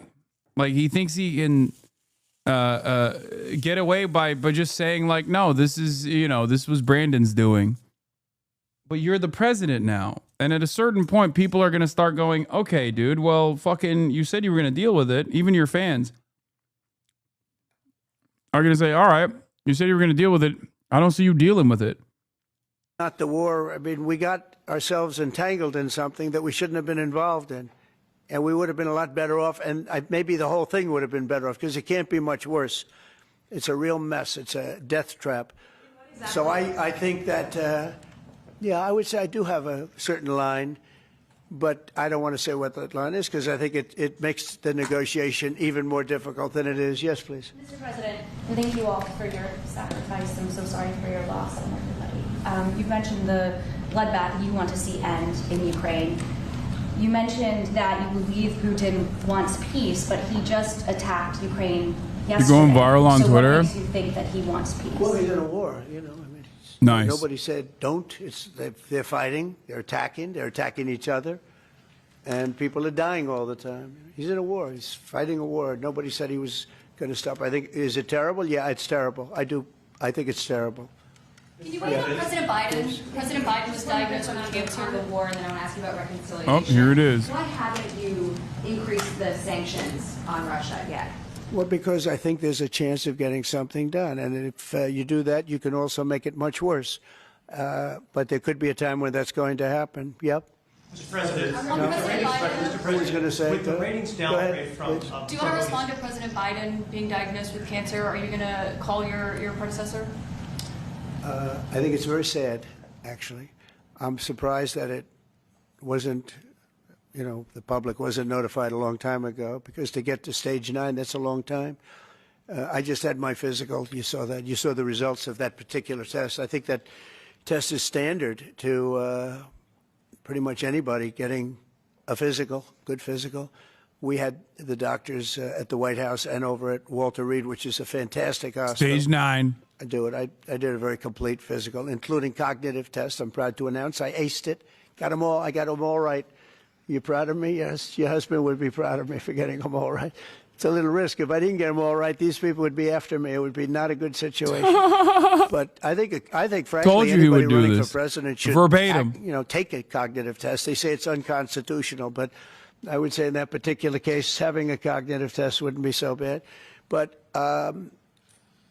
when you take tests, medical, as a male, that test is very standard. I don't know if it's given to everybody, but it's given just about. And it takes a long time to get to that situation. Now, I think, to get to a stage 9, I think that if you take a look, it's the same doctor that said that Joe was cognitively fine. There was nothing wrong with him. Well, he said, if it's the same doctor, he said there was nothing wrong there, and that's being proven to be a sad situation. And the auto pen is becoming a very big deal. The auto pen is becoming a big deal because it seems like that maybe was the president who ever operated the auto pen. But when they say that that was not good, they also, you have to look and you have to say that the test was not so good either. In other words, there are things going on that the public wasn't informed. And I think somebody's going to have to speak to his doctor, if it's the same, or even if it's two separate doctors. Why wasn't the cognitive ability, why wasn't that discussed? And I think the doctor said he's just fine, and it's turned out that's not so. It's very dangerous. Look, this is no longer politically correct. This is dangerous for our country. Look at the mess we're in. You're talking about all these questions on Ukraine and Russia that would have never happened. As an example, if I were president, would have never happened. The other thing is you have to say, why did it take so long? I mean, this takes a long time. It can take years to get to this level of danger. So it's a very, very sad situation. I feel very badly about it. And I think people should try and find out what happened, because I'll tell you, I don't know if it had anything to do with the hospital. Walter Reed is really good. They're some of the best doctors I've ever seen. I don't even know if they were involved, but a doctor was involved in each case. Maybe it was the same doctor, and somebody is not telling the facts. That's a big problem. President Zelensky of Ukraine says that the Ukrainians are ready for a ceasefire. They're ready for peace negotiations. In your mind, is Ukraine doing enough to get this? I'd rather tell you in about 2 weeks from now, because I can't say yes or no. I think, look, he's a strong person. Zelensky, a strong guy, and he's not the easiest person to deal with. But I think that he wants to stop. He's, not. It's a very bad thing that's happening over there. I think he wants to stop. But I could answer that question better in 2 weeks or 4 weeks from now. I hope the answer is that he wants to get it solved. I want to thank everybody very much. And on behalf of the United States of America, we greatly honor your family. You're in the Philly D thumbnail. Joe Biden's cancer situation has divided the internet. Ooh, let's see. Joe Biden's aggressive cancer announcement has sparked backlash. The way he presents that makes it seem like his cancer, it's not that his cancer is aggressive, but his announcement was. Joe Biden announces cancer in the most aggressive manner, and it's got the internet divided.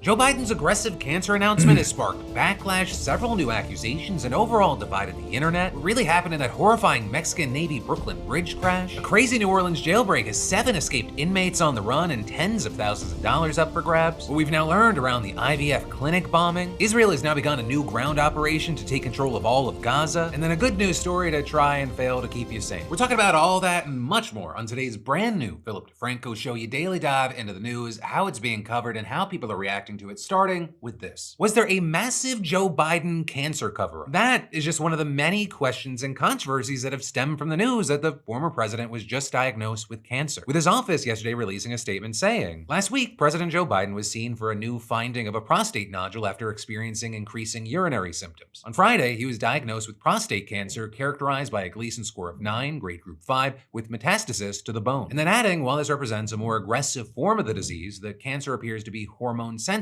which allows for effective management. The president and his family are reviewing treatment options with his physicians. And so to put that into more layman's terms, metastasis means that the cancer is spread from its initial site, so in Biden's case, from his prostate to his bones. And that Gleason score, it means that the cancer is more likely to grow and spread. And so with that, naturally, we've seen people... That's what Trump fucked up, where he was like, it's stage 9. It's not.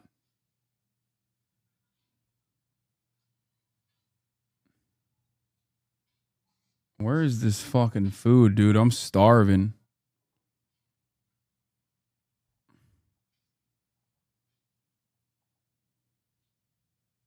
Hold on 1 second.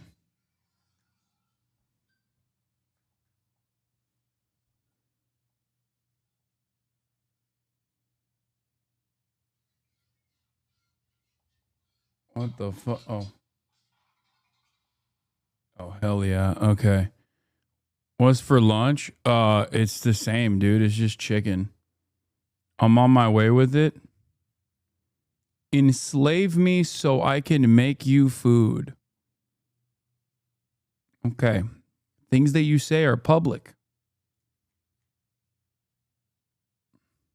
Sharing condolences, including Kamala Harris and Barack Obama, who wished for a speedy recovery and added that Biden will fight this challenge head on. You even had some on the right playing nice, with Trump saying that he was saddened by the news and sending well wishes to the Biden family. I mean, hell, Marjorie Taylor Greene even seemingly found whatever pills she needed and put her muzzle back on and calling cancer truly awful and saying she'd pray for his family. And you know, today you had Biden thanking everyone who sent him messages of support. But also, part of the news we've been seeing is that not everyone's messages were supportive. You had a ton of people focusing on Biden's health as it related to his hopes to hold on to political office, with, for example, USA Today writing that his diagnosis underscored growing questions and, among some top Democrats, anger about his initial decision to run for re-election despite signs of physical frailty and the reality of advanced age. Especially since in another timeline or universe, maybe Biden stayed in the race and even won, and he'd just be a few months into his new term with a cancer diagnosis. Right? And this notably comes as Democrats have already been having to deal with claims that Biden and his team were trying to cover up his ailing health. With some also questioning the timing of this announcement, because there's a new book titled Original Sin that's coming out this week, which is about President Biden's decline, its cover-up, and his disastrous choice to run again. Right, in the news that he has cancer has now added fuel to that fire. And it was actually something that Vice President J.D. Vance touched on while talking to reporters this morning. We really do need to be honest about whether the former president was capable of doing the job. I don't think he was able to do a good job for the American people. And that's not politics. That's not because I disagreed with him on policy. That's because I don't think that he was in good enough health. In some ways, I blame him less than I blame the people around him. And why didn't the American people have a better sense of his health picture? Why didn't the American people have more accurate information about what he was actually dealing with? This is serious stuff. We can pray for good health, but also recognize that if you're not in good... Wait a minute. Did J.D. Vance meet up with Joe Biden recently?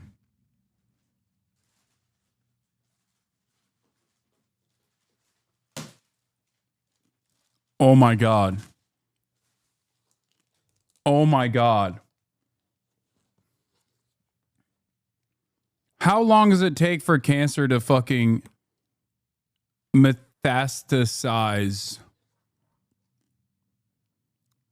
If you can find a timeline of J.D. Vance being in physical proximity of Joe Biden that matches up with his cancer diagnosis, oh my God. Oh my God.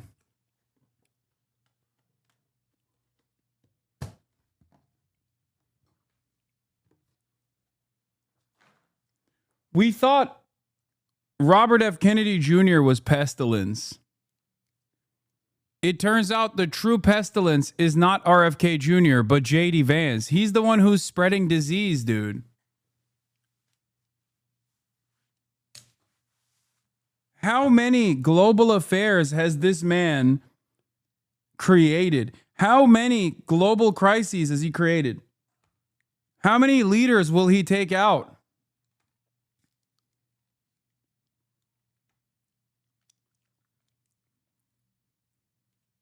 He literally,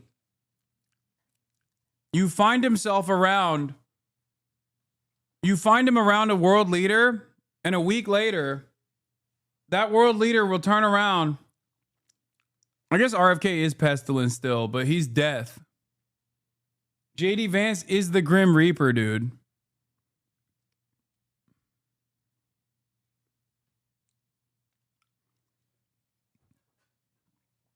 They brought this man. He is the Catholic annihilator.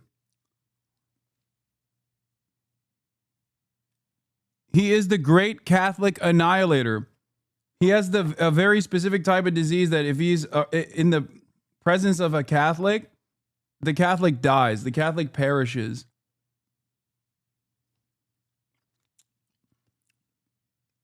Enough health to do the job, you shouldn't be doing the job. Right, and also with that, we've seen many speculating that maybe Biden actually learned of his cancer while he was in office and hid it. And that, in part, because you have folks like one urologist telling News Nation that given the kind of medical care that Biden received in office, he could have known that he had this for a while. Also connected, but really separate from that, you had Donald Trump Jr. questioning when Biden found out about his cancer in a post that also seemingly took a shot at Jill Biden's doctorate in education. With him writing, what I want to know is how did Dr. Jill Biden miss stage 5 metastatic cancer, or is this yet another cover-up? With that post then sparking backlash of its own from people who noted that it's pretty common information that Dr. Jill Biden is not a medical doctor, with many also calling Trump Jr. vile and rude for responding to Biden's cancer with this kind of rhetoric. But also, here we saw general pushback to anyone that's been focusing on cover-up allegations and speculations, with the likes of Meghan McCain, for example, writing, I don't know if it's just my bias or background, but I don't want to hear anything else about Biden's health cover-up, tell-alls, interviews with staff, etc. Let the Biden family be in peace right now. This is all just so sad and imprudent. And this, as you had others countering claims that Biden may have actually known for a while, with, for example, one medical oncologist at Johns Hopkins telling the Washington Post that it would not be surprising if previous prostate exams failed to show cancer indications as a better test is needed. But then even, all of that, it's just one slice of the backlash that this news has created. Because among other things, you had some people mocking Biden and his illness, or guessing how long he has left. You also had others who disagreed with Biden's policies, just refusing to show any sympathy or rooting for the cancer. For example, journalist Taylor Lorenz getting some heat for writing things like, hopefully he rots in hell and rests in piss, and saying Democrats have zero sympathy for the countless people Biden harmed and killed during his administration, but want to act like his cancer diagnosis means he's beyond critique for those actions. And that, as you had other commentators in the space like Hasan Piker facing backlash for joking about the news by, for example, sharing a headline about Biden's cancer diagnosis and writing, he's running in 2028, with him then later adding the mainstream media is already actively laundering the reputation of a war criminal who oversaw the genocide of Palestinians whose selfish nature allowed Trump to win a second term. Joe Biden is an awful monster. Prostate cancer doesn't change that. And so with that, while you had some supporting their words, you had many slamming what Taylor and Hasan said and thinking that it's insensitive to post comments like that at this time. With some reacting with takes like Marjorie Taylor Greene prays for Joe Biden's cancer recovery while Hasan Piker gloats and celebrates. As well as, maybe let's not play partisan games with a cancer diagnosis, okay? Joe Biden is a public servant. He deserves an opportunity to rest, be with his family, and have a fighting chance at recovery. Just be normal and pray for him. With all that said, as this news is playing out on several fronts in several different ways, I gotta ask you,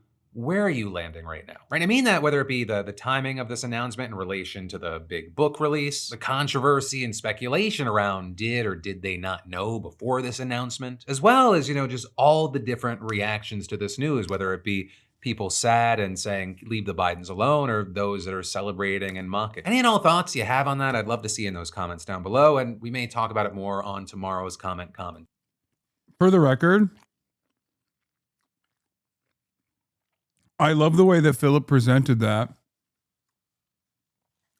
Partially because it goes to show the hollowed out nature of liberal civility enjoyers, where like the argument that Drew Pavlov is trying to make is that I'm a worse person than Marjorie Taylor Greene. And I think if you believe that, it's over. Like if that's the only thing that factors into your calculation, then it's impossible for me to try and convince you otherwise. You know? Because the perspective that I represent in the first joke that I posted, and also in the second statement, that's the more serious one that I posted,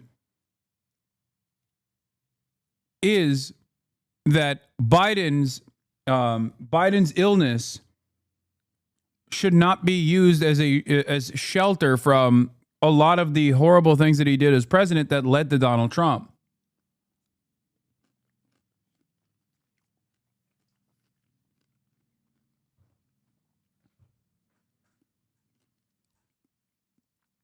That's it, including his obvious diminished, like even the joke itself is like about his obvious diminished mental faculties that should have been a hurdle in him running the second time.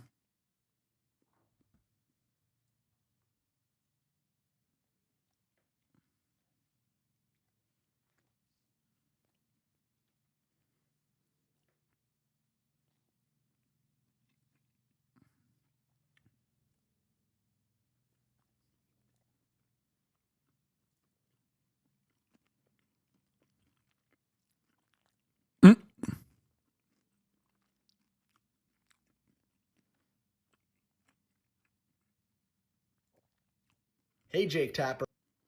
Oh boy, big news. He's coming after Jake Tapper. How does it feel knowing that Joe Biden, the man you have been relentlessly You gave Joe Biden cancer. attacking, disparaging, and defaming for the entirety of 2025 in order to sell advanced copies of your book, was just diagnosed with cancer? That's right. Joe Biden's family just unfortunately confirmed that the former president has been diagnosed with an aggressive form of prostate cancer. And this in light of argument this is so tragic funny. news, I just wanted to say, number one, my thoughts and prayers are with you, Joe Biden, and your family. You can overcome this and you can defeat this.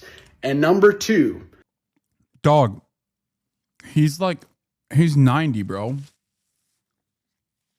He doesn't know what TikTok is, okay? And number two, you're mad at Jake Tapper for literally saying Biden was old and feeble-minded. And then you're claiming that that's defaming Biden. And then your argument is he's actually worse than you thought he was. He also is old, feeble, weak, and has prostate cancer. Then I guess Jake Tapper's not defaming Biden, you know?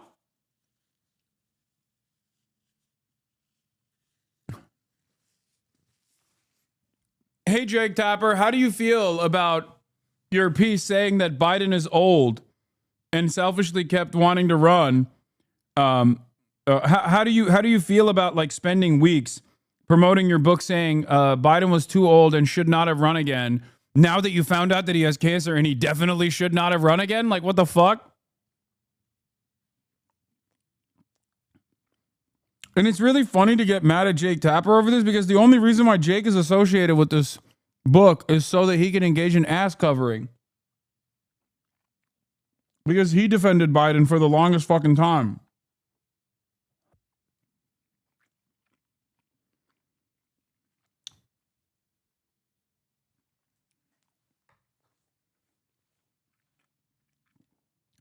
I feel like liberals are professional missers of the forest because they're professional lookers for the trees.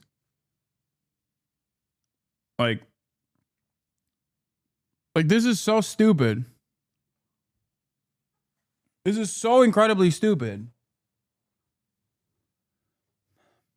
Like, can we be Can we be a little bit more reasonable? Can we be optically more reasonable here, please? What the fuck does that even mean? Well, what that means is like eyes on the prize, man. But even from a perspective of what Jake Tapper is doing, if you're fucking angry at him for writing a goddamn book about how Biden was old and weak, you probably shouldn't be trying to launch an argument against him when it came out that he was even more old and weaker than we previously thought. It's like people complaining that Gary Lineker's Instagram story repost had a rat in it, when the contents of that Instagram story had nothing to do with anti-Semitism and everything to do with like Zionism and Israel. And that's that's like something we should be hyper focusing on. That's like, oh wow, Gary Lineker, the secret anti-Semite. And no, this is not satire. This person is real. I guess, unfortunately.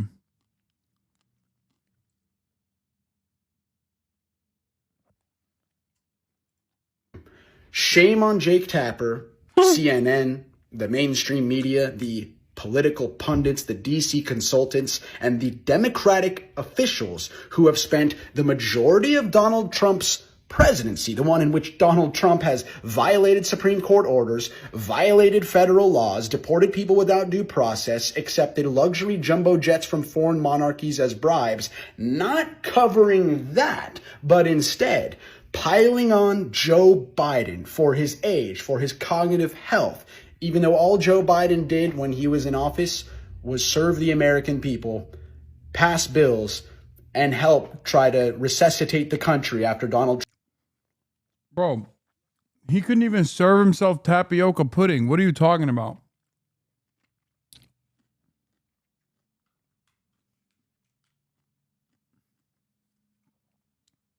The fuck out of here. Trump nearly destroyed it. I mean, Joe Biden, these people did not deserve you. Get well soon, my brother. Oh my God.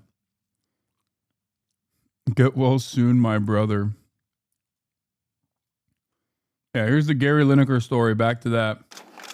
Last week, I shared a post here on Instagram that contained an emoji that has awful connotations. Unfortunately, I did not see the emoji. If I had, I would never, ever have shared it. The minute I was made aware, I quickly deleted the post and went on to make an apology. I would like, once again, to say I'm sorry unreservedly for the hurt and upset caused. It was a genuine mistake and oversight. This is literally no different than fucking people trying to stretch and saying that Hasan calls Jews inbred. Like this is an anti-Semitic trope or some shit. Like that's it. That's the length of this commentary.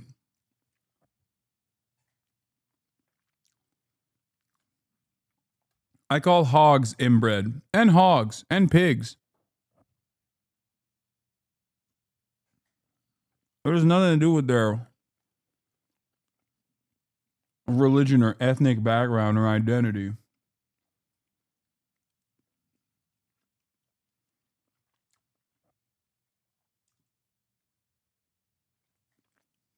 But I should have been more diligent. This was the understated sign-off from Saturday's FA Cup final. For now, goodbye. The final goodbye will be on Sunday. It was always intended to be his last match of the day, but now he won't be staying to present the FA Cup and World Cup next season as planned. Ultimately, Gary Lineker didn't want to be constrained by the impartiality rules the BBC staff here have to abide by.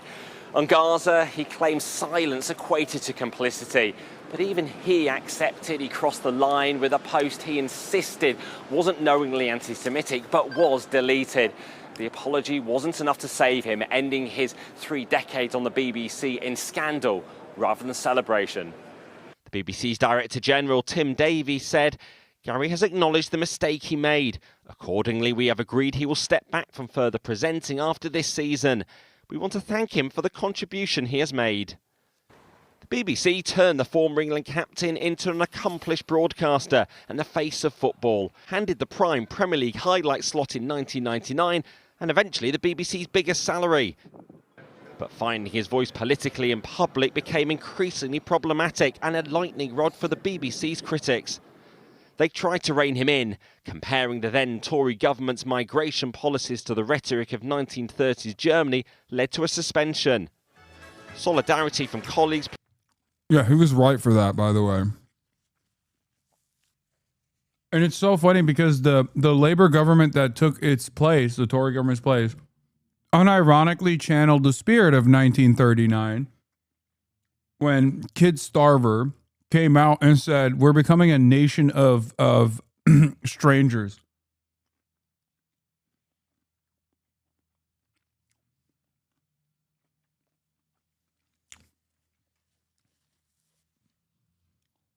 Produced this unprecedented programme 2 years ago with no other voices. But the BBC climbed down. Lineker was allowed back and allowed to say as he pleased elsewhere. But the boundaries of acceptable commentary on the Israel-Hamas conflict were stretched to the limit. And for one of Lineker's former bosses, this isn't about denying him a social conscience, but offence that damages the BBC. Of course, people can have the right to speak out, but you are representing all the licence fee payers who pay your salary. And it's very hard in those cases to take strongly political positions in which you are essentially disagreeing with half the people who support your salary. So that's... Oh, I hate this impartiality bullshit. There is never this level of care, consideration, or attention for those who shit on Muslims.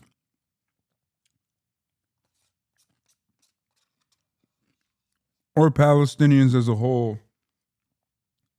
When Gary's sentiment itself wasn't even fucking shitting on Jews anyway. Bullshit. Of course, it's expected from the BBC, though. They are horrible at this.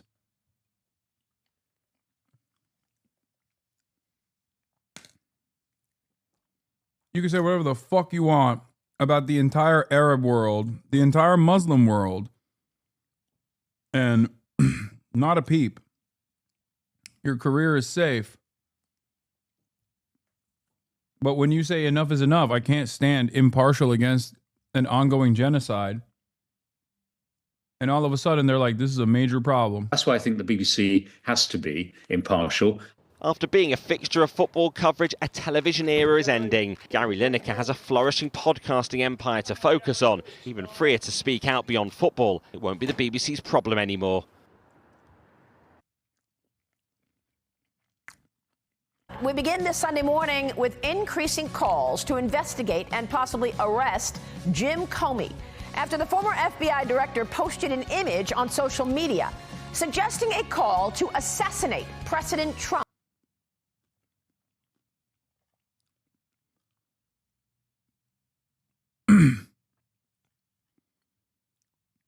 The BBC needs to go back to apolitically content like Jimmy Savile. Yeah.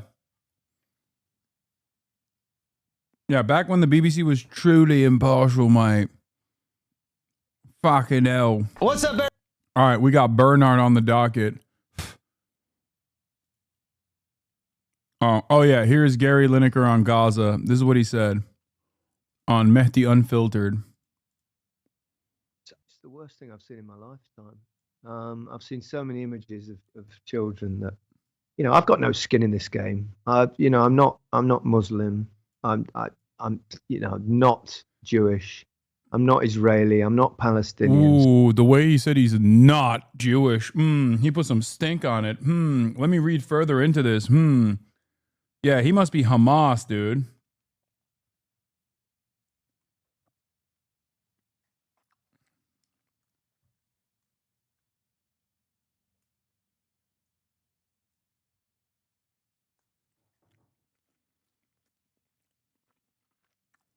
I'm joking, but like, low-key, that is what the level Israel defenders take it to.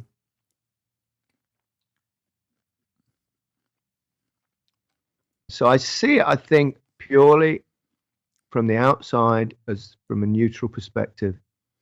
And I can't think of anything that I've seen worse in my lifetime. The constant images of children losing their lives day in, day out. Now, obviously, we all know October 7th happened and, the Hamas thing. But the minute you raise your voice against what they're now doing there, you get accused of being a supporter of Hamas or, all this kind of stuff. So there is, there's a lot of heavy lobbying on people to be quiet. So I understand why most people refrain, but I'm getting on a bit now. I'm fairly secure, and I can't be silent about what's happening there. I think it's so utterly awful. And now they're talking about, it already looks like it's happening, going into Rafah, where they've sent everybody down there. So, I don't think you can be, it's not anti-Semitic to say that what Israel is doing is wrong. And I just. Excuse me. Yes, it is.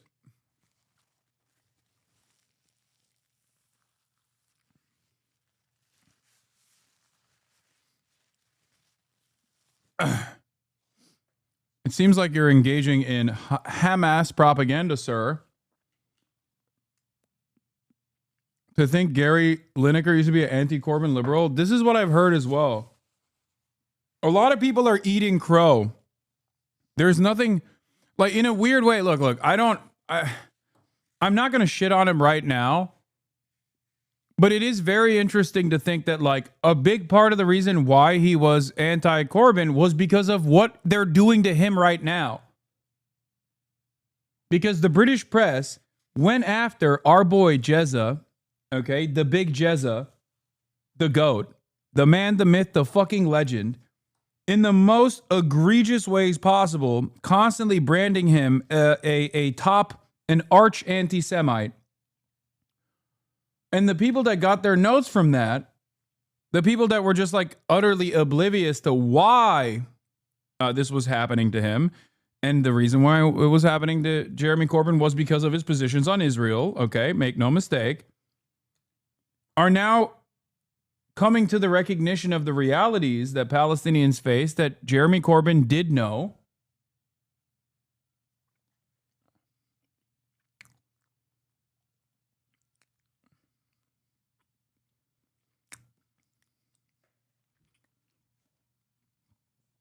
And now he's knowledgeable as well. He's cursed with being equipped with the knowledge of what goes on.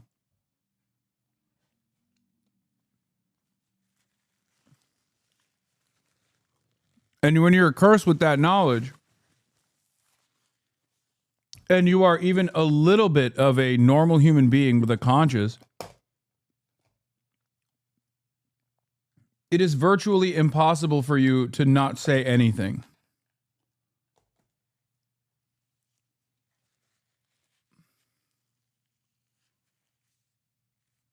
Just popping in to say I talked to Medea Benjamin and told her you always gas her up on stream. Now she wants to be a guest. Bro, Medea is such an infiltration specialist that she probably is in my house right now and I didn't even know about it. Okay?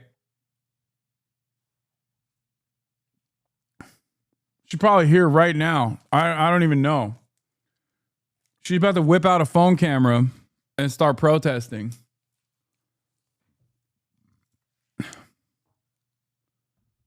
The queen does keep moving. It's true.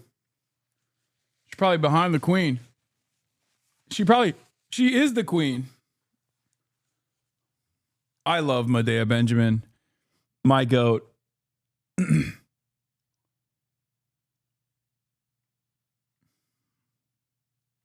Just can't see how everybody doesn't see it that way now. For, whatever the cause, whatever started it, and we all know that, the history of this area of the world goes way before October the 7th, but it's truly dreadful what's happening, and I cry on a regular basis when I see certain images on social media.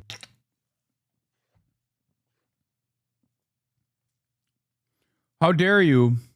How dare you have a conscience, dude? Where I stand on this, I'm sorry, it's more important than what the BBC, what's going on there is, the mass murder of thousands of children is probably something that we should have a little opinion on. But the BBC as a whole needs to be impartial about it. Why? It needs to be factual. It needs to be impartial about a conflict, doesn't it? And it's hard. Does it have to be? It wasn't impartial about Ukraine and Russia. And you might say that Why does it have to be impartial about... I understand if it's partial about our government and things in this country and everything Great like that. take. But something that's going on that far away, why does it... Because the Israeli position is that what is happening in Gaza, and by the way, I'm not here as an advocate of the Israeli government, but the Israeli position is that what is happening in Gaza is a response to the slaughter and capture of innocent Israelis on October the 7th. And which was awful, which was truly awful. And but that full context needs to be there when discussing what's going on. But that's not the full context, is it? Because the full context starts way before October the 7th, doesn't it? It sounds like you think the BBC is in a complete mess on impartiality. No, I don't think the BBC is in a mess. I think the BBC it's very difficult for the BBC. I think the BBC generally does a really good job of it, but it's not always easy. I think facts are the most important thing that they, it's like that old thing, isn't it? If it's raining outside, you don't need someone's opinion to say it's not raining. Yep. What you want to see is actually what is the weather outside. So I understand why it's so... God damn, he butchered that worse than I do sometimes.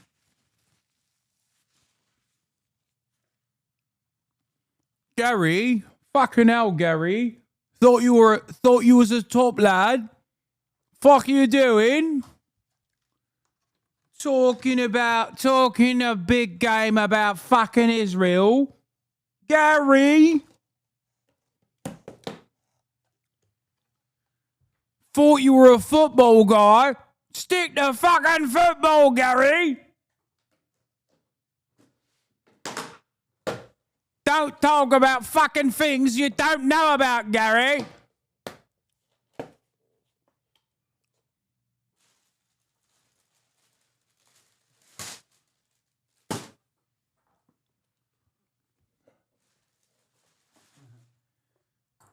I like my fucking BBC with impartiality.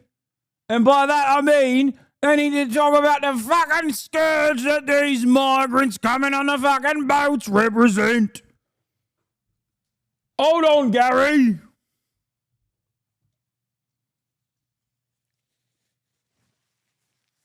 Impartial fucking means representing my position. Me, a fucking gammon.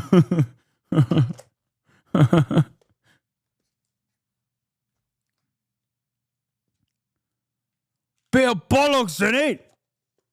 Talking this and that about Israel. So difficult for the BBC, and it really is. And I feel for the people at the top because, the amount of lobbying that will be going on and from people with, lobbying as an anti-Semitic trope, yeah? That's what I've heard. Talking fucking BDS. I'm turning into Australian. I don't know why I'm turning Australian. Once I said gammon, it was over. Gary! What you fucking mean, Gary? That aren't very impartial must be immense. Knowing what you know now, which is that the narrator of that documentary... As a child, yeah. Is a child whose father is a Hamas official. And that wasn't disclosed to the public. Bro, what difference does it make? The kid is like 12.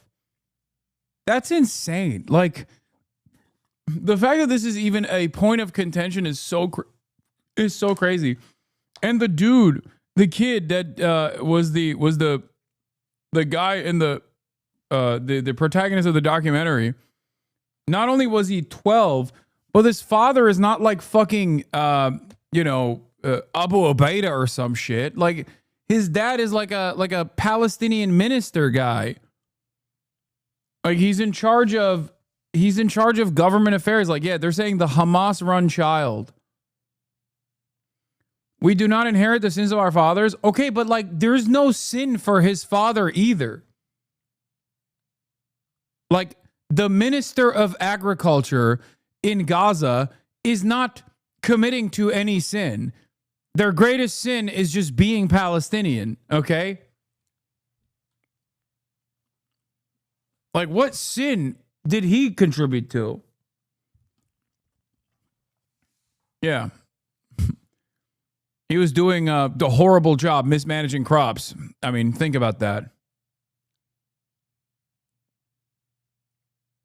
Exactly. Like, if he recognizes they're enduring a genocide, then resistance fighters are just, not sinners. And that guy's not even a resistance fighter. I'm not even talking about resistance fighters here. Like, you know what my position is. Like, it is perfectly valid for every single person that has the capacity to take up arms against Israel to engage in the lawful act of developing a spontaneous militia and to actively fucking shoot at and defend their homes from Israeli rocket fire and Israeli military positions inside of the Gaza Strip. Israel has no legal right as a belligerent occupier to invade the Gaza Strip, and Hamas, Islamic Jihad, or any number of different Palestinians that decide to understandably take up arms and fight against Israel have every right to do so. They have a moral obligation. They have a internationally, legally recognized obligation to fight against Israel's unjustifiable death and destruction campaign. Make no fucking mistake. Okay? This is not about October 7.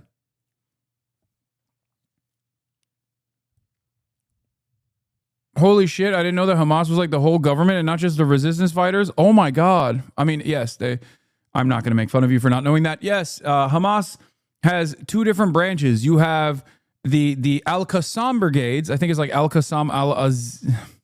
I don't know the full name of it, but Al-Qassam brigades is the militant faction that engages in militant resistance against Israel. And Hamas, in and of itself, also has an interior ministry. It has civil governance. Responsibilities of civil governance, yes. Is al-Din al-Qassam is the name of the militant group. Yeah, that boy's father, however, is not a part of the martyr is ad-Din al-Qassam brigades. That boy's father is just the fucking minister of agriculture. Okay? He just organizes crops. Obviously, from Israel's position, they're like, well, you want to maintain olive trees. That is Hamas. Olive trees. This is natural.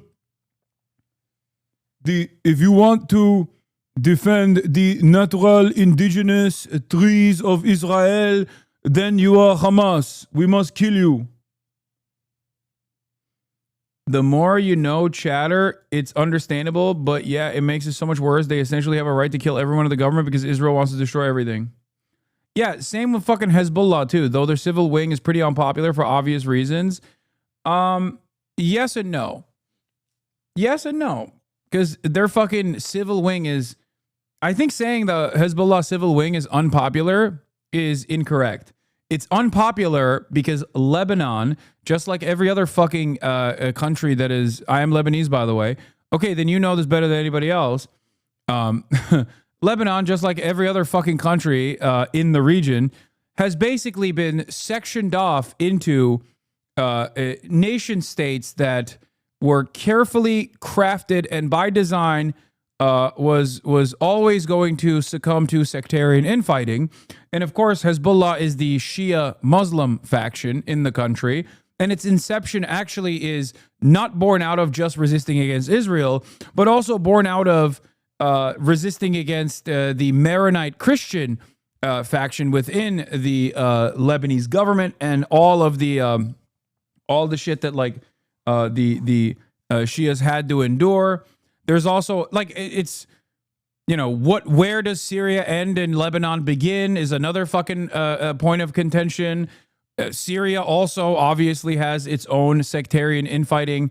Part of it played a formative role in the Syrian civil war. So it fucking sucks. It sucks that there are these are maps that were designed for this kind of back and forth to take place. So yes, depending on who you ask, Hezbollah is either popular and awesome or very unpopular and not awesome. Having said that, however, obviously Israeli incursions into Lebanon do have a galvanizing factor in this equation. Just like with Ansar Allah, there are people from Yemen who have fled Yemen. And I say fled Yemen as in not just fled the famine in Yemen, but fled the Ansar Allah movement overtaking the government in Yemen, like Sunni Muslims in Yemen that left because they were worried that they might actually be victim to sectarian violence in Yemen, who now ride for the Houthis. And the reason for why they ride for the Houthis, in spite of sometimes directly engaging in battle with the Houthis, is because the Houthis are the only game in town that is actually trying to punish Israel for the crime of genocide. So like I said, Israel is seen by many parties in the region as an extension of American imperialism, at least knowledgeable parties like Hassan Nasrallah, who spoke to the matter in quite an apt fashion, and therefore resisting against the extension of American violence or Israeli violence directly, which will, of course, which of course over there is seen as Jewish violence. Make no mistake, they don't have the same careful analysis that we do for obvious reasons, because Israel doesn't fucking say that like we're separate from Judaism. They say they're doing this for Judaism, and so whenever people are resisting against Israel in the region, they get a tremendous amount of support.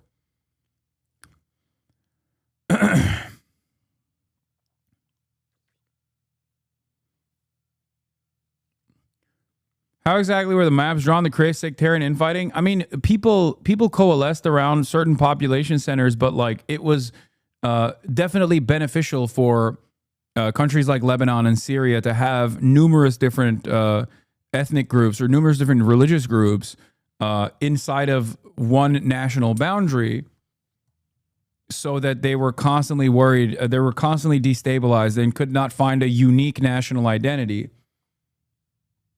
One example I will give you is Turkey, right? The Ottoman Empire was destroyed by European colonial forces. They won. Even though the Ottoman Empire technically won its own battle and also did a genocide on the side, even though the Ottoman Empire won its own invasion forces and were able to successfully purge the Anzac forces, for example, from its ranks, at least in the areas that we now know as Turkey, right? Turkey, technically as a nation state, was not actually occupied by any colonial power.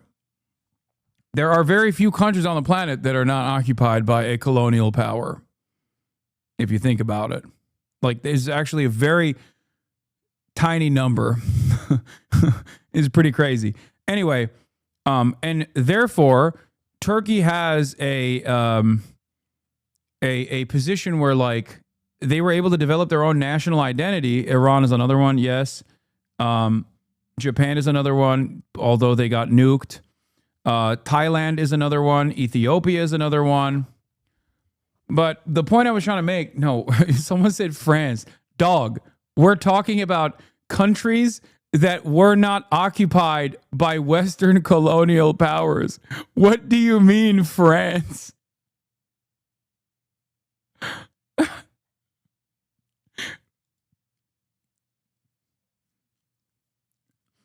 And yes, that is because the Turks were the colonial power under the Ottoman Empire. Now, the reason why I'm mentioning this, is because the reason why I'm mentioning this is because Turkish citizenship does not, with the exception of violence that Alevis are subjected to, which is like a different Muslim sect, and the violence that Kurds are subjected to, Turks broadly do not see themselves as anything but Turks. Even the Alevis also see themselves as Turks ultimately. And even some Kurds will see themselves as both Kurdish and Turkish at the same time. And I think part of that is because that colonial occupation did not actually, that colonial occupation never actually took place inside of the Turkish nation state's boundaries. And therefore, there wasn't any room for this kind of like sectarian infighting. Like, there are Jews living in Istanbul. They are Turkish. They're Jewish, but they're also Turkish. Like, they don't see themselves as something separate. Osmanlı Empire was not a nation state, nor was it all that Turkish. No, absolutely. You are literally talking to a person whose family fucking comes from, half of my family comes from Greece, and the other half of my family comes from otherwise Arab occupied areas, like Arab populated areas. Half of my family comes from the Greek side, and then the other half of my family comes from the southwestern side or southeastern side of Turkey, like near the border of Syria. So, but I don't say I'm Greek. I don't say I'm like Syrian or Arab. No, Arab occupied is not the right word. Sorry, I meant like comprised of Arabs. I accidentally said that. ESL. So, Kilis, where there were a bunch of Arabs and Kurds, like ethnic Arabs and ethnic Kurds. So,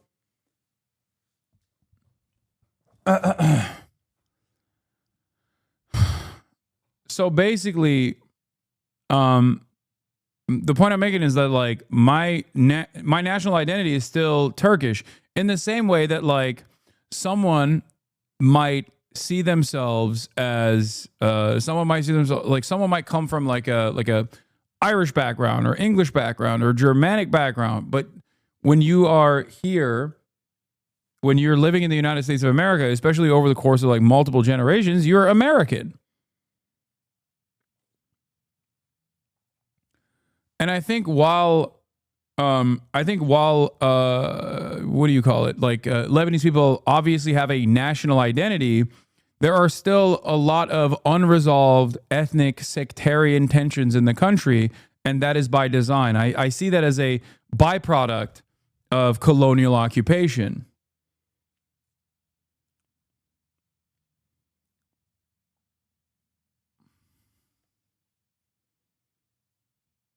Yeah. People also don't realize how relatively recent 19th century nationalism is. I know. They also think nationalism just means like Nazi Germany. Nationalism as an emancipatory movement or a like post-colonial movement was the reason why there are nation states. For many countries, it's like a post-World War II phenomena.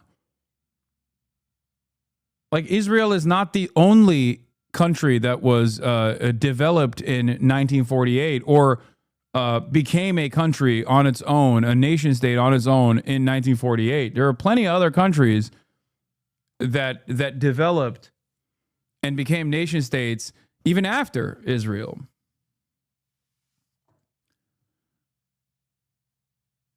So nationalism projects its ideology back in time, making it seem like it always was. Yeah. So that's what this is. That's that there is this is a bloody endeavor in general. All right, let's see what Gary was saying, by the way. Which amounts to a serious law in the view of the BBC. Would you still sign that letter? Yes. 13-year-old child narrating. It's not been written by. It's been written by the people who produced the show.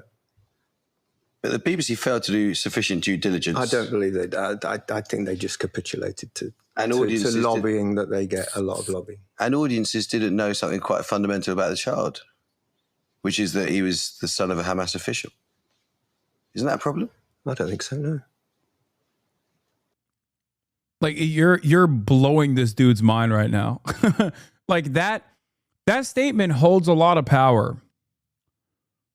It holds a lot of power. That moment of honesty, that moment of bravery, because you do incur penalties. Sometimes you can literally go to fucking prison in places like in places like the UK. But that right there is a moment of brutal honesty that I think is very enlightening for a lot of other people, where they go, wait a minute, why the fuck do I think the Minister of Agriculture, just because like he's a part of the Hamas Civil Governance Division, is like a bad dude, and that his son must be branded as like a Hamas child? Seeing this realization happen in real time by a brown British dude is additionally funny. It goes to show you how powerful social conditioning is.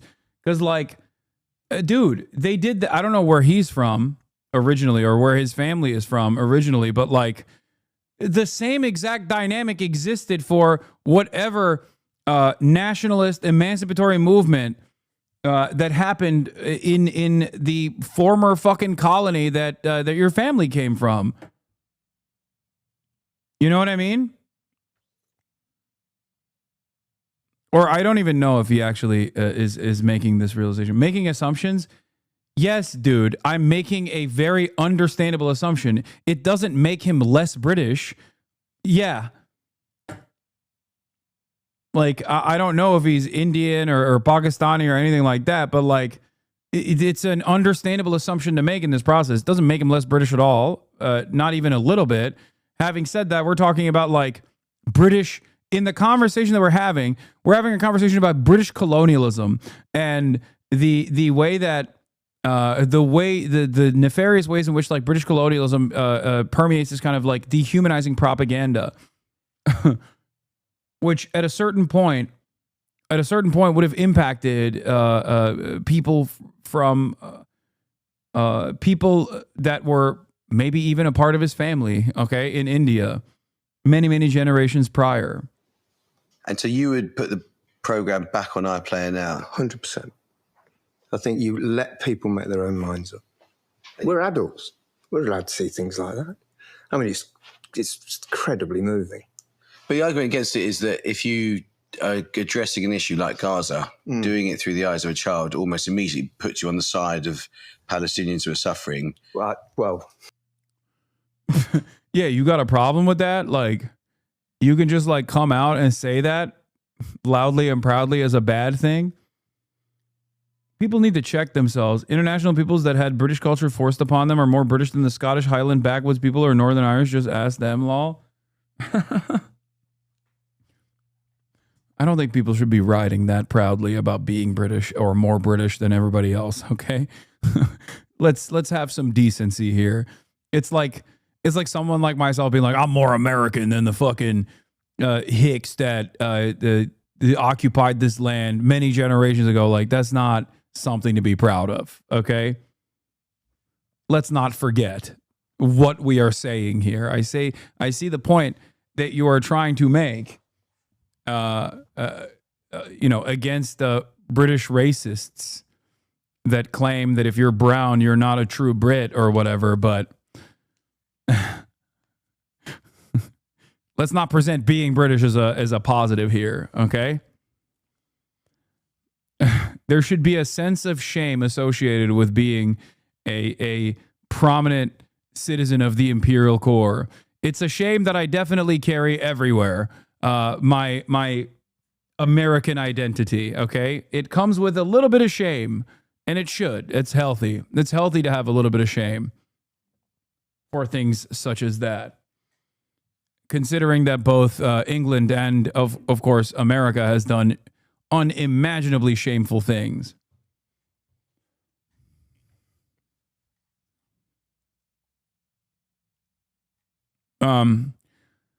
Here's Malcolm X. Today is, of course, his birthday. He would have been 100 years old today if he wasn't assassinated by the American government.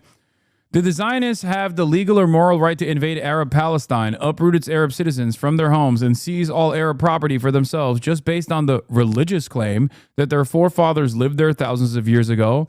Only 1,000 years ago, the Moors lived in Spain. Would this give the Moors of today the legal and moral right to invade the Iberian Peninsula, drive out its Spanish citizens, and then set up a new Moroccan nation where Spain used to be, as the European Zionists have done to our Arab brothers and sisters in Palestine? This is Malcolm X on Zionist Logic on the Egyptian Gazette on September 17th, 1964.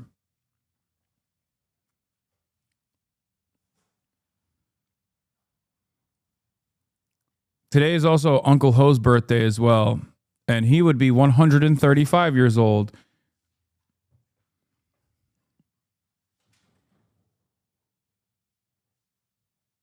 Nice try. Malcolm X is famously Hamas. Well, one could say that. He certainly was Hamas, but for America. So yeah. That ain't wrong.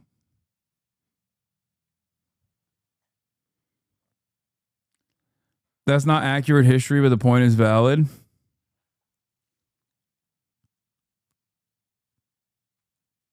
Also, Uncle Ho would be considered Hamas.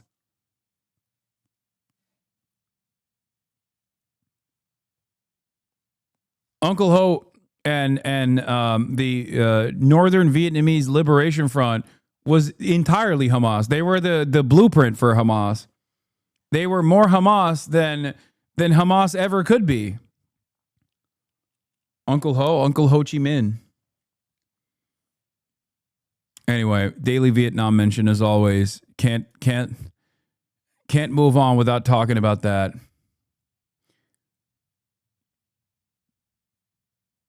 Ong is uncle in Vietnamese. Call him Ung Ho.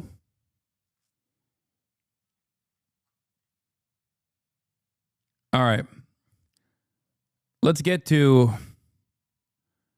a couple things I wanted to talk about, by the way. Here, CBS News president and CEO Wendy McMahon is stepping down from the network. In a memo to staff, she cited leadership differences. It's becoming clear that the company and I do not agree on the path forward. One of the most meaningful chapters of my career, leading this extraordinary organization. I don't know what the reason is. I don't know which side she was on in the internal conflict that took place in CBS. So I don't know which direction they will head, but I suspect that it will probably be bad. It's never good. Also, I just wanted to randomly bring this up, but net approval ratings for Harvard-Harris poll, May 2025, shows Republicans at +4 and Democrats at -16. Net approval from the same Harvard-Harris poll in August 2020, the height of the racial justice and civil rights protests, showed Republicans at -12 and Democrats at +0. There is a lesson there, I think. And that is that in spite of the Democrats themselves refusing to lean on the message of social justice in an earnest way, they still benefited from the tremendous unpopularity that the Republicans were experiencing at the height of the social justice and civil riots or civil rights unrest. Sorry. But now they're not even fucking presenting themselves as an alternative to the Republican mania. And there it is. They're still fucking insanely unpopular. The idea that they're going to carry themselves across a finish line come midterms is becoming increasingly less sustainable and increasingly less likely. Now, will that still happen? Potentially. It might. But should we allow this to chance? Should we leave this up to chance by not even doing what must be done?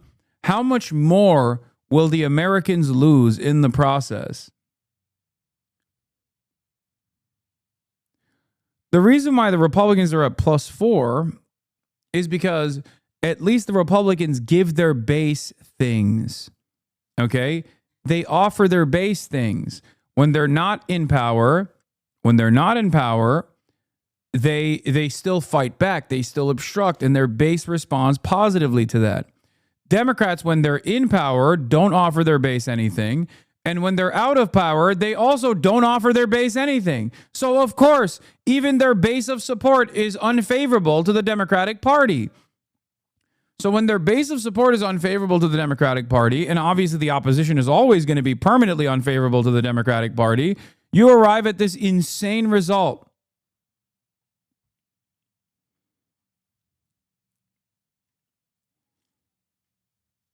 They're fucking worthless. Anyway, on that note, let's take a look at what Bernard Sanders is saying on Andrew Schultz. Everybody, welcome to Flagrant. Our guest today is one of the only people in politics who hasn't traded conviction for convenience, and somehow he is still here. For decades, he has stood in the middle of the storm, unbought, unbossed, untethered, saying what so many were too afraid to say, that working people deserve dignity, that healthcare is a right, that the system isn't broken, it was built to screw you over. He has been mocked, sidelined, betrayed, and that's just... Oh, it's that same lady that shits on me. It was built to screw you over. He is... Bernie Sanders is an interview disaster. Totally creeled Hamas supporter came into Australia. Lefties losing it. Lefty lunatic Hassan Piker, who celebrates Hamas atrocities, made a foothold in Australia this past weekend. Lefty lunatic Piker.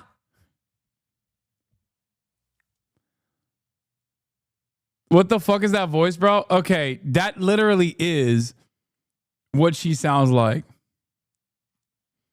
And that is, the things that I just did, the things that I just said, are actually things that this psychotic demon has said about me. Okay, well, now you're going to make me play the fucking clip. Now to a dude called Hasan, who is some sort of social justice warrior from America, a streamer who's in Australia at the moment. Like, we don't have enough lefties losing it already here. Was I exaggerating? Perhaps a little bit. Perhaps. But if you were to close your eyes and you're Australian and you heard me do that voice and you had no idea that I was talking about Rita Panahi or whatever, I guess that's her name, you would know that I'm doing an impression of Rita Panahi. A dude from America. Lefties losing it. Has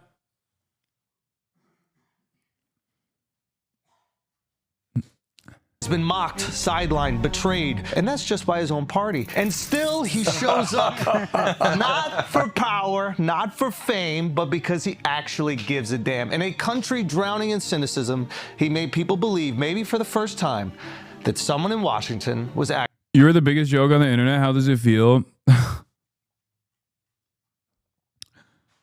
Oh, I love people who say shit like this because it only showcases the circles that they're a part of. That's it. It only showcases like what kind of depraved bottom dwelling circles that you're a part of. Brother, I'm going to say this again. Considering who my ideological enemies are online, if you were to show, because this could be fucking Ethan Klein on his extended crash out, or this could be Asmongold, who lives in his own filth and rot. This could be someone currently having to go through legal battles because he is a serial sex pest, like Sex Pestiny. It could be any number of different people. Apparently, there's like some pedophile rapist that I didn't even know about that that recently was outed as raping a 16-year-old. That also is another enemy of mine, apparently. Or even like fucking Keemstar. Like any number of these different groups that you associate yourself with. If you were out in the real world and you put like, I don't know, if you were to place myself on the one side, and then on the other side be like, well, this guy who lives in his own filth, who fell through his own ceiling recently looking for a dead animal, who uses another dead animal as a fucking alarm clock, who do you think is a bigger joke on the internet? What do you think would happen? Yeah, this is what I was talking about. Another Hasan hater, Cameron F5305, bites the dust. Hey, Twitch, unban Aiden Ross if you enforce your rules fair. I've never seen anyone banned for unmoderated chat in my life. Hasan's chat could be so full of anti-Semitic hatred and abuse, not to mention Hasan's pro-terrorist propaganda and rape apology spewed without consequence, but Aiden was briefly politically edgy in the wrong direction, mind you, and he's lost everything. It's shameful and something needs to be done. First of all, I know she said I like raped her or some shit. That's not true. You didn't have sex? I think me choosing not to answer should be an answer for you. Here he is talking about a 16-year-old victim. That person got shouted out by Ethan? No fucking way.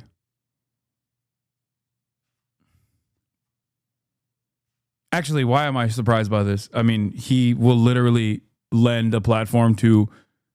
He would lend a platform to fucking Satan if Satan was like, yeah, fuck this Hasan guy.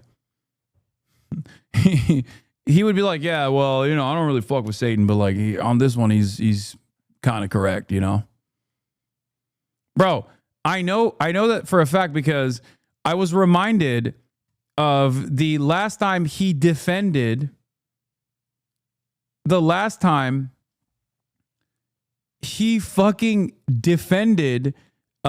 Empanada. He posted about Bad Empanada in a positive way because Bad Empanada had decided to do one of his like classic fucking ridiculous posts about how I'm like a controlled opposition or something. And Ethan posted Bad Empanada in his story being like, well, at least Bad Empanada is honest. He's actually a good guy or something, which was really funny. This guy says, I would happily drink a beer with a pedophile before I'd ever do so with Hasan. Hasan is a much worse evil. Why would you volunteer this information, man?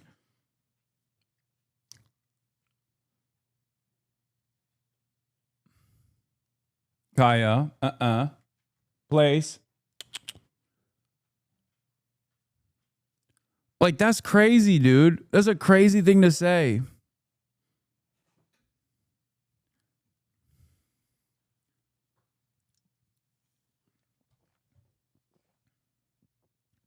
Ethan also said that about you, that I'm worse than pedophiles because I like terrorism. Do you think pedophilia is being normalized? Is that right-wing bullshit? No, I do think pedophilia is being normalized, but not in the way that right-wingers claim. Right-wingers will claim that like, right-wingers will claim that pedophilia is being normalized by like trans people existing, but pedophilia I think is being normalized by right-wingers themselves when they actively will defend pedophilia or celebrate and support outed pedophiles. It's really fucked up.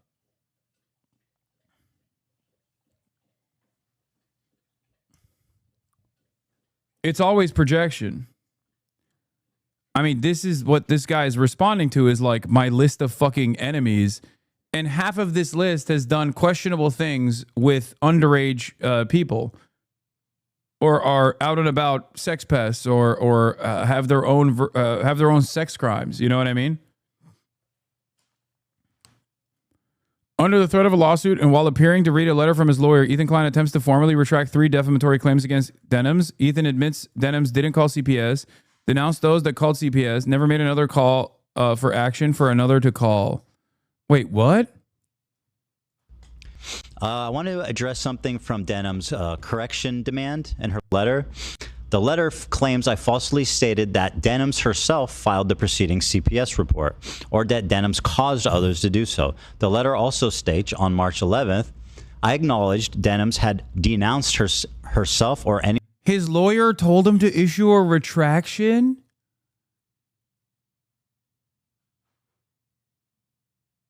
So he ended up folding? What the fuck? This is a legal apology, isn't it? He's lying. He didn't apologize.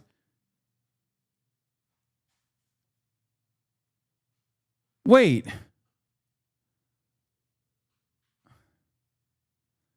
Denham's asked for a retraction. If Ethan thought it was not actionable, I don't think he would have. Wait, what is it? He's saying he never said it, not retracting. Oh, okay. So instead of, okay. He's just denying the allegations. Okay, he's not retracting. He's not issuing a retraction. I want to address something from Denham's correction demand in her letter. The letter claims I falsely stated that Denham's herself filed the preceding CPS report, or that Denham's caused others to do so. The letter also states on March 11th, I acknowledged Denham's had denounced herself or anyone in her community making contact with CPS. Let me be clear. I have never claimed that Denham's called CPS. I have never implied that Denham's called CPS. If my statements were interpreted as stating this, I want to correct the record and make it clear that I do not think, do not state, do not believe that Denham's called CPS. Oh, okay. All right. Well,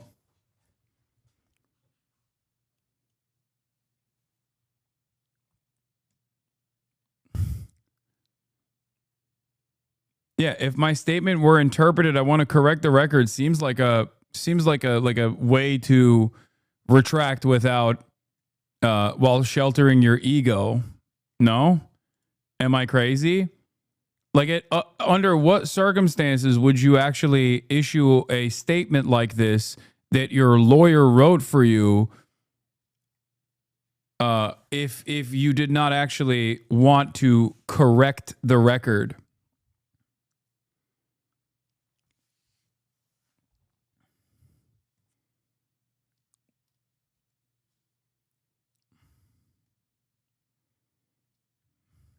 CPS, obviously, moronic, idiotic, stupid.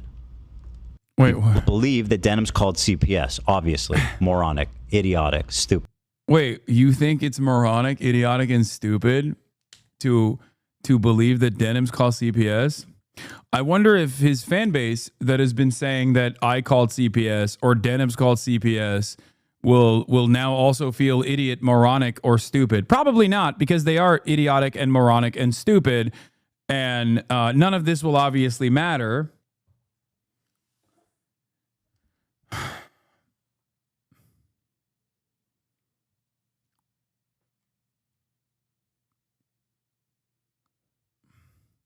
Bro, I log on because I have finally time to watch the stream and we're still talking about Ethan drama, bro. Can we move on from this shit and talk about substantive stuff's going on?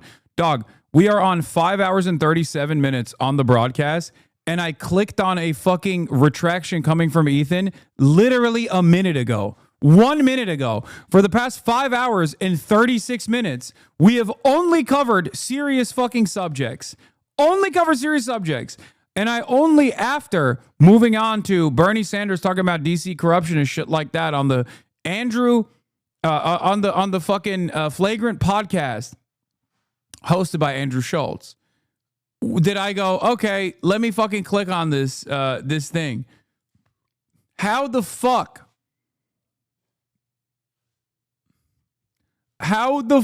do you time it so perfectly where you come in here to be like, this is really fucked up, dude?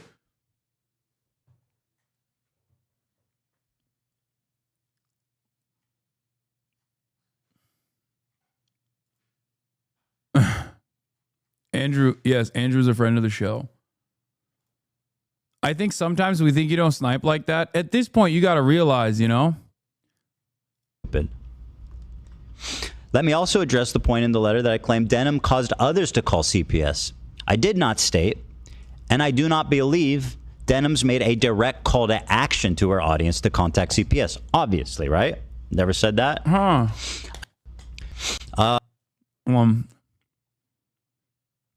Well, good thing he thinks it's stupid to even imply that. What is this? For the record, here is saying she did call CPS. What is this? Of saying things that they don't mean for internet clout and attention. Bro, you're so smug. She did CPS. Remember that? Okay, good. Right now. Wait, he almost said she did CPS. She did CPS. She did CPS. Oh, that's so funny. I don't get it. Like, how does his fan base not realize what the fuck he's doing all the time?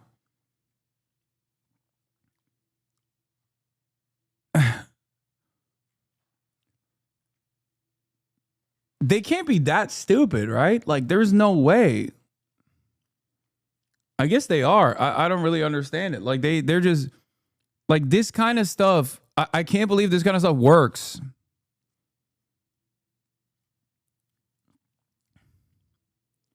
Yeah, you got no proof. Didn't call her totally different. No, yeah, you're right. She did CPS.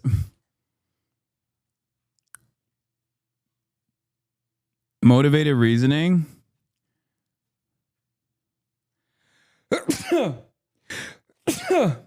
Oh, dude, I'm gonna keep it $1.50. As a watcher, right, of numerous different kinds of podcasts and things that revolve around political commentary, if the stuff that I was consuming was so consistently leading me astray, I would stop consuming that shit. Okay? Like, if there was Kaya, place, just because Murad is here doesn't mean you get to go outside like that. It's crazy.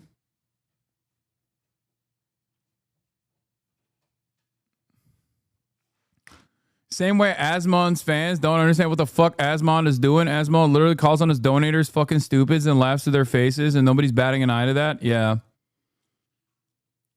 I mean, yeah, they have to be fucking so oblivious to the way that like normal people operate that they think they can associate themselves positively with someone like Asmongold. Not realizing that if their immediate family members knew that this is the type of content they were consuming, that this is the guy that they were getting their notes from, they were probably shut off their internet.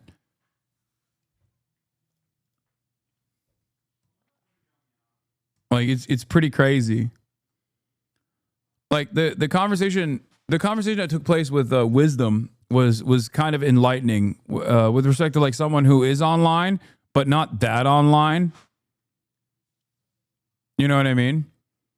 Like that person, a person like Wisdom, finding out that a person like Asmongold exists is such a perfect demonstration of like what happens when people start staring into the abyss for the first time ever.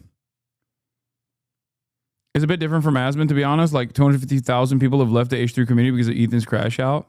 Yeah.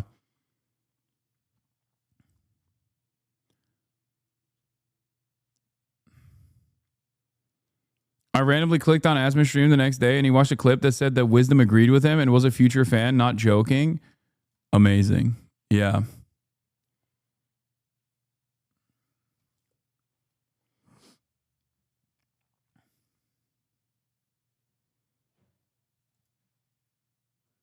Yeah, that's right.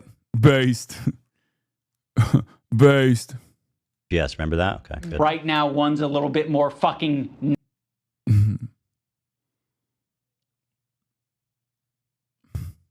That's why Mike says it's unironically good. Someone like Asmon is the face of the right because no one wants to associate with them. Oh, no, I agree with that. It got 300,000. The thing is, I used to use a dead rat as an alarm clock, actually, for my stream. Whenever the sun would come up, it would start cooking the corpse of the rat, and then the smell would wake me up. So I would use the rat effectively as an alarm clock, and as soon as it got hot enough, it would wake me up, and then I would know, oh shit, it's time to stream. Have you guys ever done that before? That's not. You guys ever done that before? No! No one has ever done that. No way. He's fucking around, though. This guy's also chat. This is clearly a joke. No, it's not. Dude, it's so funny. No, it's not. It's not. I know it's unbelievable. I know it's unbelievable. It's like with Israel, right? When you hear something that Israel has done and you go, there's no fucking way. This is a anti-Semitic trope that you are representing. There is no fucking shot that Israel has done this. And then you're like, oh my God, Israel, as a matter of fact, has done this. Asmongold is very similar to Israel in that vein, where you're like, no fucking human being is capable of being this disgusting and this unclean. And then you're like, oh my God, it's true. How is that even fucking possible? It's like when I tell people about the goon platoon, about how IDF has like a cum squad, Seaman Team 6, and you're like, there's no way, that seems so stupid. And then I have to show them the video that the Israeli government released of the goon platoon extracting semen from a dead soldier.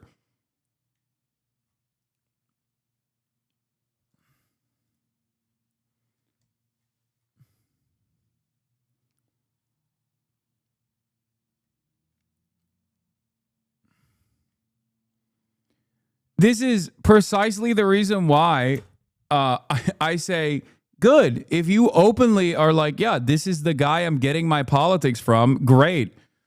You're just showcasing how fucking depraved you are.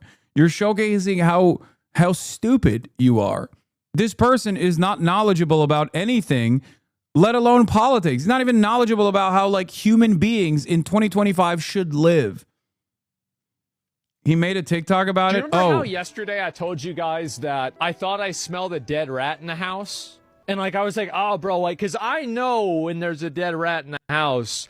And it had been waking me up for a few, like, so I got him. I even recorded a little video about it. Oh, God. Nasty ass, crusty bitch waking me up in the morning. Just like they always do. Yeah, he's so nasty, bro. Get the fuck out of man. my life. It's weird because he's like super proud of it. There is also a video I saw of him claiming that he's cleaner than me. I'm not even really skeptical of you, but I need a source for that goon squad. Chatters, link this chatter at the fucking the Seaman Brigade, please. Seaman Team 6.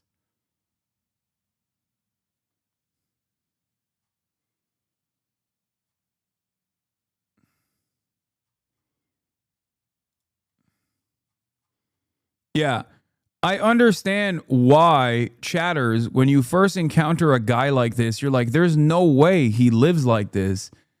That seems like this seems... What? I agree Israel is bad, but you don't need to spread lies about them having goon platoons. It is unnecessary. It's important to stay grounded in facts when talking about this stuff. Please stop.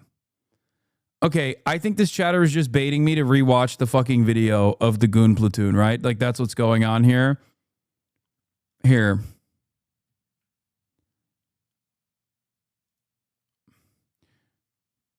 The Israelis who want grandchildren from their dead son's sperm. Increasing numbers of bereaved parents in Israel are asking for sperm for the bodies of their son, many of them soldiers, to be extracted and frozen.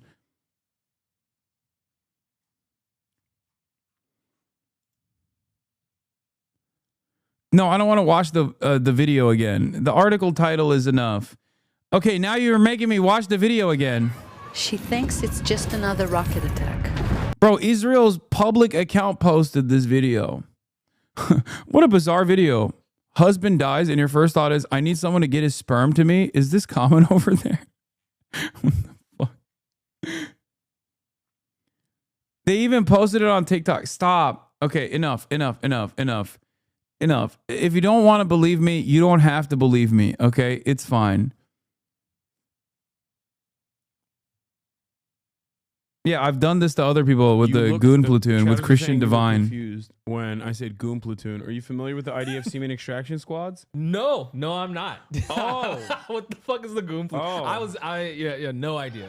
She thinks it's just another rocket attack. But This is like this should be an ongoing series where I explain to people like the shit that I have to deal with on my side of the internet, because they think it's just like, they think it's all fucking roses out here. You know what I mean? They don't understand how fucking stupid the average person is. Yeah, you croak, we stroke, baby. That's how it works. It's like gooning post-mortem is Israeli cultural stable. Stop being racist. I'm being Hamas. When you hear something that I say that sounds fabulous, okay, that sounds incredible, that sounds like a claim that is not passing your test of scrutiny, understand that there's a very high likelihood, unless I'm being sarcastic or making a joke, I'm telling you the truth. That's a nasty ass bitch. I found him in. Yep, that is not the rat though. I'm having a hard time, like putting my head around Chat, this show shit. the blood wall. I've seen the blood wall, actually. I've seen the blood wall. Asmongold used to smear blood from his gums onto the wall next to his bed because his mouth wouldn't stop bleeding since he wouldn't brush his teeth. Yo. Wisdom's getting up. He's like, I need a breather. Oh, also, he's a multi-millionaire. Oh. Like, he has so much money. He is a crazy, he's like way wealthier than me. There's a roach flying at me. Oh shit! Dude has stage hazards. He's on my in his belly. room. Look at him. He's right there. Oh god! Get him out of me. What are you doing, bro?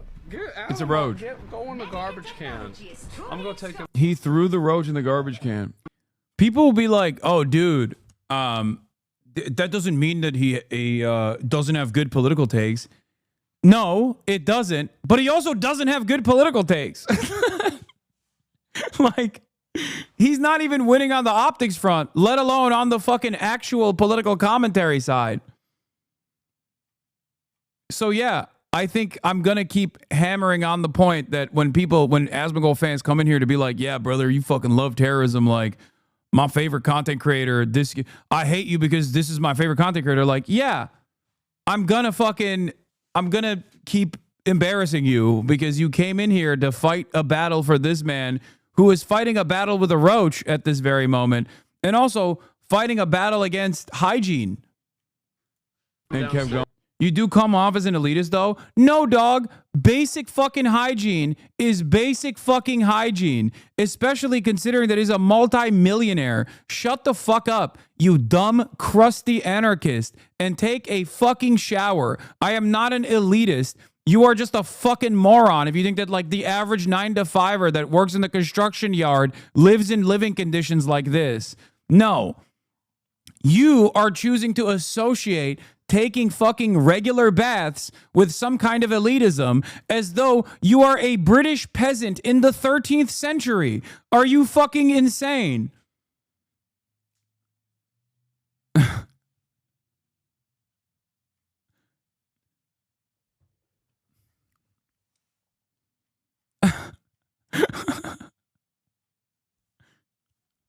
Take a shower.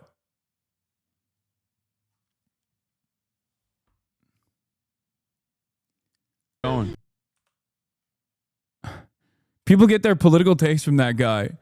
There are full-grown adults that think to themselves, oh boy, I can't wait to see what Asmongold thinks about this. Those people walk among us. Imagine watching Asmongold do all this and then taking anything he says seriously. Chat, show the blood wall is just permanently replace a critical memory in my mind. It's never leaving. Chat, show the blood wall sounds like a medieval king being shown a new kind of torture for his enemy lords. The CIA couldn't torture this out of me. These are the eldritch horrors that Lovecraft wrote about. Millionaire, by the way. Most hygienic right-wing content creator, by the way. Dude has stage hazards in his room. The way that was worded is so funny. People get their political news from Asmongold, by the way. Largest right-wing political streamer.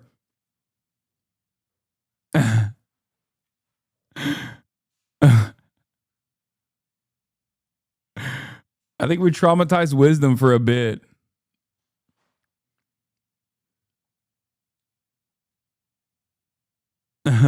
You are elitist. Not everyone has the mental capacity to practice good hygiene, bro. Asmon has anxiety and depression, which can literally cause bad hygiene stints. It's a known symptom.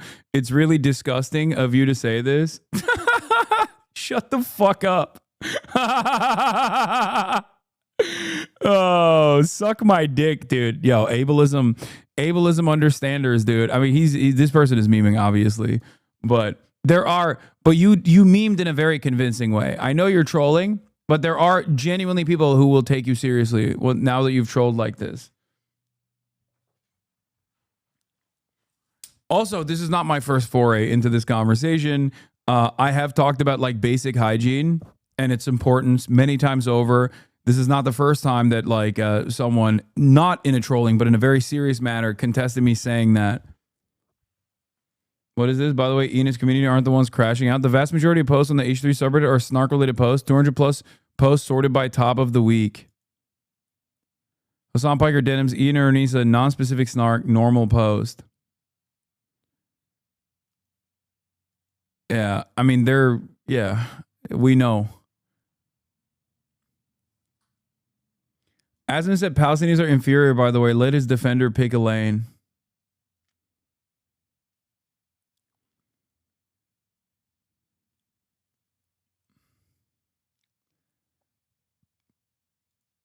Unlike you, he's doing real journalism.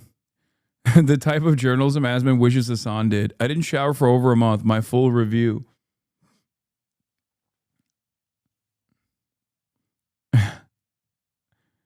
Back when he was a real gamer. I guess he didn't change. He just stopped gaming. Stop. Enough. Even the Bloodwall is mainstream. Bloodwall, MTG. Bloodwall Asman. Bloodwall Asman Gold. Ain't no fucking way. You search Bloodwall on the search query. The first thing that comes up is... second thing that comes up is Asman Gold. It is literally a good thing that the slop tuber's god is a goblin and slop. Yeah. Okay, here's the thing. On the one hand, I think it's good because it's like so easy to dismiss. Okay. But I think it's also bad because it shows that like it's reflective of the needs of the audience.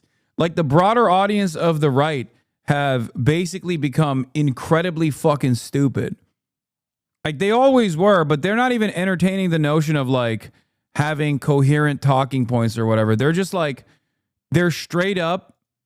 Wait, oh, this guy said a bunch of other stuff. Why'd you guys ban him? Lamau, you need to go to pedo stuff to make the lights off you, Lamau. Hasan Mini's at work already. You could already actually make a difference instead of making hate the main idea. I love that guy. No hating you has normalized. I have not laughed so hard. You guys should have never banned this guy. He was bringing in brilliant commentary. Yeah, he's like, no, I love that guy. That's it. Like that person is never going to understand that saying I love that guy in a normal circumstance, in a normal environment is going to be like, it's going to come across as repulsive. Like people are going to look at you and go, ew, why would you admit that?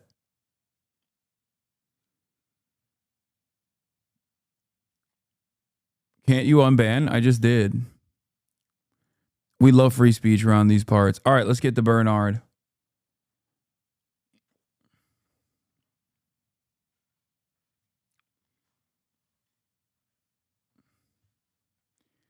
Bro, my barber's a fan of the blue VTuber, and he got so pissed when I called him a lolly enjoyer. Bro, go to a different barber, dog. Your barber's a pervert.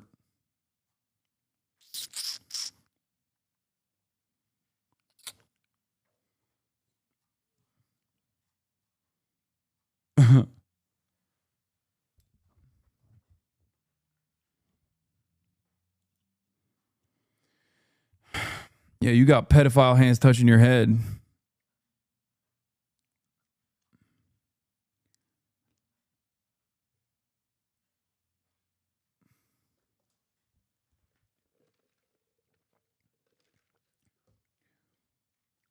Someone said, kind of new here, but do you not believe Israel has a right to exist? Do you believe that Nazi Germany had a right to exist? Do you believe that apartheid South Africa had a right to exist? Do you believe that Jim Crow South had a right to exist? Or the Southern Confederate States had a right to exist? If the answer to any of those questions is no, then you understand what my position is here as well. No nation state actually has a right to exist. People have a right to exist within the confines of a national boundary. But those people do not have a right to maintain an apartheid state. Oh, no, no, no, no, they do not. And they certainly do not have a right to do a genocide. Israel's doing both. You make up your own mind.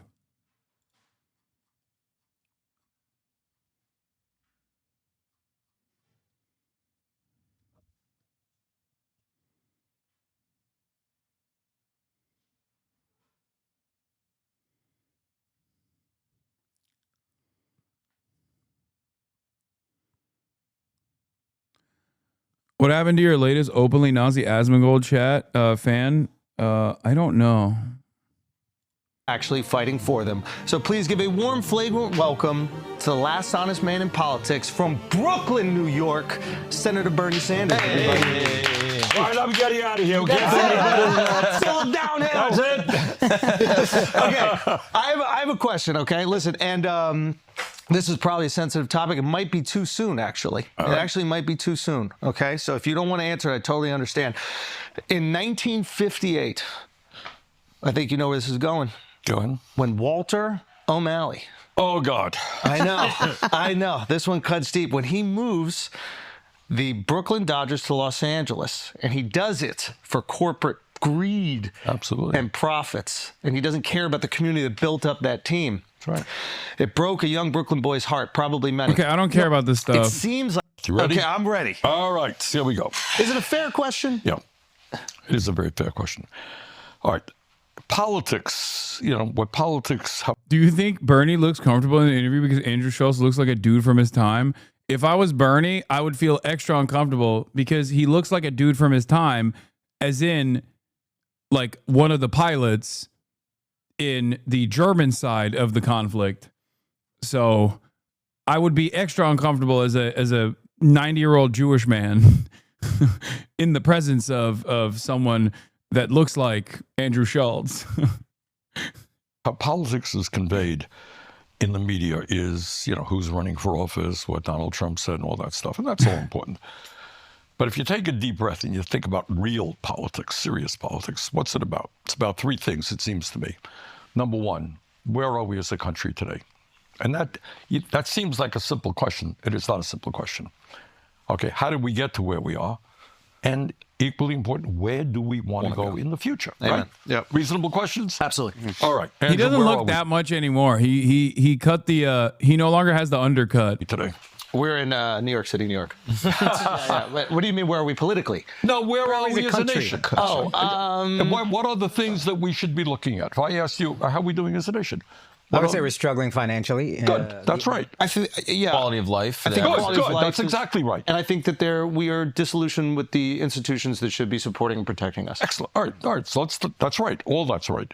So let's start off with, in one sense, we are the richest country in the history of the world, right? We have enormous wealth. Yep. Does that wealth apply to the vast majority of the people? Absolutely not. No.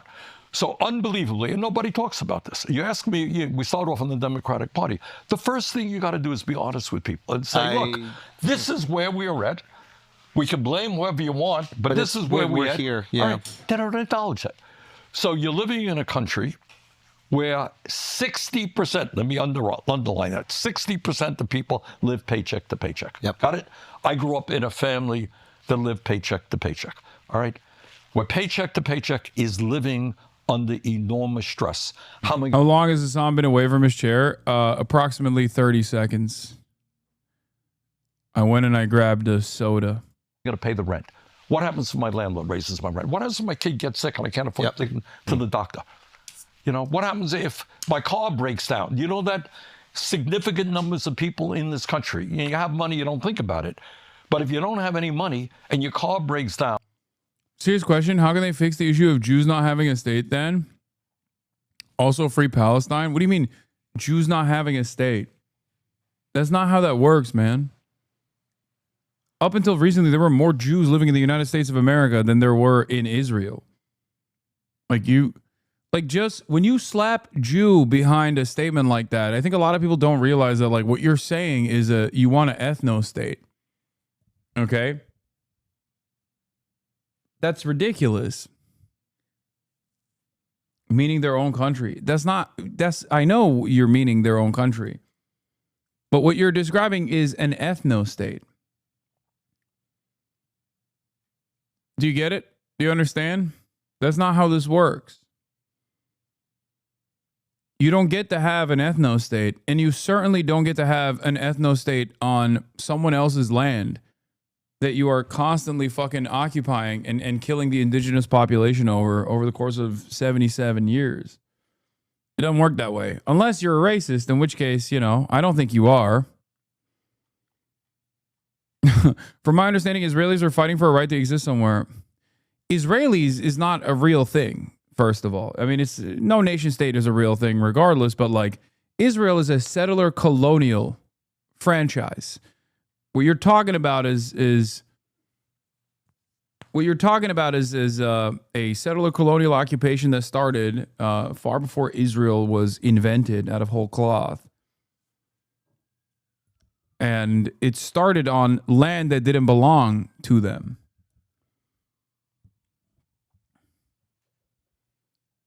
This doesn't mean that like Jews should not be welcome. That would be insanely anti-Semitic. My point is, like even the migration patterns into historic Palestine, if it yielded a completely secular nation state and wasn't like a violent endeavor, a violent settler colonial enterprise, it would be perfectly fine. People move from place to place all the time. There's migration patterns oftentimes from colonies to the host nation.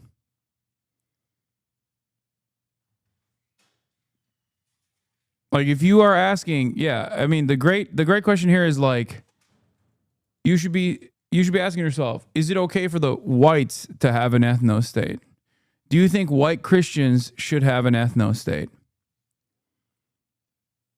Jews aren't allowed to have a country. Yeah, that's a stupid statement that people say in a way to get people like yourself on board. They somewhat do. Where is the white ethno-state? I'm unfamiliar. I mean, there was one. I think you were talking about like what Rhodesia was supposed to look like, and it failed.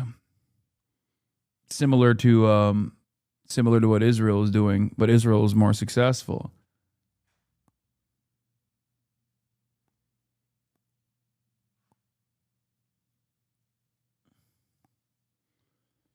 No, they somewhat do not.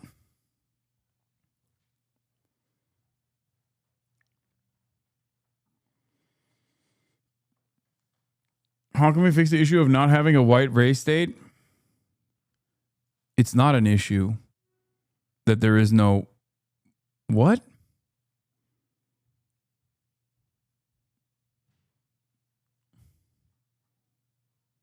What's going on? A lot of races are getting comfortable.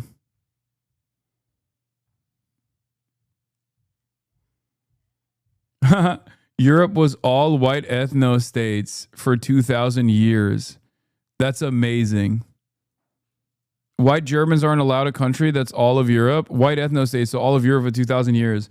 Dog, the concept of what you consider to be a white ethno-state is so fucking funny if you think that for 2,000 years there were white ethno-states in Europe. First of all, 2,000 years ago, the fucking domineering force on the European continent, they would laugh at you if you were to try to point to that and say that they're white. Whiteness in that regard was being a part of the socio-political construct, the in-group, okay?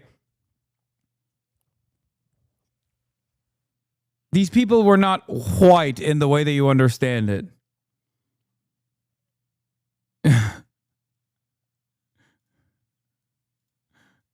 Yeah.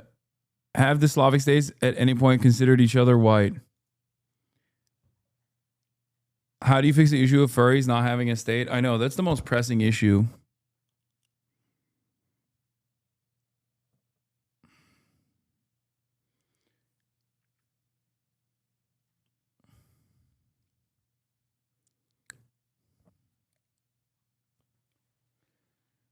I get your point, but what do I say to Kurdish people who want the same thing? Sorry for the repos.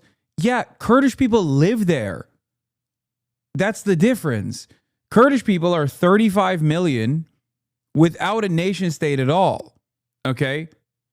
And that already is a complex subject that is a massive, massive fucking point of contention that America loves using against all of the other surrounding countries in the region.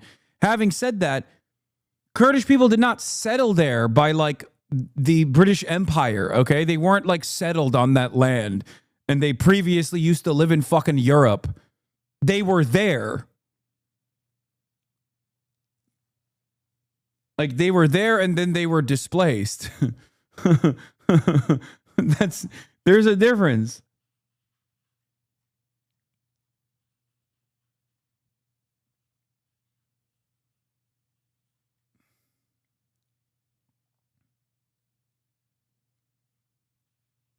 Let's continue. It's over. And it's $1,000 bill to get it fixed. Yep. And you can't afford it. You tell me what happens. Yep. All right. Bottom line is you got millions. What about Islamic fundamentalist states like Iran that expel their religious minorities? Is that just not as bad? First of all, do you think, like, even if I were to say that what you're describing is 100% correct, do you think I would defend that?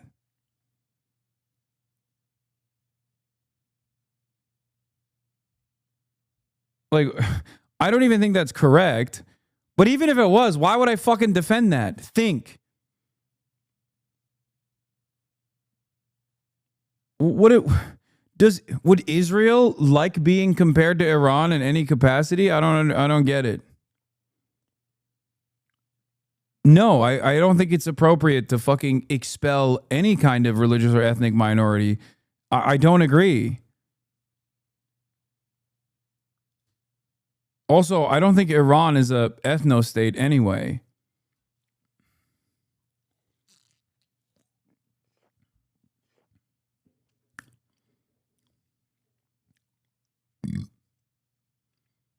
And millions of people, working class people, lower income people, struggling to put food on the table.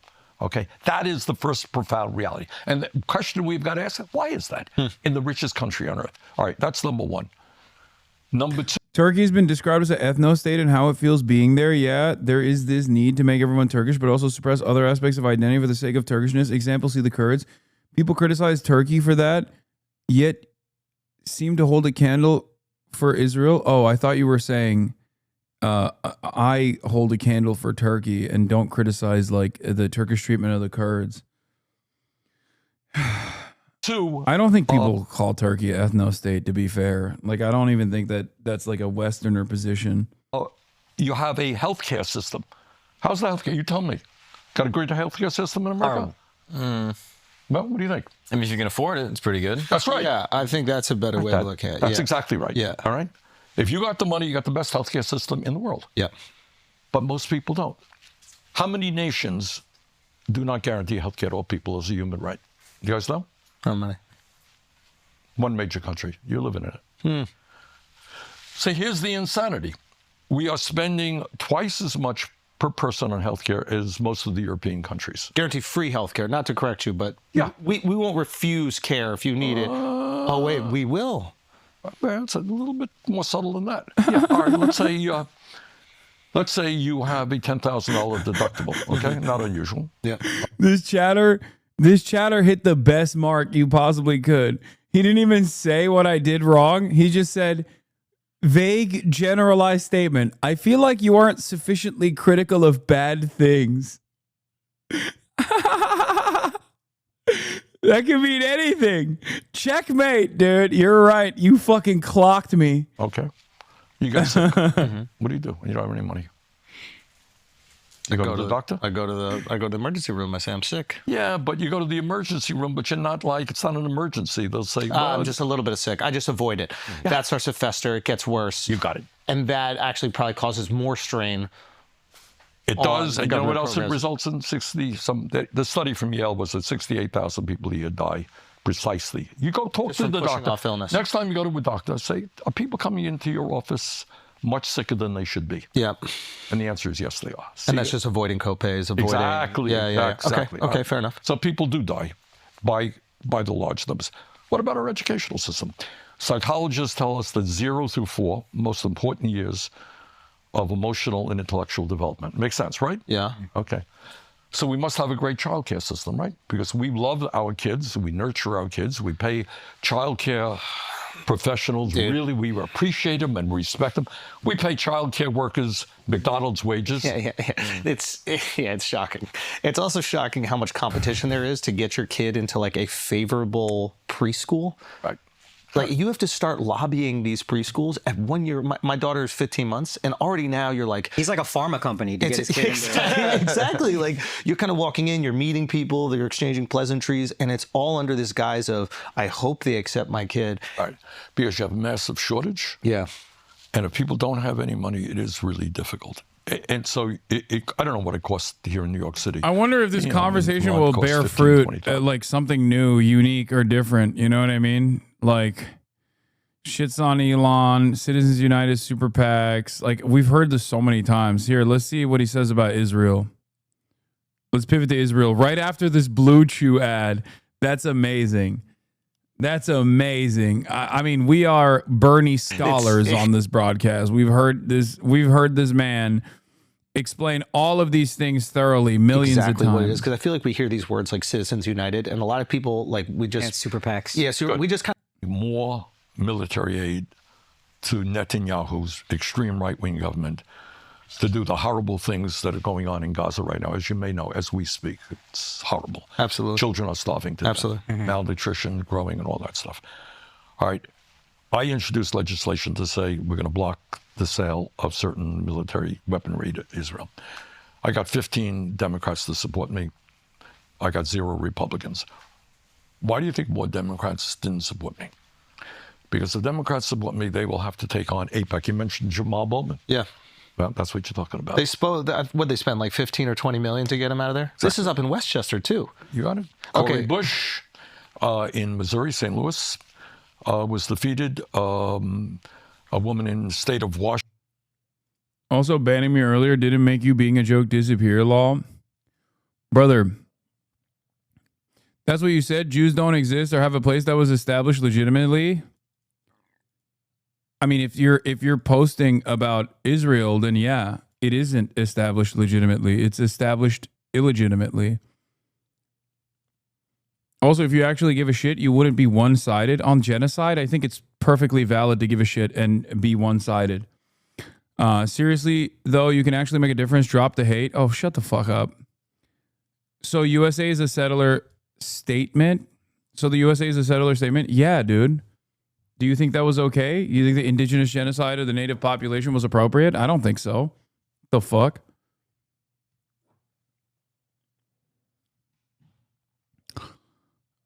I love Bernie, but you are an extremist with a lot of what you say. Also, banning me earlier didn't make you being a joke disappear law. Brother, you like Asmongold. I think it's fine if you considered me to be a joke. That's more of a self-own than anything else. Washington, Pramila Jayapal's sister brand. So if you want to... Sorry, I had to watch the VOD, read Chatter's comments. Chat is saying there shouldn't be a Jewish country because that's racist, but hello, there are Muslim countries. Am I missing something? I'm legit not trolling, trying to understand both sides. Yes. If there was a group of Muslims that were shipped into another country, a Christian country, okay, and forced every single person out of their ancestral homelands, and then basically fucking decided this is ours now, and dominated the indigenous population, you know what you would call that? You'd call that ISIS. That's what ISIS did, and that's precisely what Israel is doing. When you say like, oh, there are Muslim countries that exist. Oh my God, people are saying the UK. Okay, I can't tell if you guys are fucking joking about what racist people say or if you're actually personally racist. The UK though? Oh my God, are people legitimately saying that that is what is happening in the UK is like Muslim migration into the UK is forcing out the indigenous Ingerlanders? Wait, they want Sharia? No, that's what are you saying? There's 0% chance I have this many fucking there's this many dumbasses. Just because there's a bunch of white people doesn't mean it's an ethno-state chatter. Yeah, it's like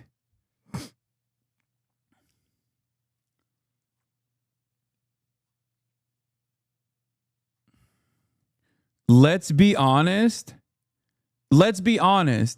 You're telling me a American of Muslim background living in the United States of America who knows many Muslim people in the UK that actually the Islamic migration into the UK is actually an invasion and they are trying to do Sharia law in the UK.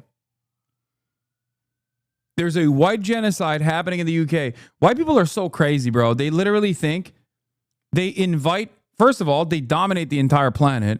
And then when the people from those colonies go, okay, we want to come there, they fucking at first say, yeah, that's actually a great idea because we need cheap labor. And then they go, wait a minute, I don't actually like it. There's too many brown people around me. What the fuck do you mean? Well, you shouldn't have colonized the planet then. What are you talking about? And especially as it pertains to the United Kingdom, you should be fucking kissing the feet of all the Muslims that came to the goddamn country and all the people that came from the Caribbeans, all the people that came from India, so that you can actually eat something that isn't fucking jellied eels for once. Oh my God. You should literally be celebrating all of the immigration that took place so that there is like some semblance of diversity on the fucking island. God damn. Give me the option of beans on toast. Give me the option of fucking beans on toast. By the way, this person is quickly unwinding his argument. Give me the option of beans on toast and jellied eel versus Sharia and fucking doner and kebabs. I'm taking Sharia. I'm literally taking Sharia law. Okay. I'm taking halal meat and Sharia law as long as we got the fucking donors, right? Fucking hell. Instead of the mushy peed, yeah? Could happen to the West. What? You know, there's some belief that Jewish communities in Palestine gain influence by acquiring significant amounts of land. Could happen to the West. What? What are you saying?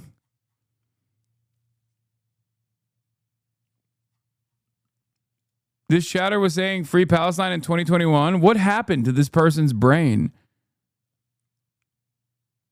Stupid Zionists, free Palestine, Israel, yuck. In 2021, did your brain reset? What the fuck happened? Did your brother take over your account or something? How did this take place? You went from free Palestine to like, well, actually, the Muslims are overtaking. There is a great replacement.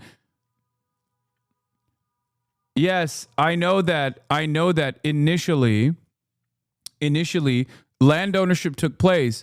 I believe it comprised of 3% of the land that Israel currently occupies. Okay?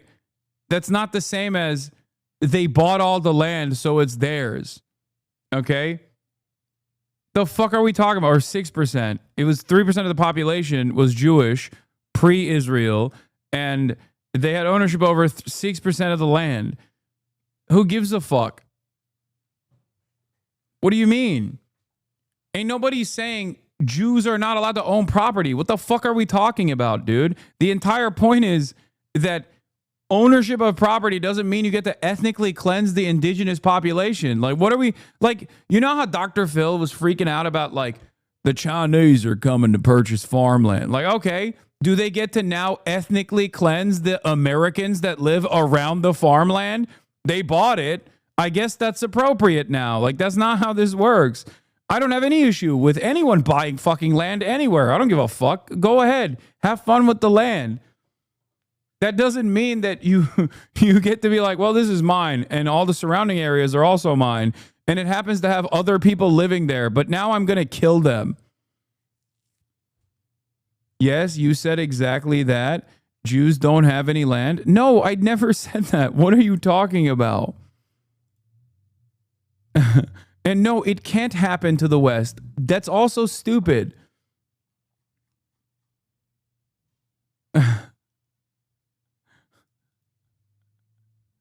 There is a difference between Jewish people owning land, okay, and doing ethnic cleansing.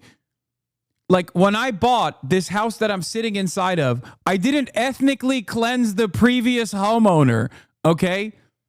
That's not how I'm not expanding into the West Hollywood territory, okay? It's not my nation state now. I just bought a house. And I know a lot of people get mad at that because they're like socialist, but you own a house. But like, you know, it just doesn't extend beyond me owning this property, okay? What the fuck? Like, I'm not saying, this is so funny. It's like, dude, are you saying Jews should not be able to own land? No. Oh, fucking Asmongold fans, man. Dude, clear out the earwax, okay? Clear out the earwax. You are not Asmongold. You are not him. Speak out against Netanyahu's government and oppose military sales. AIPAC, which is also funded by billionaires who support both Democrats and Republicans. So we'll go after. How can they do this effectively? Like, how can they sway a vote if the people don't support the idea? You know how you do it? How? This is rather amazing. Great question. You don't talk about the issue. Oh, you make that person so radioactive. Yeah. Right. They didn't talk. When they went after I was up in Westchester. Now you're undermining the democratic process. I was up in Westchester campaigning for Bowman. Yeah. And I supported Cory Bush as well. To the best of my knowledge, and I'm 99% sure I'm right, they didn't say one word about Israel. Wow. The argument was he's a bad Democrat or whatever the usual negative advertising. Didn't talk about. He's right about this, and this is actually a very important point. AIPAC knows that if they were to constantly pump ads saying that like Jamal Bowman hates Israel, Jamal Bowman would have won the primaries. Okay, even though he was redistricted, and even though there was a higher Jewish population, Jewish American population in the area in the new district, and some of them probably had a more favorable opinion of Israel. Like AIPAC knew that if they were to run ads being like Jamal Bowman hates Israel and that's why he must go, literally everyone would be like, okay, fuck you. I don't like Israel either, which is precisely the reason why they didn't do that. And instead they were like, he's a bad Democrat.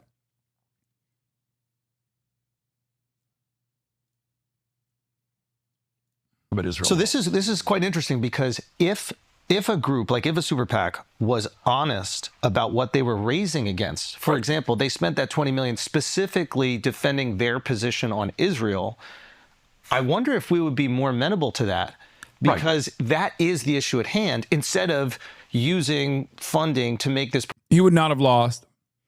If there were $20 million worth of ads in any market just talking about how this guy thinks Israel ain't shit, dude, that would be positive campaigning for that person. I'm not even kidding. First of all, they don't even say that, though. They will just say, like, he's a bad guy. He's a racist. He is, anti-Jewish. Okay? But I'm not so certain that even that, like, even marking you as being anti-Semitic, even marking you as anti-Semitic will hit that same note anymore. Because, like, most people translate it to being anti-Israel. They don't even, or even more damaging, most people don't associate that with a negative connotation, which is really fucked up and scary for the future of this goddamn country. But, like, a lot of people, even in more progressive communities, I think, a lot of people in more progressive communities, I think, look at that and they're like, oh, yeah, all right, here we go. This guy said something mean about Israel, and now AIPAC, the Israeli lobby, is pushing this idea that this is an anti-Semitic person. Radioactive, which they might not exactly be. And undermining, it is duplicitous. You're undermining the people, and that's where you remove, wow. That's a very good point. All right. What is a janissary, and why were you joking about it? Please describe to me this joke that you made so that I can get mad. Have unlimited amounts of money. But your point is, hey, if that's what your goal is, be honest about it. And I say this with you because you raise money not from a few billionaires, but like you guys raise, what is it, Sunrise and then Democrat Justice or Democracy Just. There are these groups that are a little different than super PACs, but they are raising money on a grassroots level. We do. But you are being honest about what you're raising money for. Exactly. You're right. So your point is right. If somebody says, look, I love Netanyahu, I think they're doing a good job, you oppose him, and I'm going to oppose you for that reason. Yes. Let's be honest about it. Exactly. But you know what? I think one of the reasons they don't do that, you know why? Because it wouldn't be supported. That's right. So is there any solution beyond getting Citizens United overturned by another? That's a great question, man. Hey, thank you. You're asking really good questions. We're working on it right now. And here is, without going too much into the weeds, we need to end Citizens United. That's not going to happen tomorrow. But what you can do is within the Democratic Party. Or the they talk about Bernie bros? What the fuck? That says, you want to be the candidate of the Democratic Party? Well, guess what? No, I'm genuinely curious. I've been an avid follower, and I just needed some clarity. That's all. Janissaries are a part of the Ottoman Empire's like specialized forces. Specialized forces that were stolen as non-Muslim boys at an early age that were trained for combat. They are the most competent fighting force of the Ottoman Empire historically. And I was talking to Bad Empanada, who is Greek, which was previously a conquered Ottoman territory. And therefore, I was saying he is my janissary as I am the Ottoman son, and he is my janissary as a Greek. Why do people treat me like a fucking search engine? Jesus Christ. Didn't they do that to the Dracul kids? Yes and no. The Vlad Dracul Tepesh and his brother were also a part of a similar structure, but they weren't. I don't think they were janissaries. I think they were. What is it called? They were exchanged as a pact. What are they? They're wards, hostages, wards. Thank you, Chatter, or a vassal. So, in a way to instill good faith in negotiations between warring parties, the Ottoman Empire and other countries, other monarchs would oftentimes exchange their kin, just like in Game of Thrones. And then those wards would, of course, get proper training and all this stuff.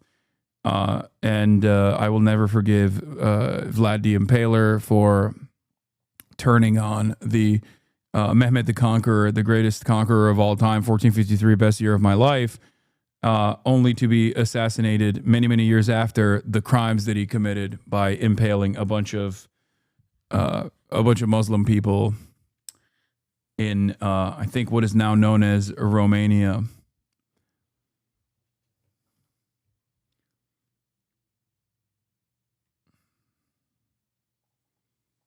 Actually fucked up.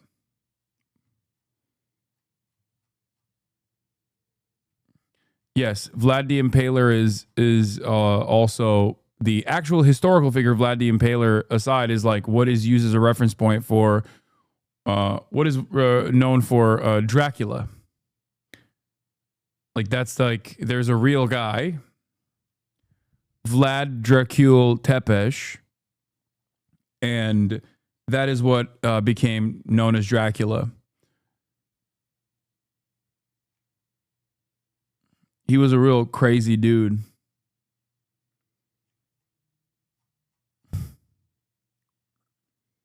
You tell, and this is again tricky, you tell that you announce very clearly you do not want any super PACs supporting you.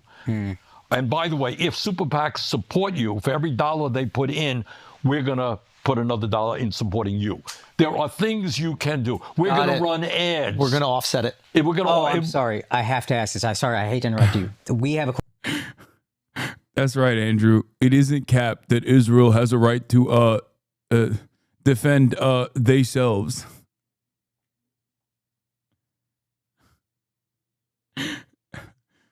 Felix definitely has a lot more smoke for both Bernie and Andrew Schultz than I do. Okay.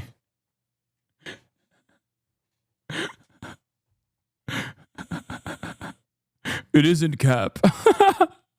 I wish I could hear Bernie say it isn't cap. I forgot why I was obsessed by the year 1453, best year of my life. Question we want to ask about what happened to you in 2016 with this Bernie Bros movement, where your followers are seeing they have a racism problem, a misogyny problem. Do you think that's a super PAC thing behind that? That was the Democratic establishment. That was the. Wow. Okay. That was just, they were sitting there. We had a lot of young people. We had people of color, and they create this kind of myth with the help of the corporate media and all that stuff. It's kind of interesting to that note is during this election, the podcast space, which the Democrats largely avoided, they feel had some influence in the election, and they started to label us the podcast bros and said that we were sexist and we were racist and bigoted. It's almost like it's the exact same strategy to get you out of there. Yeah, that's what the liberal elite China does. They run away. Look, getting again, I would hope that everybody who's watching the program is that we as a nation have got to end all forms of bigotry, right? Yes. That I start off as a basic assumption. Unless it's to your close friends, right? Yeah, whether it's racism or sexism, homophobia, or xenophobia, whatever it is. But, liberal Democrats talk about that all the time. And then you get to what we call identity politics. Yeah. That you're black, you're wonderful, you're tremendous, you're gay, you're the greatest human being on earth. Yeah. And rather than say, what do you? Him trying to explain identity politics while also being 85 is hilarious.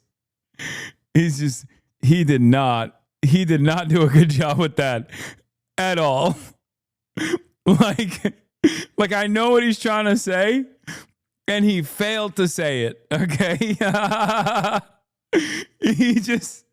You're black, you're wonderful, you're gay, oh tremendous. Oh no, Bernie, scale it back. He's actually a MAGA communist now. He's turned ACP. Bernie's like, we must build a third party. It's the American Communist Party. We must maintain a level of nationalist fervor amongst ourselves. You stand for? Exactly. You're gay, that's fine. Who cares? Yeah. But what do you stand for? Yeah. He didn't say anything wrong though. No. He was trying to say, I don't give a shit what someone's background is. I care about what you stand for, which he follows up with. But in the beginning, he was like, oh yeah, everybody thinks gay people and black people are tremendous. Gay person, brilliant and wonderful and great? No, of course not. Everybody's a human being. Yeah. So the issue is what you stand for, which gets you back to what we discussed earlier, class politics, in the sense of which side are you on? Are you going to stand with working families? Are you going to raise the minimum wage to a living wage or not? Are you going to fight to guarantee health care to all people or not? Are you going to demand that the wealthiest people start paying their fair share of taxes or not? Those are the issues. And no one cares what color you are, what your gender is, et cetera, et cetera. I'm sorry. I do feel like vowing to stop taking super PAC money is a great first step, but also being an honest politician. You put up a bill to stop the sale of weapons to Israel, and there's no amount of money AIPAC can spend to not get you reelected. And I feel if we had more honest politicians, then courageous ones. Yeah, you raised. This is a very this is a good discussion. Why are you shocked? Wow, this is a good discussion. I am shocked because I do a lot of stuff. And you're asking questions that are not often asked. This episode has been promoted by Walter O'Malley's Foundation. All right. It's a painful issue. I mean, because I deal with it every day in Washington. You're running for office. If you, in your heart, understand what's going on in Gaza right now, and again, it's almost painful to talk about it, the United States is complicit in this. Damn, these numbers are not that great, bro. What the fuck? Only 200,000 views in 10 hours? Hold on. That's crazy. Like, Bible expert on which Christianity is true, the Book of Enoch is performing better than this. Roasting Met Gala, 420K. That one's not. Why are you hating? No, I'm look. A lot of these podcasts also rely on like who the guest is. So I'm trying to find a better metric of like whether or not this guest is having an impact. I'm actually trying to measure Bernie's impact, not making an inference about Andrew Schultz or whether his podcast is like falling off or whatever. I'm not saying that at all. The Pete one got 1.3 million views. Not bad. But then the Shamath one got fucking 1.1 million views. Triple H, 1.1 million.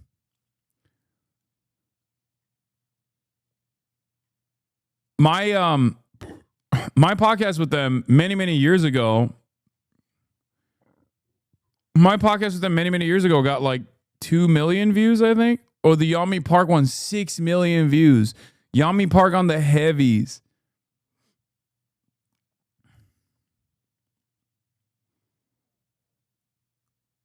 Hasanabi versus Andrew Tate. Did Hasanabi get Andrew Tate censored? 1.9 million views.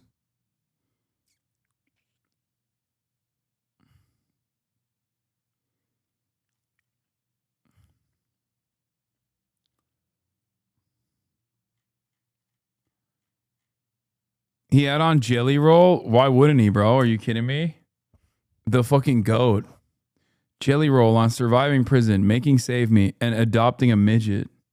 Would you go on Doom Scroll? Yes, I will be going on Doom Scroll. This wait, is that the no word?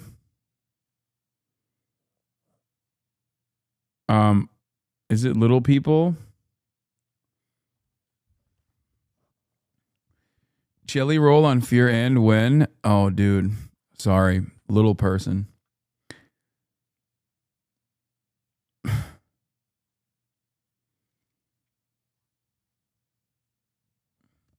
Peep the divorce attorney at view count. What? Why relationships die? This is the one. Which ethnicity is the worst in divorce? What the fuck kind of question is that?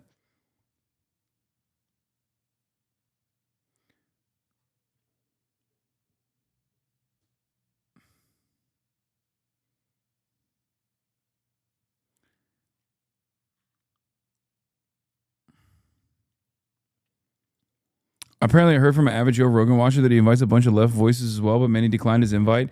There's not a single left voice that would say no to going on the Joe Rogan Experience. Not a single one. As a matter of fact, given the fact that Joe Rogan is a literal fucking information sponge, unless you touch like certain subjects, I would go on Joe Rogan in a fucking heartbeat. Like there's not a single part. He hates leftists.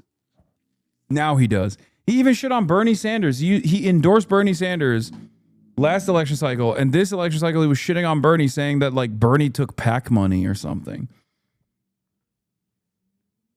It's doing the best out of their last 10 vids. That's good. I guess I was just a little shocked that it's only at 266,000 views in 10 hours. Starvation of children as we speak right this moment. Okay. Mass malnutrition. Hasan, have you ever gone over why Andrew only accept this rhetoric from Bernie specifically? No, they don't just accept this kind of rhetoric from Bernie only. If anything, you can say it goes in from one ear and out the other, and there is some truth to that. But what are you talking about? These are guys that I talk to as well. These are guys whose podcasts I've been on as well. They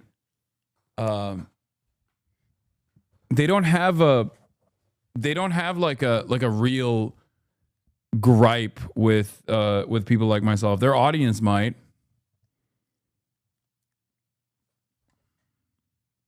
Nutrition, etc. And you say that's wrong, man. And I'm not going to give Netanyahu another nickel, but I know. I know the exactly day what I this say clip that, is. APEC is going to pour a huge amount of money. So what's the choice you have? The choice you have is, okay, they're going to throw a lot of money at me, but I'm going to make this a major campaign issue. Ooh. I ain't going to run away from it. Yeah. Right? What do we stand for as a nation? And I'll tell you something, getting back to the Democratic Party.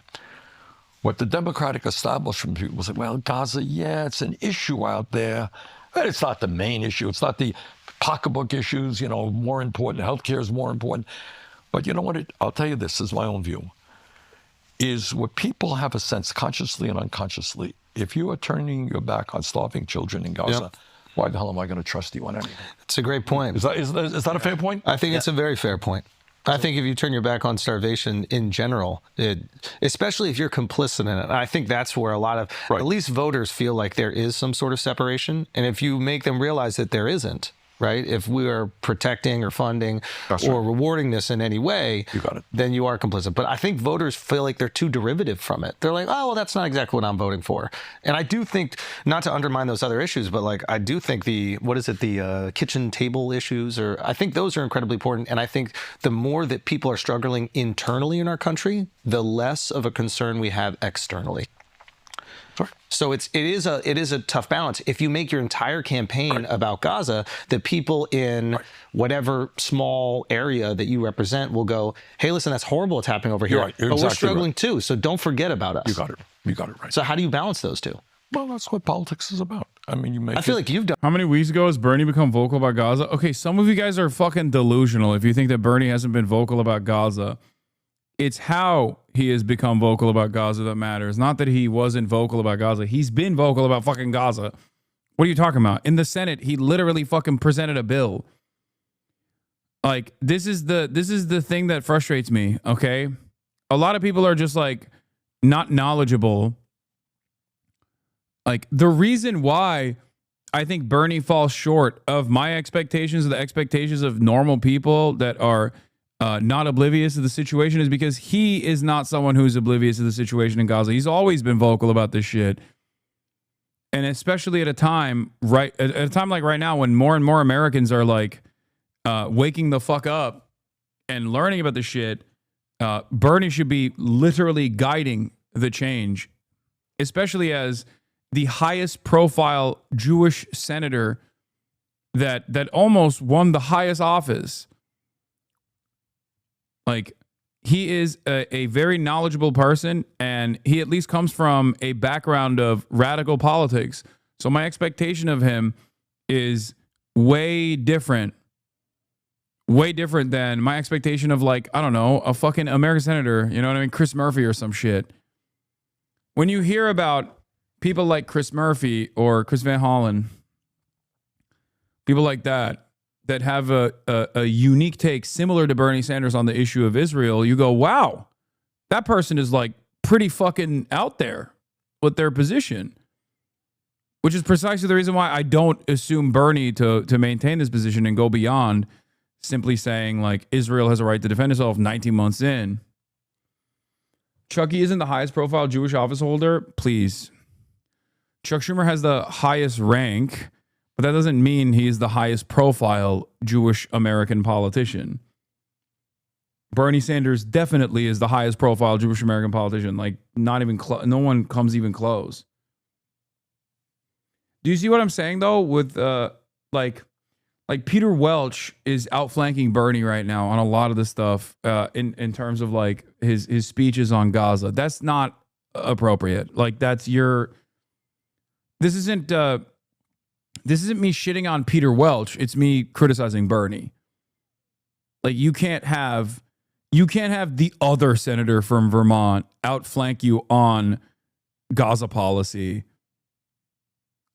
That's crazy. Like, you're supposed to be the North Star for American socialism.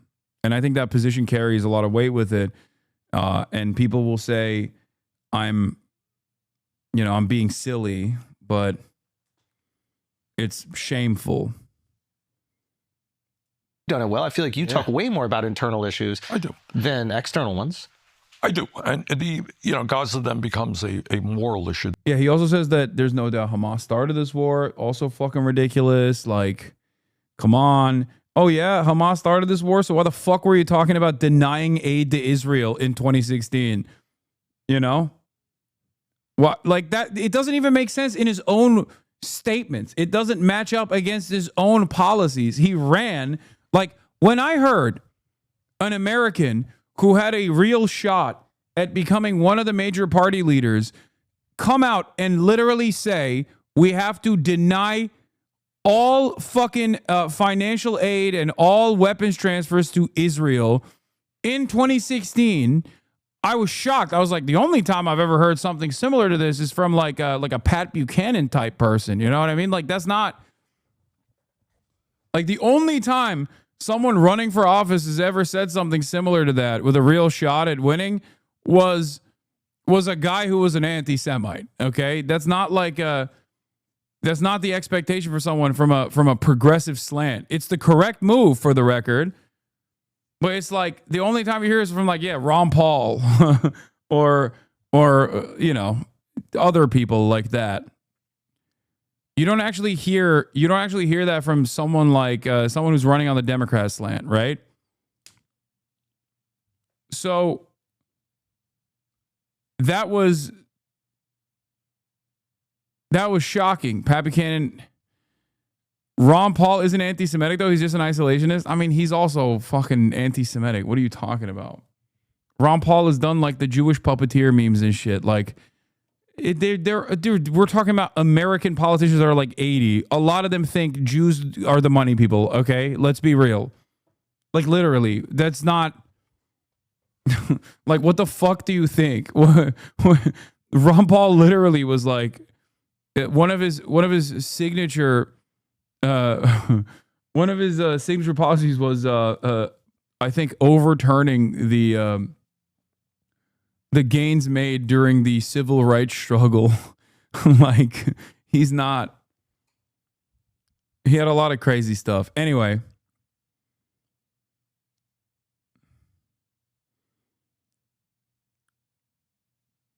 A racist calling a racist out, Lamau. You always claim people opposing your viewpoint is uneducated, which is a cheap way of avoiding things. A racist calling a racist out? Who am I racist towards? You can't say white people. Please don't unironically say that I'm racist towards white people.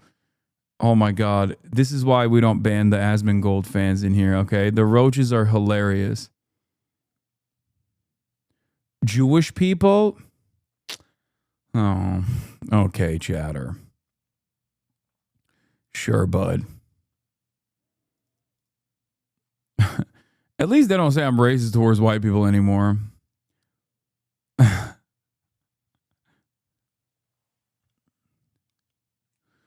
Ron Paul had a Henry Ford type newsletter at one point. He was incredibly anti-Semitic. Yeah, you know who else has a Henry Ford type pamphlet newsletter? Elon Musk. It's called Twitter. Welcome back, Henry Ford.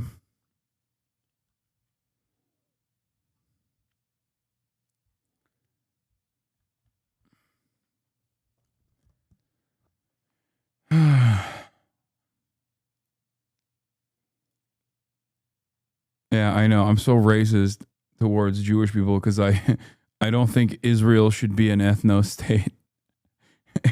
A Jewish supremacist ethno-state that's doing a genocide. Very racist. Just as I was racist towards the Boers because of my firm and committed belief that they do not have a right to an apartheid state. Very, very fucked up. I know. I'm doing white genocide.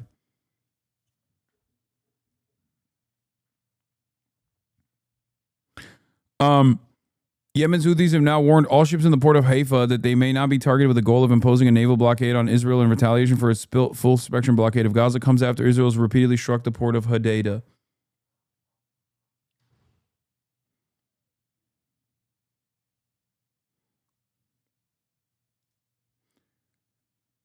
Polish hate exists in this community. Oh my God, shut up. This is the same chatter that was talking about fucking Gary Lineker earlier. Ay, ay, ay. Please stop. I love Polish people. That you cannot run away from. Right. But at the end of the day, you know, we have to ask ourselves, why are we where we are? And it's a funny thing, I was talking to my staff when we were driving in today and reviewing, there was I think it was Pew, P-E-W, they do these The studies. polls? Yeah, they do things. And they asked the question, I may be a little bit wrong here, but they said they do it. And they say, are you better off today than somebody in your situation, middle class, whatever you are, were 40 years ago? That's the question. Yeah. What do you think the answer was? This is an insane statistic. I've seen this research. They're like that people are making inflation adjusted the same wage that they were making 50 years ago. I don't mean that. I don't even mean statistically. I'm It's going actually beyond that. emotionally. Are you better off than somebody? How do you in your feel? Do you position think 40 years somebody in ago? your condition? Okay, the rest of it is like college debt, states should provide their own health care, Trump's new bill to lower is AOC next in line, Bernie's bravery, and does he fear from powerful people?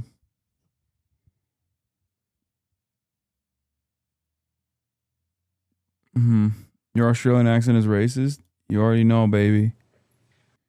What China spies are doing in the U.S. and what happens when they're...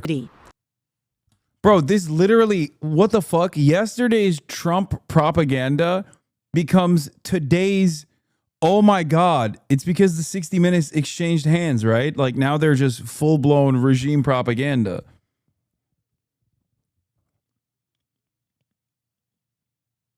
Like I feel like this was overstated fucking 3, 4, 5 years ago.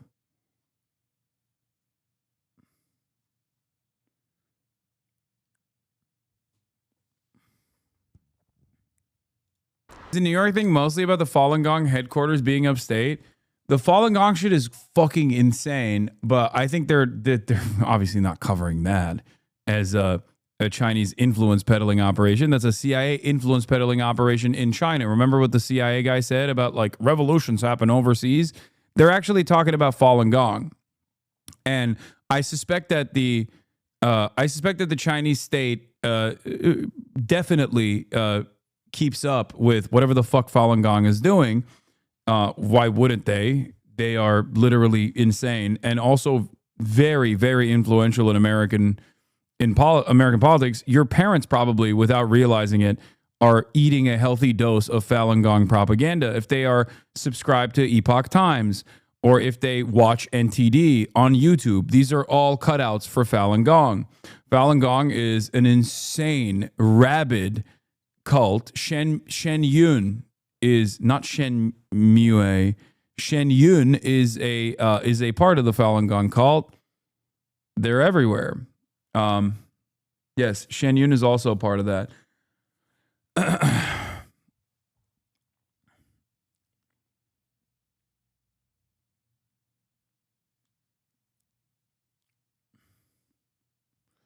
Epoch Falun Gong claim PLA pilots have bombs in their helmets that go off if they defect. Yes, Falun Gong is a cult. They have really interesting ideas about miscegenation. They're very homophobic. They're very racist. All of that good stuff. And they're a rabid cult that gets to operate inside of U.S. borders because it's they're the anti-CCP. But I don't know if this guy that they're talking to specifically is Shen Yun, but it wouldn't surprise me if he was. Or, I mean, Falun Gong. They're cooking him. They're cooking his ass. Hey, yo. Hey, yo. What the fuck? No, old man.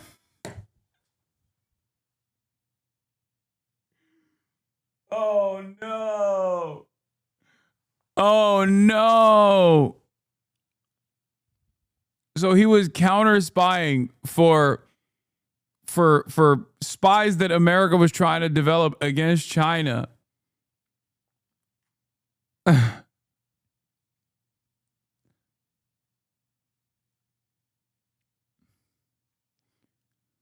Oh my Lord. Oh, boo to the FBI. Why are you stressing my man? He's old, dude. He don't know. He was like He probably thought you were deleting his porn off of his phone or something. That's fucked up. Boo. Boo.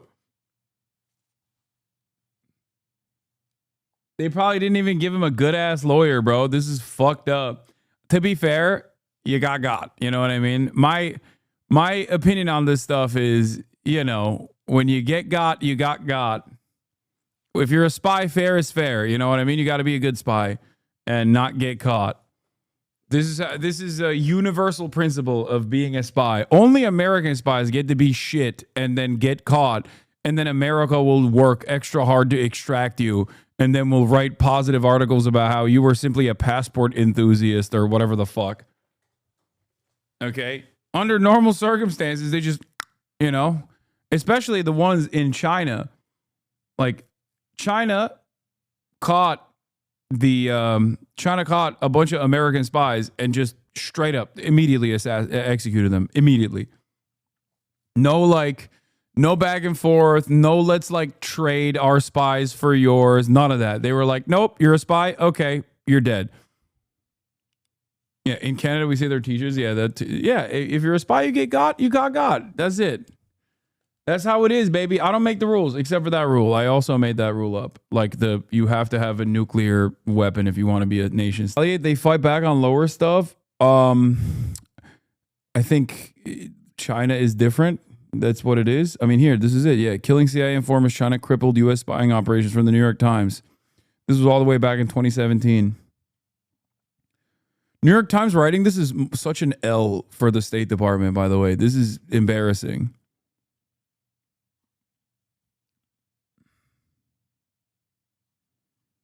Yeah, and they definitely were not holding back on this, where they were like, nope, you got. No.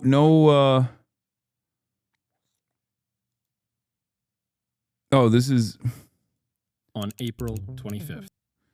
This is a spectacles video on, I guess, the exercise called, I assume is this.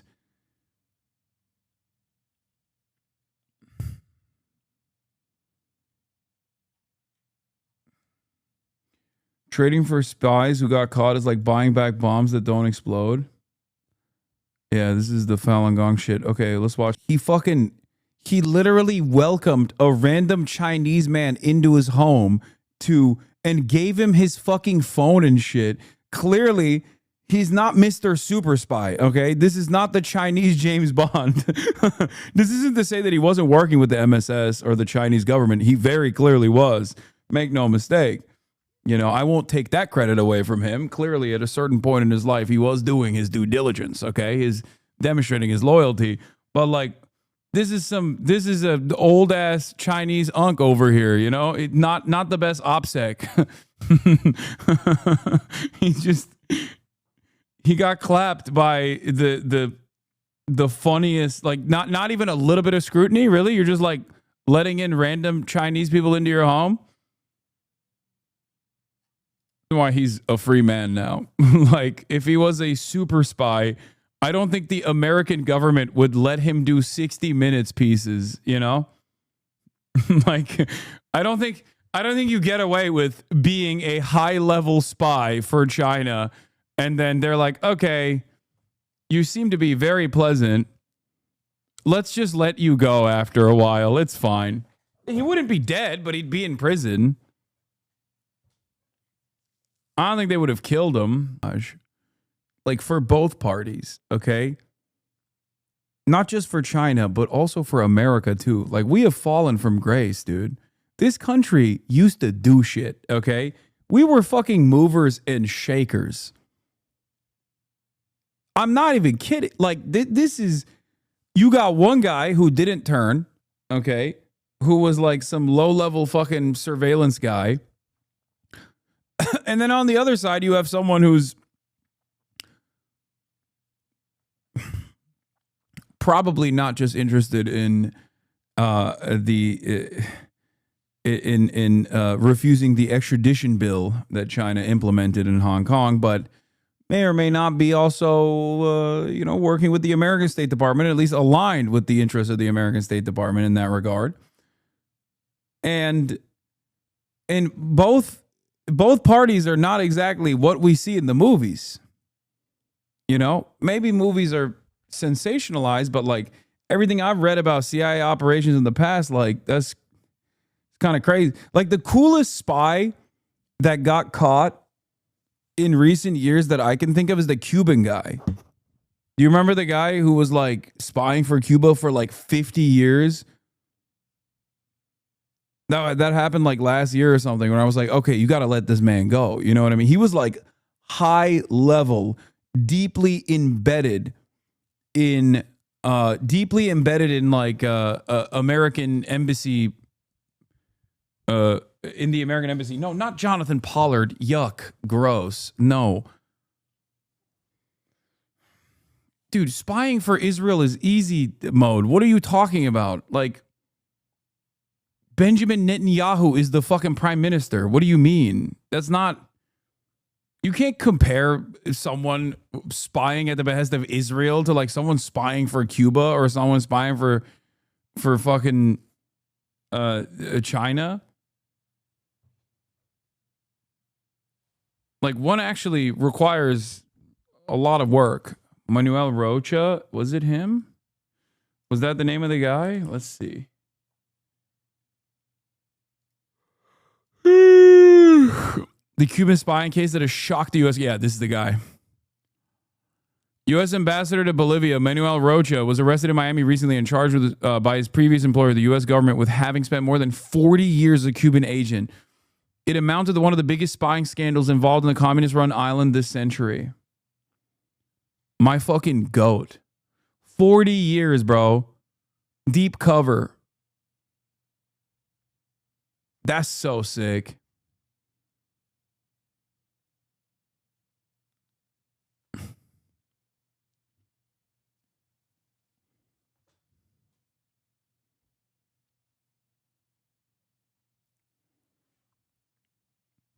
Evidence recorded by an undercover FBI officer posing as a Cuban government contact appears to show him describing the United States as the enemy, praising the late Cuban leader Fidel Castro, and boasting about having successfully maintained his dual identity for decades.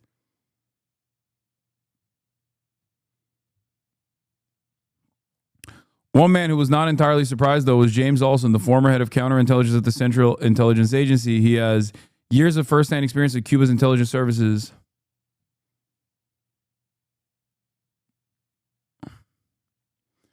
I'm going to be honest, all these pro-dem Chinese groups are probably filled to the brim with informers for China. They recruit any and everyone, and they let anyone in. Yeah. They also, most of the loyal ones are just like aunties that read Epoch Times. So they're not exactly excellent spies for America either, if we're being real. It's just mostly just fucking aunties. Like this auntie that you're seeing on... You can leave the territory, but you can never actually leave their governance. After we met her, Anna Kwok's father and brother were arrested in Hong Kong. Bro, she should say something about Israel. See, test out the waters real quick about the freedom and the liberties afforded in this wonderful nation state. You know what I mean? Not even about America, okay, or China. Just test it out. Say something. Say something about Israel.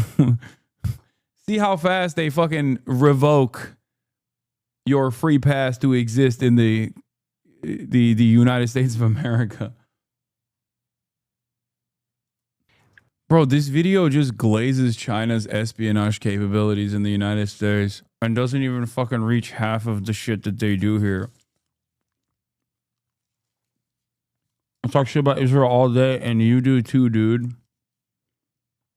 I'm an American citizen, dumbass.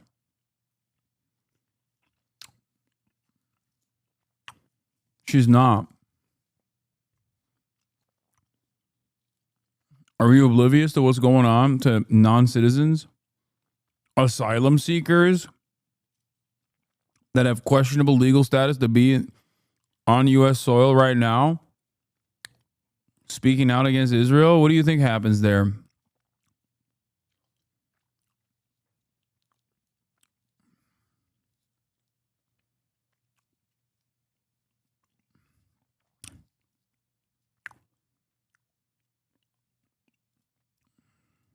Billboards claiming to be #1 trusted news. Ads offering a... All right, hold on. First of all, let's start off with this. inspired and filled with hope. I just said, hey, you know, these people can do these crazy flips up there. They have this dedication to Chinese culture. I mean, what am I missing from my life that I could also put that much effort into? I had an incredible time. I thought it was a wonderful performance.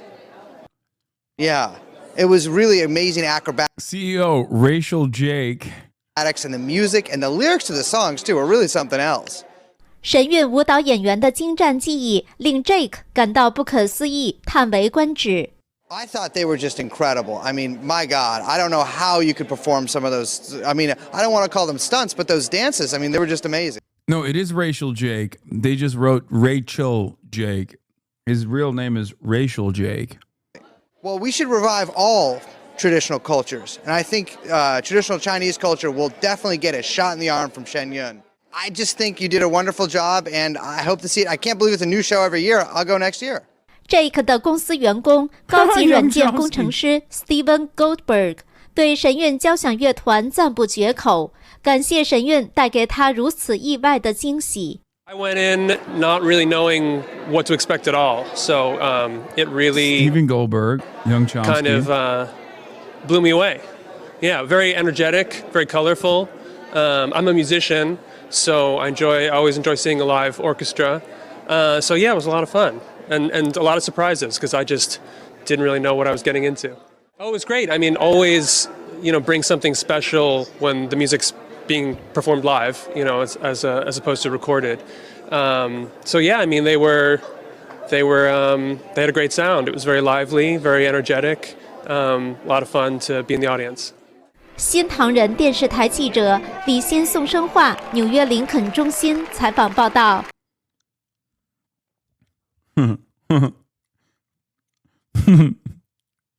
Oh man, I fucking love race. All right, let's watch this. 1999, around 5 a.m., a considerable crowd began clustering around Beihai Park in central Beijing.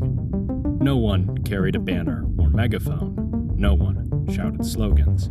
It wasn't much out of the ordinary for one of China's largest parks in the heart of this metropolis. That is, until the group began moving westward, across Beihai Bridge toward Zhongnanai, the central government complex of the Chinese Communist Party.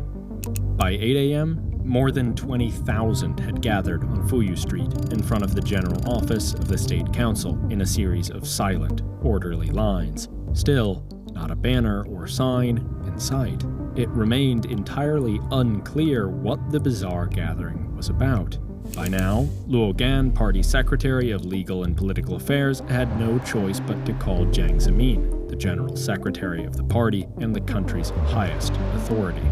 As Luo explained the situation, Jiang grew increasingly worried. Whoever was behind this, it was surely a protest, the first in the history of the People's Republic to occur at Zhongnanai and the largest in Beijing since the 1989 crisis, which still haunted Jiang. Comprehending the situation's severity, Jiang tersely ordered Luo to figure it out. So Luo tapped Zhu Rongji, China's premier, the country's second highest ranking official, to assist in bringing an end to the mysterious standoff. But Luo and Zhu's first move wasn't to call in security forces to break up the demonstration. Instead, they would negotiate. Upon meeting with Luo and Zhu, the gathering's leaders made their purpose clear. They were practitioners of a type of Qigong, or slow movement exercise, known as Falun Gong, and they demanded the release of fellow practitioners arrested during a demonstration days earlier in Tianjin, a nearby port city. Zhu and Luo were confused. They had heard of Falun Gong, but they'd known Qigong as merely a form of gentle exercise meant for the elderly. To mobilize so many people almost in an instant seemed an impossibility. More worrying, the 5 leaders present for the negotiations were employees of the Army's Chief of Staff Department, Beijing University, and the Ministries of Supervision, Railways, and Public Security, all crucially important institutions for the regime. Over 6 hours, Luo and Zhu ultimately diffused the situation by conceding to all the group's demands, promising to release the Tianjin practitioners, that the government had no quarrel with Qigong groups such as theirs, and that all present at Zhongnanai would be safe from prosecution. Beijing had caved. The crowd had won. And so they dispersed. But Zhu was only number 2. His promises were still subject to the approval of Jiang Zemin. And for Jiang, the whole thing was nothing short of a disaster.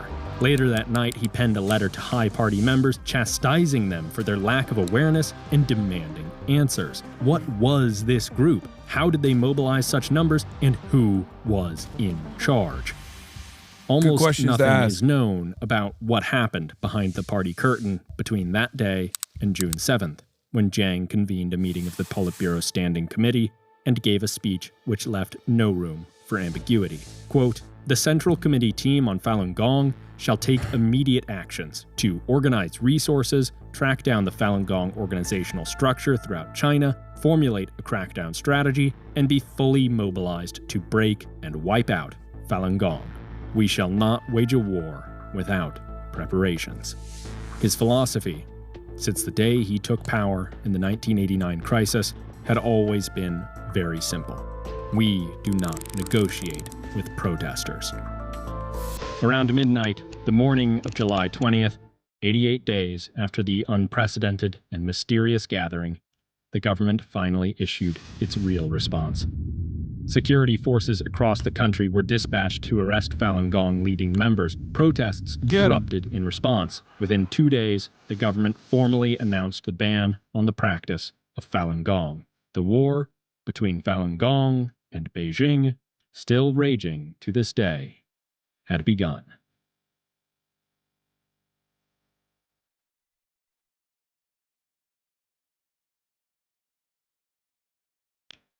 How did this happen? I hope they. This video is actually a supercut of. I hope they start harvesting the organs soon. Is this when they start organ harvesting? Look at the comments, please. After the disturbing content warning, I got an ad for Timu. God is real. And he knows how to crack a joke. Falun Gong is huge here in Brooklyn for some reason. My husband's family actually immigrated from China to the U.S. between the late 80s and 90s because of Falun Gong. Father-in-law was a really calm and quiet man. Apparently, my father-in-law had very senior family members who had gotten involved with Falun Gong and ended up dead shortly afterwards. Falun Gong is such a mysterious cult. My mom had a classmate who was in the cult in Singapore. She died under suspicious circumstances. I think it's very important to note that Jung was deeply disturbed by Falun Gong in part because one of his close friends became a cult member and they refused modern medicine that would have otherwise saved them. It's so stupid. I remember my mom being frustrated the government was being too lenient on the Falun Gong because they were clearly a cult. And Chiang finally kicked them out after an incident where they got their members to self-immolate. Yeah, I think if you don't deal with some of these cults, like you turn into Japan. And it's additionally dangerous because the worst version of that is Korea. Sometimes also directly involved with the cults in Japan or the United States with Scientology.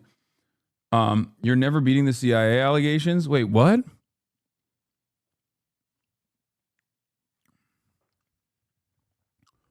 The devastating version of this, especially propped up by the CIA, would be the Moonies in Korea.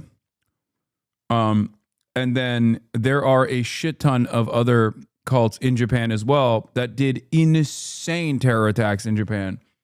Like over and over and over again. And I don't know if I'm sure they develop organically, but what ends up happening is even if they develop organically, the American State Department will be like, oh, this is great. We'll take advantage of this. And then it becomes a much larger problem down the line. I was walking out of a university here in Japan. There was someone handing out brochures for all the students to watch some family-friendly video streaming service. The company behind the service was some generic name. I looked who owned it and found out they were Falun Gong. Yeah, Falun Gong is fucking all over the place. It's like... It's pretty terrifying. 2 older videos we're re-releasing now in this format because 1, the combination tells the full story better, and 2, because YouTube aged... Why aren't you worried about Turkey and the spies too? What? Turkey's a NATO country, chatter. America already controls Turkey. And on top of that, there is a very active cult similar to the Falun Gong that worked within the ranks of the United States. Fethullah Gulen was the leader of it. And Fethullah Gulen and Recep Tayyip Erdogan, the current leader of Turkey, actually were also under the guidance of another American-backed asset, an Islamist asset. And they only parted ways when America decided that Erdogan was not as controllable as a force and wanted Gulen and his parallel government to take control over Turkey when the famous coup happened. Or maybe you were making a joke about Eric Adams. I don't know.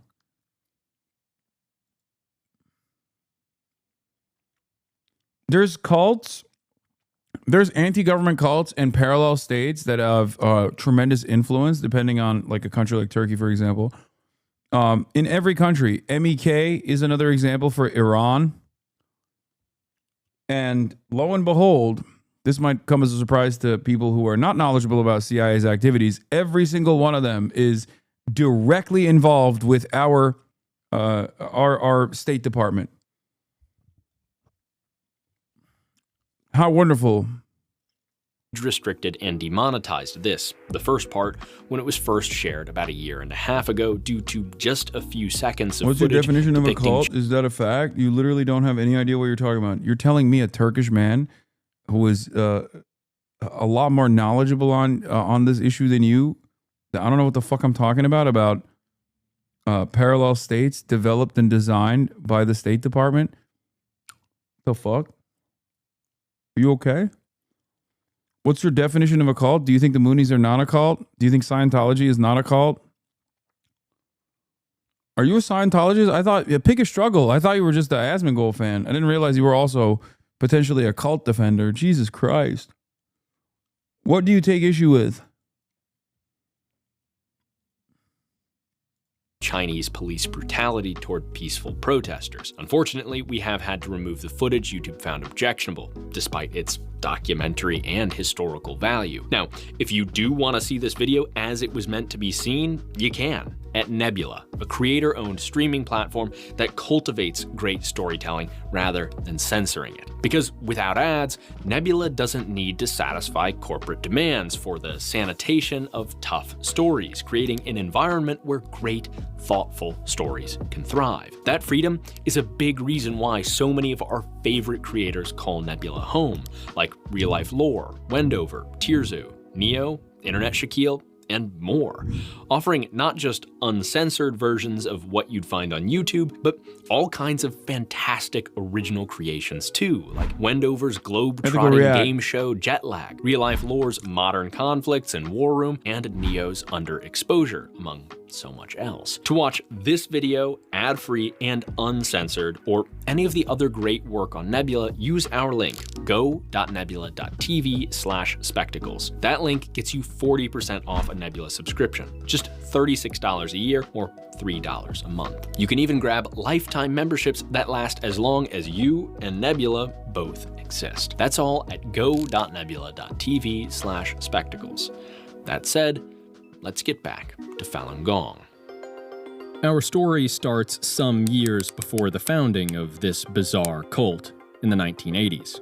For China, a time of enormous change. The father of the revolution, Mao Zedong, is dead. In his place is Deng Xiaoping, a man with little taste for this guy, if I recall correctly, loves Deng Xiaoping. Predecessor's central planning, repression, and cult of personality, which left millions of Chinese bodies in his wake. Deng wanted China to open up, to cultivate innovation, and that meant relaxing the government's iron grip on the economy and society. The social change was massive. Free from total fealty to Marxism and atheism, many found themselves adrift, unmoored from any tradition thanks to years of government repression, yet yearning for spiritual fulfillment. In turn, new religious movements proliferated, each with their own blend of modern sensibilities and attachment to the past. Nothing, however, rivaled the explosive popularity of Qigong, a slow movement exercise that connected the health of the body with Have you ever seen someone from the Turkish cult in the US? Yes. His name is Enes Kantat, also now known as Enes Kantat Freedom. Health of the spirit. To Deng's eyes, Qigong was, in a sense, an effort to modernize Chinese spirituality in a distinctively Chinese way. However, it wasn't just Chinese spirituality that was changing. Deng's social opening also meant a relaxation of political censorship. And that allowed people to speak about politics in ways that would have, just a few years earlier, resulted in arrest, disappearance, or murder by state forces. However, loosening censorship without any real democratic reform meant that China's starry-eyed youth now had a taste for freedom, while the government withheld the good stuff. Then, in the spring of 1989, it happened. That event, which Bro, he's a real fucking Cinnaboo. Like, he's got like, I feel like I've seen these this is the most Chinese glasses you can have.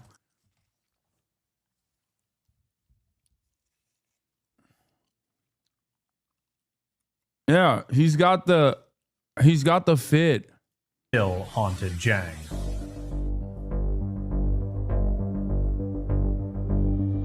Bro, Reddit naxed at liberals Tens all of love thousands Deng. of Really? students descended on Beijing's Tiananmen Square, not far from Zhongnanai, to call for democracy. For a moment, a few top party officials wavered, but as the movement grew, surpassing 100,000 people in the heart of the capital, hardliners brought in the army and opened fire. In the end, casualties reached into the thousands.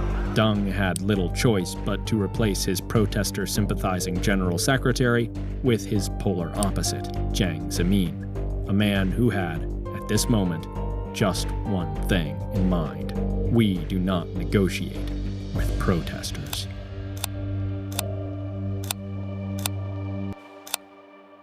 I don't know By what he's showing. 1993, Jiang had solidified his hold on power. I don't know what he's showing, so I don't know what happened. You know what I mean? I can't see.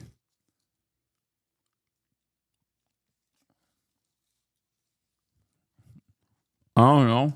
And once more tightened the party's grip on political activity. But Jiang was no mindless tyrant. He saw a difference between political, also known as dangerous, activity, and harmless social groups. He had no interest in reigniting Mao's total war on society, and that was obvious because Jiang's government continued to support the Qigong craze, which was still going strong. If nothing else, it seemed an effective way for senior citizens to keep in shape and out of state-funded medical care. But Qigong wasn't just about bodily health. It was about spiritual wellness. And that placed it squarely at the center of something the government very much still intended to control: religion. Because with the blossoming of new religious movements, to paraphrase Voltaire, come both fools and scoundrels. After all, fools who follow scoundrels are fools not following the state. One such scoundrel was about to make an enormous impact in China. His name is Li Hongzhi. Now, according to Li's own telling, written after his rise to prominence, his early life was about the craziest thing you've ever heard. Mentored by masters of Eastern spirituality, by age 8, he could levitate and turn invisible. You know, the usual. The more plausible story? He was a horn player in a police marching band and a low-level, pencil-pushing clerk. So, mediocre man that he was, in the 1980s, Li joined the fad. Another drop in the Qigong bucket. But as it turned out, he was pretty good at it. This could be Li's time to shine. In 1992, he held his own Qigong workshop, and it was a big success. Looking for a way to burnish his credentials so he could keep the game going, Li went to the government-backed Qigong Society to register himself as an official master of Qigong and his organization as an official practice, which he called Falun Gong. But It's important to pause here and note that Li was registered with the government to do all this stuff. What's more, the government actually seemed to love him. He held workshops at state universities and even became a symbol of China's opening up to the world, lecturing at the Chinese embassy in Paris and even touring America, where he was made an honorary citizen of Houston, Texas, among other places. With all his official credentials and government relationships, Li and Falun Gong were getting even more popular. From 1992 to 94, he hosted 56 workshops with at least 60,000 total attendees. At its peak, Falun Gong had at least 3 million practitioners in China, though Li himself would claim much higher, absurdly higher numbers.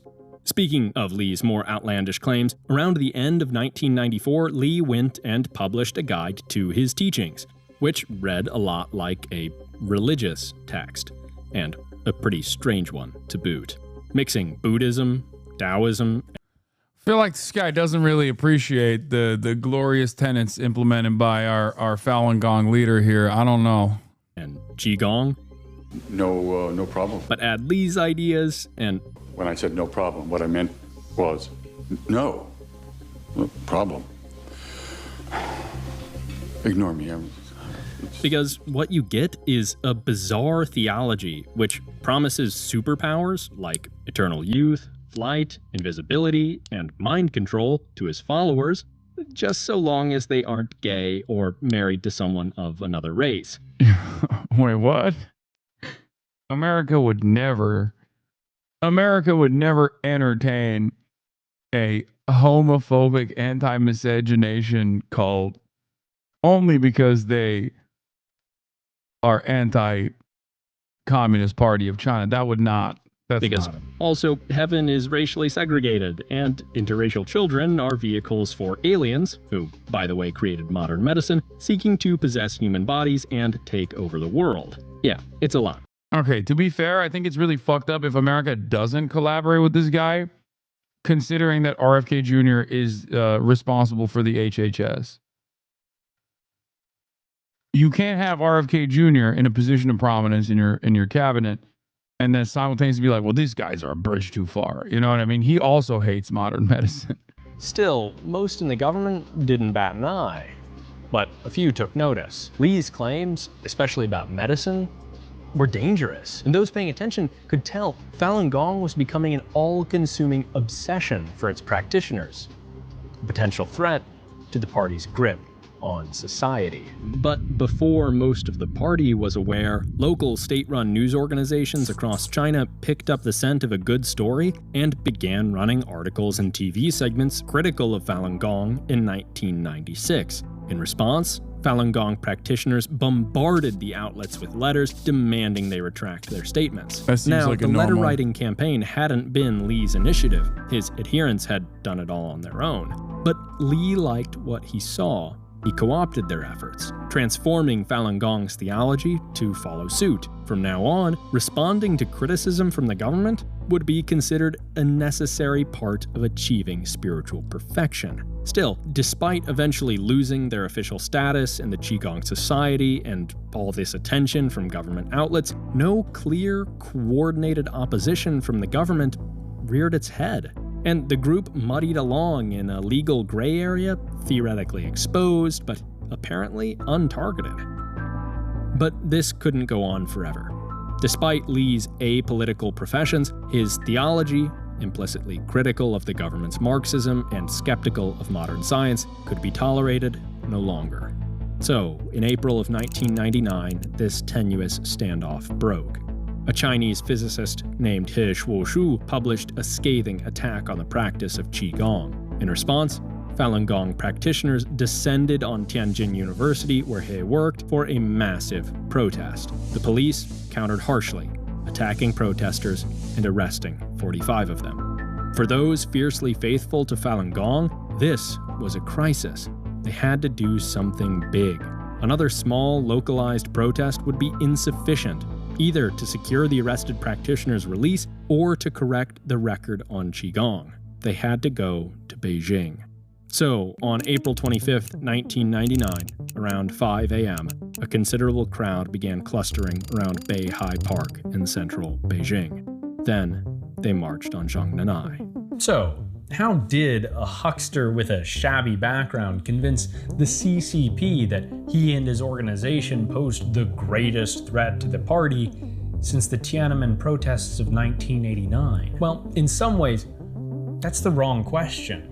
You see, it was the party's repression that so upset society and paved the way for scoundrels like Li. The party's paranoid need for social control that radicalized the group into political action. Falun Gong, its worldviews, and its theology were unhinged from the start, but it only really became a political force, one that demanded extraordinary devotion of its members, thanks to political repression. In other words, it was the party's own fear that brought some 20,000 Falun Gong practitioners to Zhongnanai on April 25th, 1999, and transformed a slow movement exercise group into a fierce enemy. Dude, what are we talking about? You had by your own admission, they were mobilizing in a decentralized manner. At that point, I think the government has every right and responsibility, not even right, responsibility to try and deal with that, because it's becoming an incredibly dangerous fucking call. Only Americans look at a situation like that and go, just let them do whatever the fuck they want to do. No, man. That's how you get measles, dog. What do you mean? That's how you get fucking measles. Look at cases of measles rising in Texas. Why is that happening? Because there's motherfuckers like this, okay, the American version of this shit, hopped up on American exceptionalism and American individualism fumes, going, I don't want to fucking inoculate my child. Why would I do that? I don't want to make my child gay and autistic. This is the type of shit that is frustrating when a competent administrative state engages in what a competent administrative state is supposed to do. What are you supposed to do? You just let these guys run wild? What the fuck? It's a public health risk. I'm sorry. A fierce enemy who wouldn't be quashed so easily. Protest and opposition from Falun Gong was far from over. It's January 23rd, 2001, 9 a.m. In Beijing, 7 visitors in town for the holiday from Kaifeng depart a friend's apartment where they've been staying for several days. For their day out, each brings a bottle of Sprite. Within the hour, they arrive at their first stop, Tiananmen Square, a massive plaza in the city center, once home to legendary pro-democracy demonstrations, but these days more popular with cult members protesting religious persecution. Regardless, one of the capital's biggest attractions. Unfortunately, the plaza was closed for some kind of event, but instead of contenting themselves by proceeding on their itinerary and returning the next day for the New Year's celebrations, the group determined to hang around and peruse the area nearby, agreeing to meet again at 2:30. They synchronized their watches.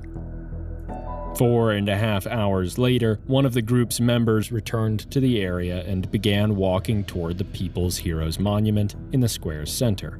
But on his way there, as though he needed some rest, Wang Jindong stopped, took a seat on the ground, pulled out his Sprite, and poured it all over himself. The gasoline fumes burned his nostrils. Then he lit himself on fire. Nearby police rushed at him, extinguishing the flames and erecting barriers to hide him from view.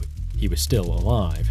Distracted by Wang, the police were slower to notice when suddenly 4 more bodies went up in flames around the square. Wang's friends. Before the officers could reach them, one perished. Yeah, this is the fault of government repression, I think.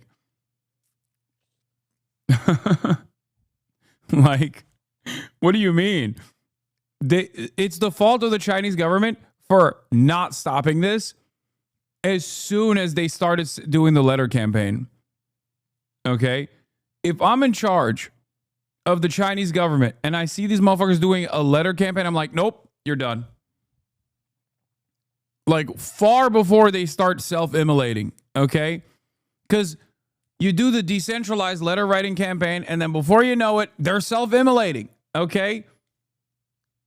No shot. That is unironically for public safety. It's for the safety of the individuals that are a part of the cult.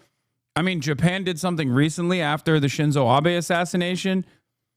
Like, it shouldn't have taken the assassination of Shinzo Abe for the Japanese government to disband, the Unification Church.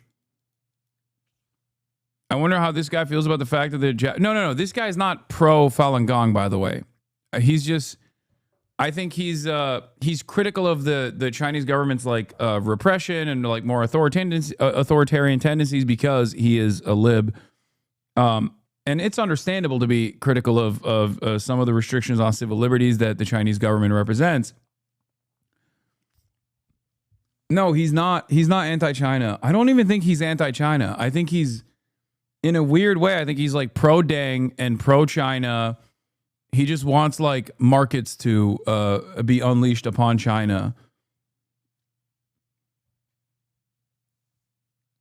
But like some of the reasons why he's critical of the Communist Party of China, I think, is because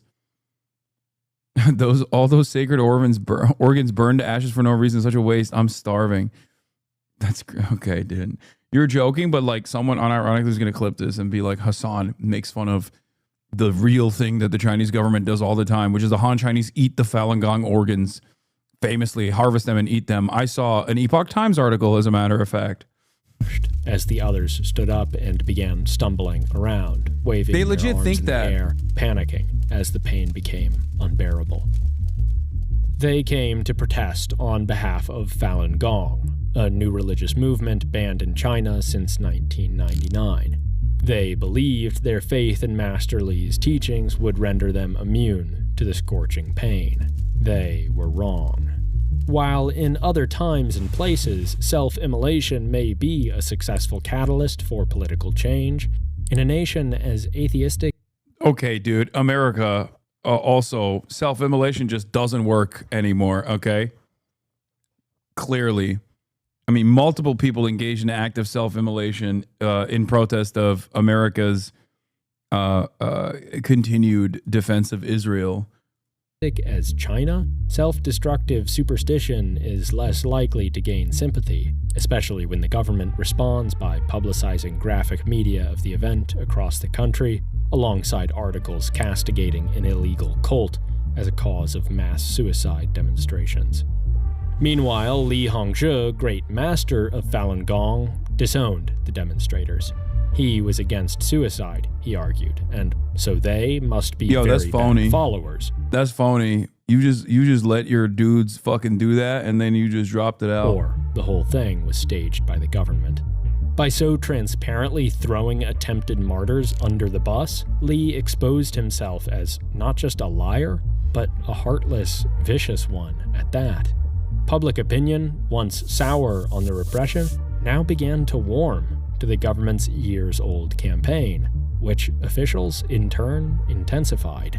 School programs demanding children state their allegiance to science spread across the country. Companies, both Chinese and China did Reddit atheism. They said, "Oh my science." Foreign-owned. China did state-mandated Reddit atheism, where you're not supposed to say, "Oh my God," you're supposed to say, "Oh my science." When you sneeze, you're not supposed to say "bless you." You're supposed to say "science you." Were compelled to identify Falun Gong practitioners in their workforce. Those apprehended were sent to re-education. By the way, it's fucking hilarious that like he's showing American news articles directly using repression against a psychopathic cult that he recognizes a psychopathic cult as like state repression. And of course, if you noticed, American newspapers are covering this shit like, how could China do this? How could China be so ruthless? Okay? This is why I say we should do this kind of China shit to our cults. Okay?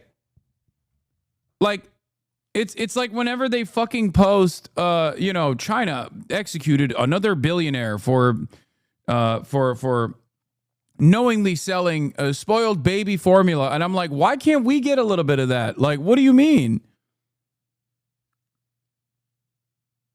Why can't we get a little bit of that? I guess the closest we've gotten to that is like Waco. But even then, dude, the way that these guys treated Falun Gong is still significantly better than fucking Waco. I don't think the Chinese government, as far as I know, went into a compound where the fucking Falun Gong were at and like gassed the entire compound and killed the children in the compound. They're just disbanding the cult. So even when America does some shit, even when America tries to deal with a fucking cult, they just deal with it in the most American way possible. First gassed and then burned them alive. Sorry. Or, if they proved tough to convert, instead shipped to labor camps to first be broken physically. Reliable estimates placed the number killed in the campaign over. In America, when you fucking are a QAnon cult member, you get into the government now. Okay? That's what we do to our cult members. We take our cult members and we go, oh, are you in a cult? Great. Please join the federal government, please. RFK Jr. is anti-medicine and he runs medicine. He runs medicine in the government. He runs health and human services. Okay? So part of that is de facto running the medicine. The guy who is anti-medicine, who may or may not have a fucking brainworm, well, we know he has a brainworm, but we don't know if it actually controls his mind, is literally in the government. Tulsi Gabbard, also in a cult, literally in the government. Oh my God. 3,000. But all that is just the beginning.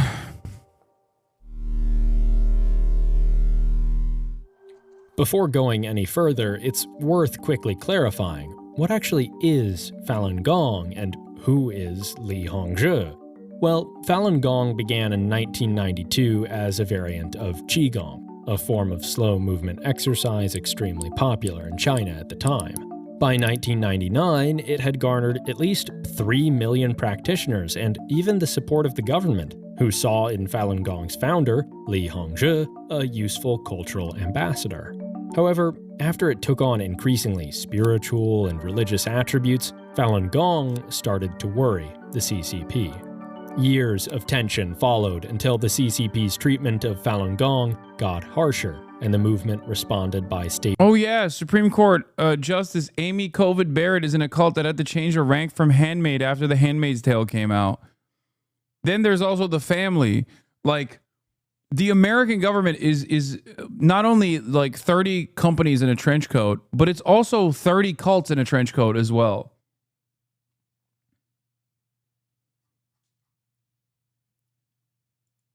It's so nutty. It's just cults all the way up and down.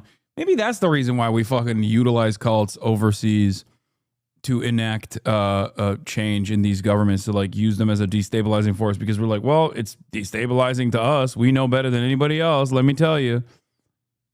Staging a massive protest outside the central government headquarters, terrifying the party. What came next was a nationwide ban, followed by an intense crackdown. So it was in this context that those 5 people set themselves ablaze in Tiananmen Square 2 years later.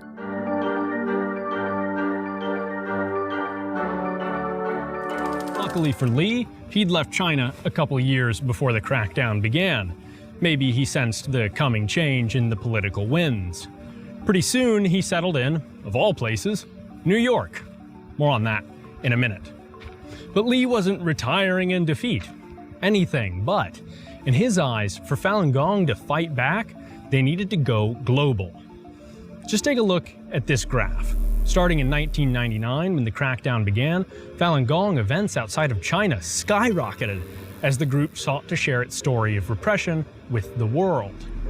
And it wasn't just events either. In 2000, some of Li's top lieutenants started the Epoch Times, a newspaper dedicated to exposing the wicked abuses of the CCP. Just a few years lives later, in LA, bro. That's crazy. It's Santa Monica. Li started Shenyun, a ballet aiming to tell the story of how the CCP destroyed Chinese culture.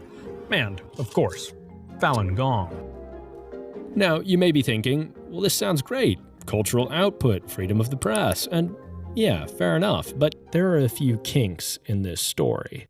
Set aside, for now, that the Epoch Times would go on to become one of America's most prominent far-right conspiracy rags, or that Shen Yun explicitly calls the theory of evolution a deadly idea.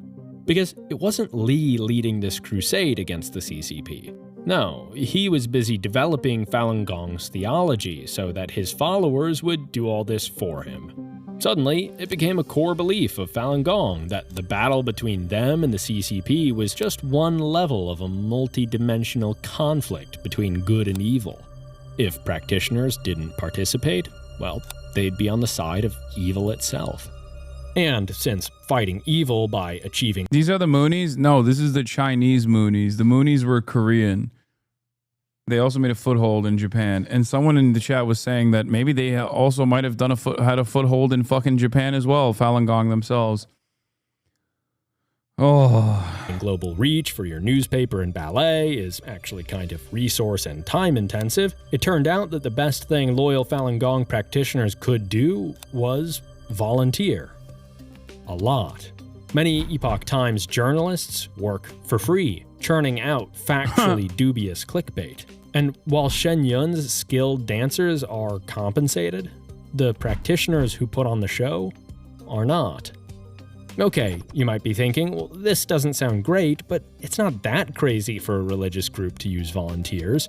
And sure, even if Falun Gong's demands outstrip basically every modern established religion, that's fair enough. Except, like, the Moonies are so pervasive that they are the reason why sushi is as popular as it is in the United States of America. Didn't they have like a monopoly on sushi restaurants for the longest time?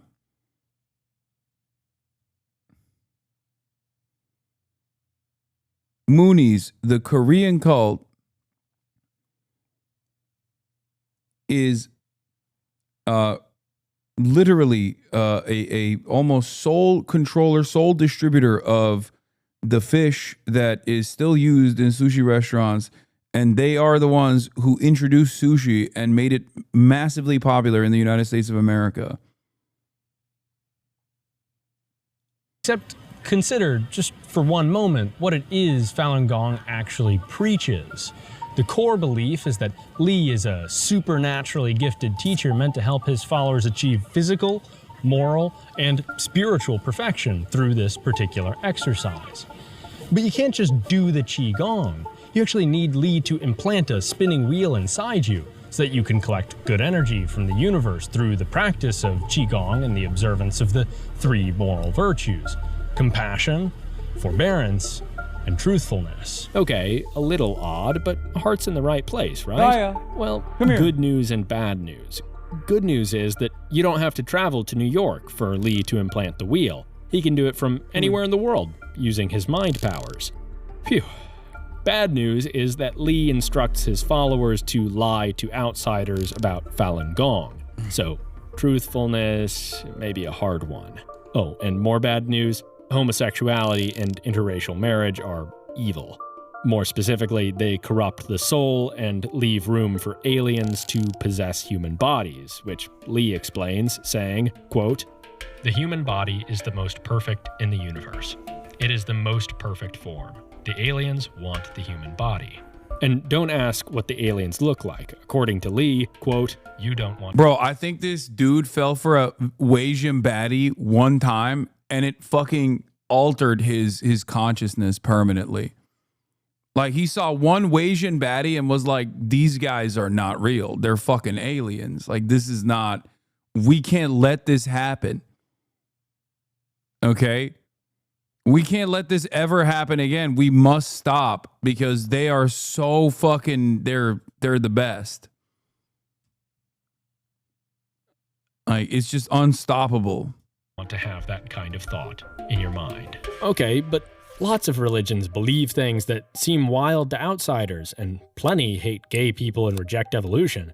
Still, bad, But let's talk about the whole anti-evolution shtick from Shen Yun. As it happens, in their effort to corrupt and possess humanity, those sinister aliens also invented technology, science, and ideas like evolution. These things, Li says, lead man away from Qigong and spiritual perfection by convincing them modern medicine can heal them, keeping their bodies and souls weak and vulnerable. Oh, and the aliens are also using modern science to clone humans so they can possess their soulless bodies, so there's that. The real trouble with all this is, well, the people Li's basically killed with his teachings. It's very cool that a big part of like the anti-China conspiracy theories have directly come from this cult, by the way. Very cool, very fun. So that like 90% of the time when you're talking to the average American about like China and they just come up with some insane fucking statement and you're like, what? Where did you hear that? It's these fucking guys. It has been directly planted in the collective consciousness of Americans from this psychopathic cult. Thank you, CIA. Job well done. Stop. Back in '99, Beijing justified the crackdown with an estimate that Falun Gong had caused 1,400 preventable like the organ deaths harvesting and suicides. Although real, reliable numbers are almost impossible to come by, thanks to the group's secrecy and their ongoing propaganda war with Beijing. Still, consider one Colleen May of Sydney, Australia. One day, she said to her daughter, quote, "I met these lovely people in the park, and they do meditation once a week, and I'm going to go down and do that with them." Soon, she stopped taking the medication for her high blood pressure. Subsequently hospitalized, Colleen pulled out her IVs and spat medicine back at the nurses, believing all along that to use it meant she wasn't a good enough believer in Li. If only she could believe harder, he would use his powers to heal her. At 75 years old, she died of entirely preventable illness.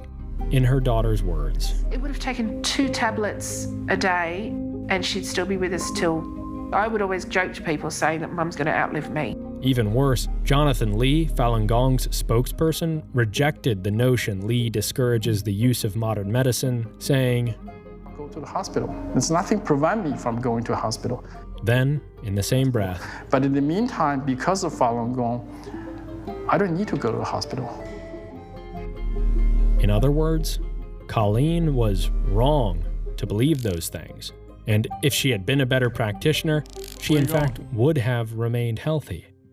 If only she had believed harder. Consider also Jianin Liu, who, like the many laborers behind Shen Yun and the Epoch Times, volunteered his time to Falun Gong, working on the construction of Dragon Springs, Li's secretive and sprawling. Oh, this is the other. 400 Yeah, if you guys thought this shit wasn't even, if you didn't realize, it gets way crazier. They also have a fucking compound in upstate New York. Piker estate in upstate New York. While on the job, I'm not gonna lie, I understand why Colleen May did what she did. Who amongst us doesn't want to be white Chinese, right? Part of the reason why she died, of course, was that she wasn't like a real white Chinese. I, on the other hand, am different. Like, I am white Chinese, and therefore I would not have died in this situation. But like, I get why she wanted to be white Chinese. You know what I mean? Like, I understand where it's coming from. Job in 2008, Liu fell from a structure and died. Under normal circumstances, the Occupational Safety and Health Administration, or OSHA, would launch an investigation into such a tragedy. Were proper precautions observed, and was Liu even qualified for this work? But Liu had been a volunteer worker, a Falun Gong practitioner from Toronto, and OSHA can only investigate employee deaths and injuries. Moreover, Liu's own family, thanks to Falun Gong's beliefs about spinning wheels and modern medicine, refused an autopsy. And this is what gets at the core of Li's character, what makes him and his movement so nefarious. Liu had been engaged in dangerous work, building Li a massive compound, a monument to the greatness of the religion he'd built for no pay. And his total sacrifice met with no accountability from those who had used him. Because built into Falun Gong, its doctrine, its formal structures, is Li's exceptionalism. His superiority to everyone else, Falun Gong practitioner or otherwise. In Li's own condescending words, quote, "You can think of me as a human being." Consider the Tiananmen Square incident, when 5 people set themselves on fire in an act of terrible.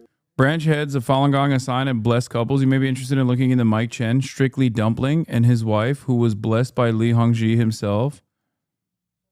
Mike Chen, Strictly Dumpling, and his wife. I don't know who is that, like a YouTuber? Extraordinary devotion. Li was across the globe, safe from any retribution, any repression. And when he was called upon to respond, he didn't honor the fallen believers. He didn't even acknowledge their pain. And Mike Chen, Falun Gong.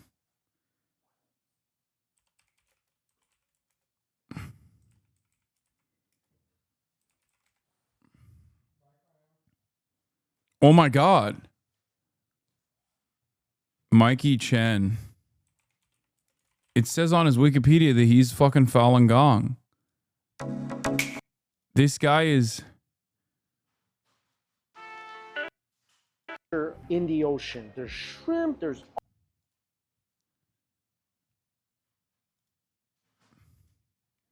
This guy's Falun Gong?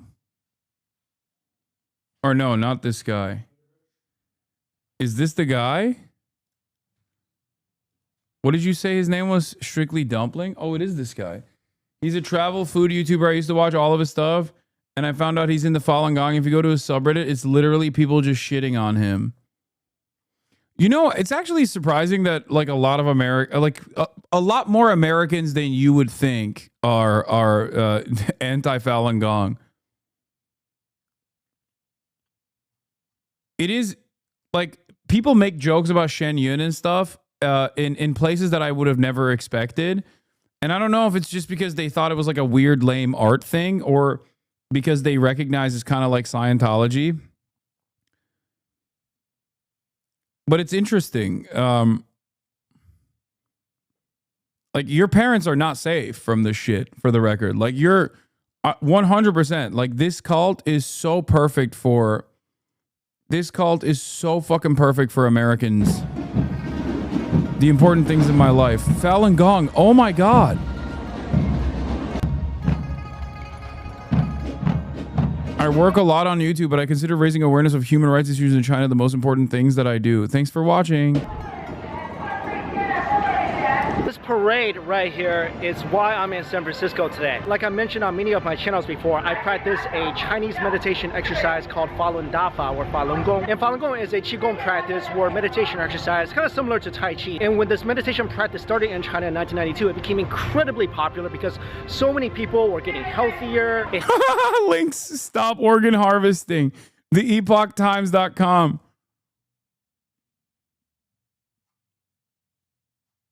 StopOrganHarvesting.org. This is why chatters are making the organ harvesting jokes, by the way, for those of you who don't know. If you have ever heard like the Chinese government is like arresting people and harvesting their organs, like that's Falun Gong.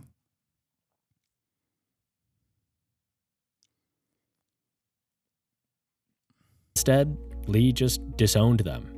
They had set out to prove their devotion. Yet all they achieved was to intensify the crackdown and, perhaps worse, expose their divine leader as uncaring and oblivious to their suffering.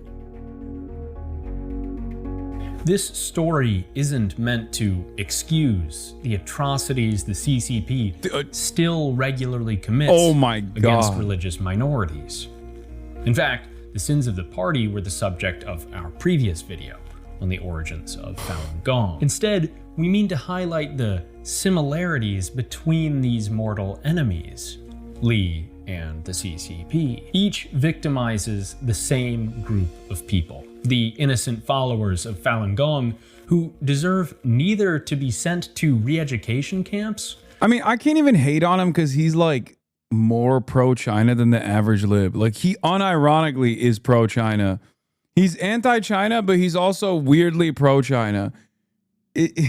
Maybe my brain is so distorted, but an anti-China YouTuber will take what Falun Gong is doing and describe it as like a brave religious movement unjustly maligned by the fucking scary communists. He at least says they're crazy and then says they're maligned by the scary Chinese communists. But he spent most of the video being like, these are not good guys. And it's actually good that the Chinese government kind of dealt with them. Like Drew Pavlov is the average fucking anti-China hawk. Okay. That's the liberal. He's an unironic Dengist.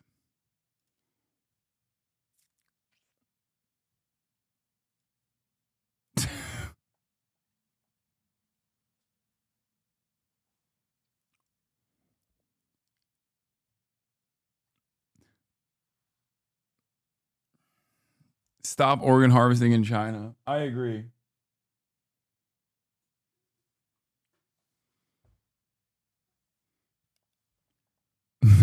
This is like the anti-Hasan. This is like the anti-Hasan propaganda where they like go so hard on the anti-Hasan propaganda that the average person's like, I don't think that's real. Okay? The claims that you're making are so exaggerated that like the average person goes, I don't know if I agree with you, especially because you're so sweaty when making this like insanely exaggerated claim. That's how I feel about my haters too. Like imagine a random incredibly sweaty dude, incredibly greasy dude walks up to you in public and is like, Hamas, Diddy, Epstein, Piker, Hasanabi, like just starts vomiting out these words. You're gonna be like, what are you? Get away from me. That's how I feel about the Epoch Times style guys as well. Nor to be educated by a master who persuades them to die of preventable illness. Moreover, each abuses the same. Dude, do you not care about organ harvesting? Stop making light of this. Don't spread lies about Falun Gong. I've already sunk too much cost into them. Dude, do you not care about organ harvesting? Stop making light of this extremely serious situation. You're right. I read you were pro-cancer because of your Biden take. I wonder which community was making that argument. Couldn't be the fucking content creator who recently attacked a cancer charity stream that I conducted. Couldn't be that guy, right? Mr. Pro-Cancer last week, but now that Biden has it, he's all of a sudden realized he's anti-cancer again, you know? And also falsely smearing me as being...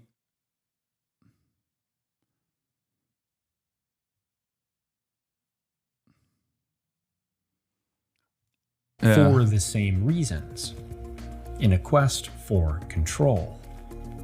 Just as the party demands devotion to Marxism and social conformity, so too Lee demands of his followers extraordinary devotion to him. It is this total... It becomes a lot less funny real quick when there's a family member that starts talking about Falun Gong, Falun Dafa approach to religion, which insists that only the teachings of Li Hongzhi, not modern science, not human equality, not even a democratically legitimate government like America's, has any authority at all that leads people to devote their labor and their lives to Li, to light themselves on fire in Tiananmen Square, to die building the great master an enormous monument. Okay, I don't know what. Okay, whatever.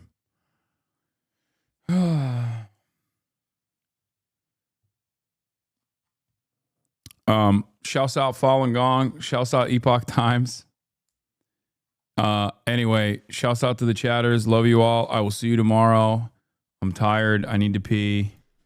I'm so goddamn tired. Holy shit. Did 8 hours and 30 minutes today, okay? So you better fucking recognize the amount of time I put into this today. Peace, everybody. Love you all, and see you tomorrow.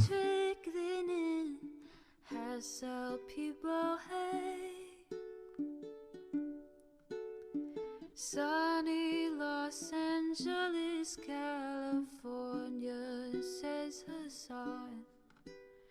The starlock to the starlock to the topic just begun. There he is again, Hasan is streaming. Hasan is streaming. There he is again, Hasan is streaming. Hasan is streaming. Reviewing the P.O. box, Uncle Uyghur's face. Sudden discord agitprop, great names take embrace. Tiny Bernie Sanders, LGBTQ Air Force. The whole left at your fingertips, on at your door. H3 crowded debate, the Young Turks online show. 3 full fucking years of this, plenty more to go.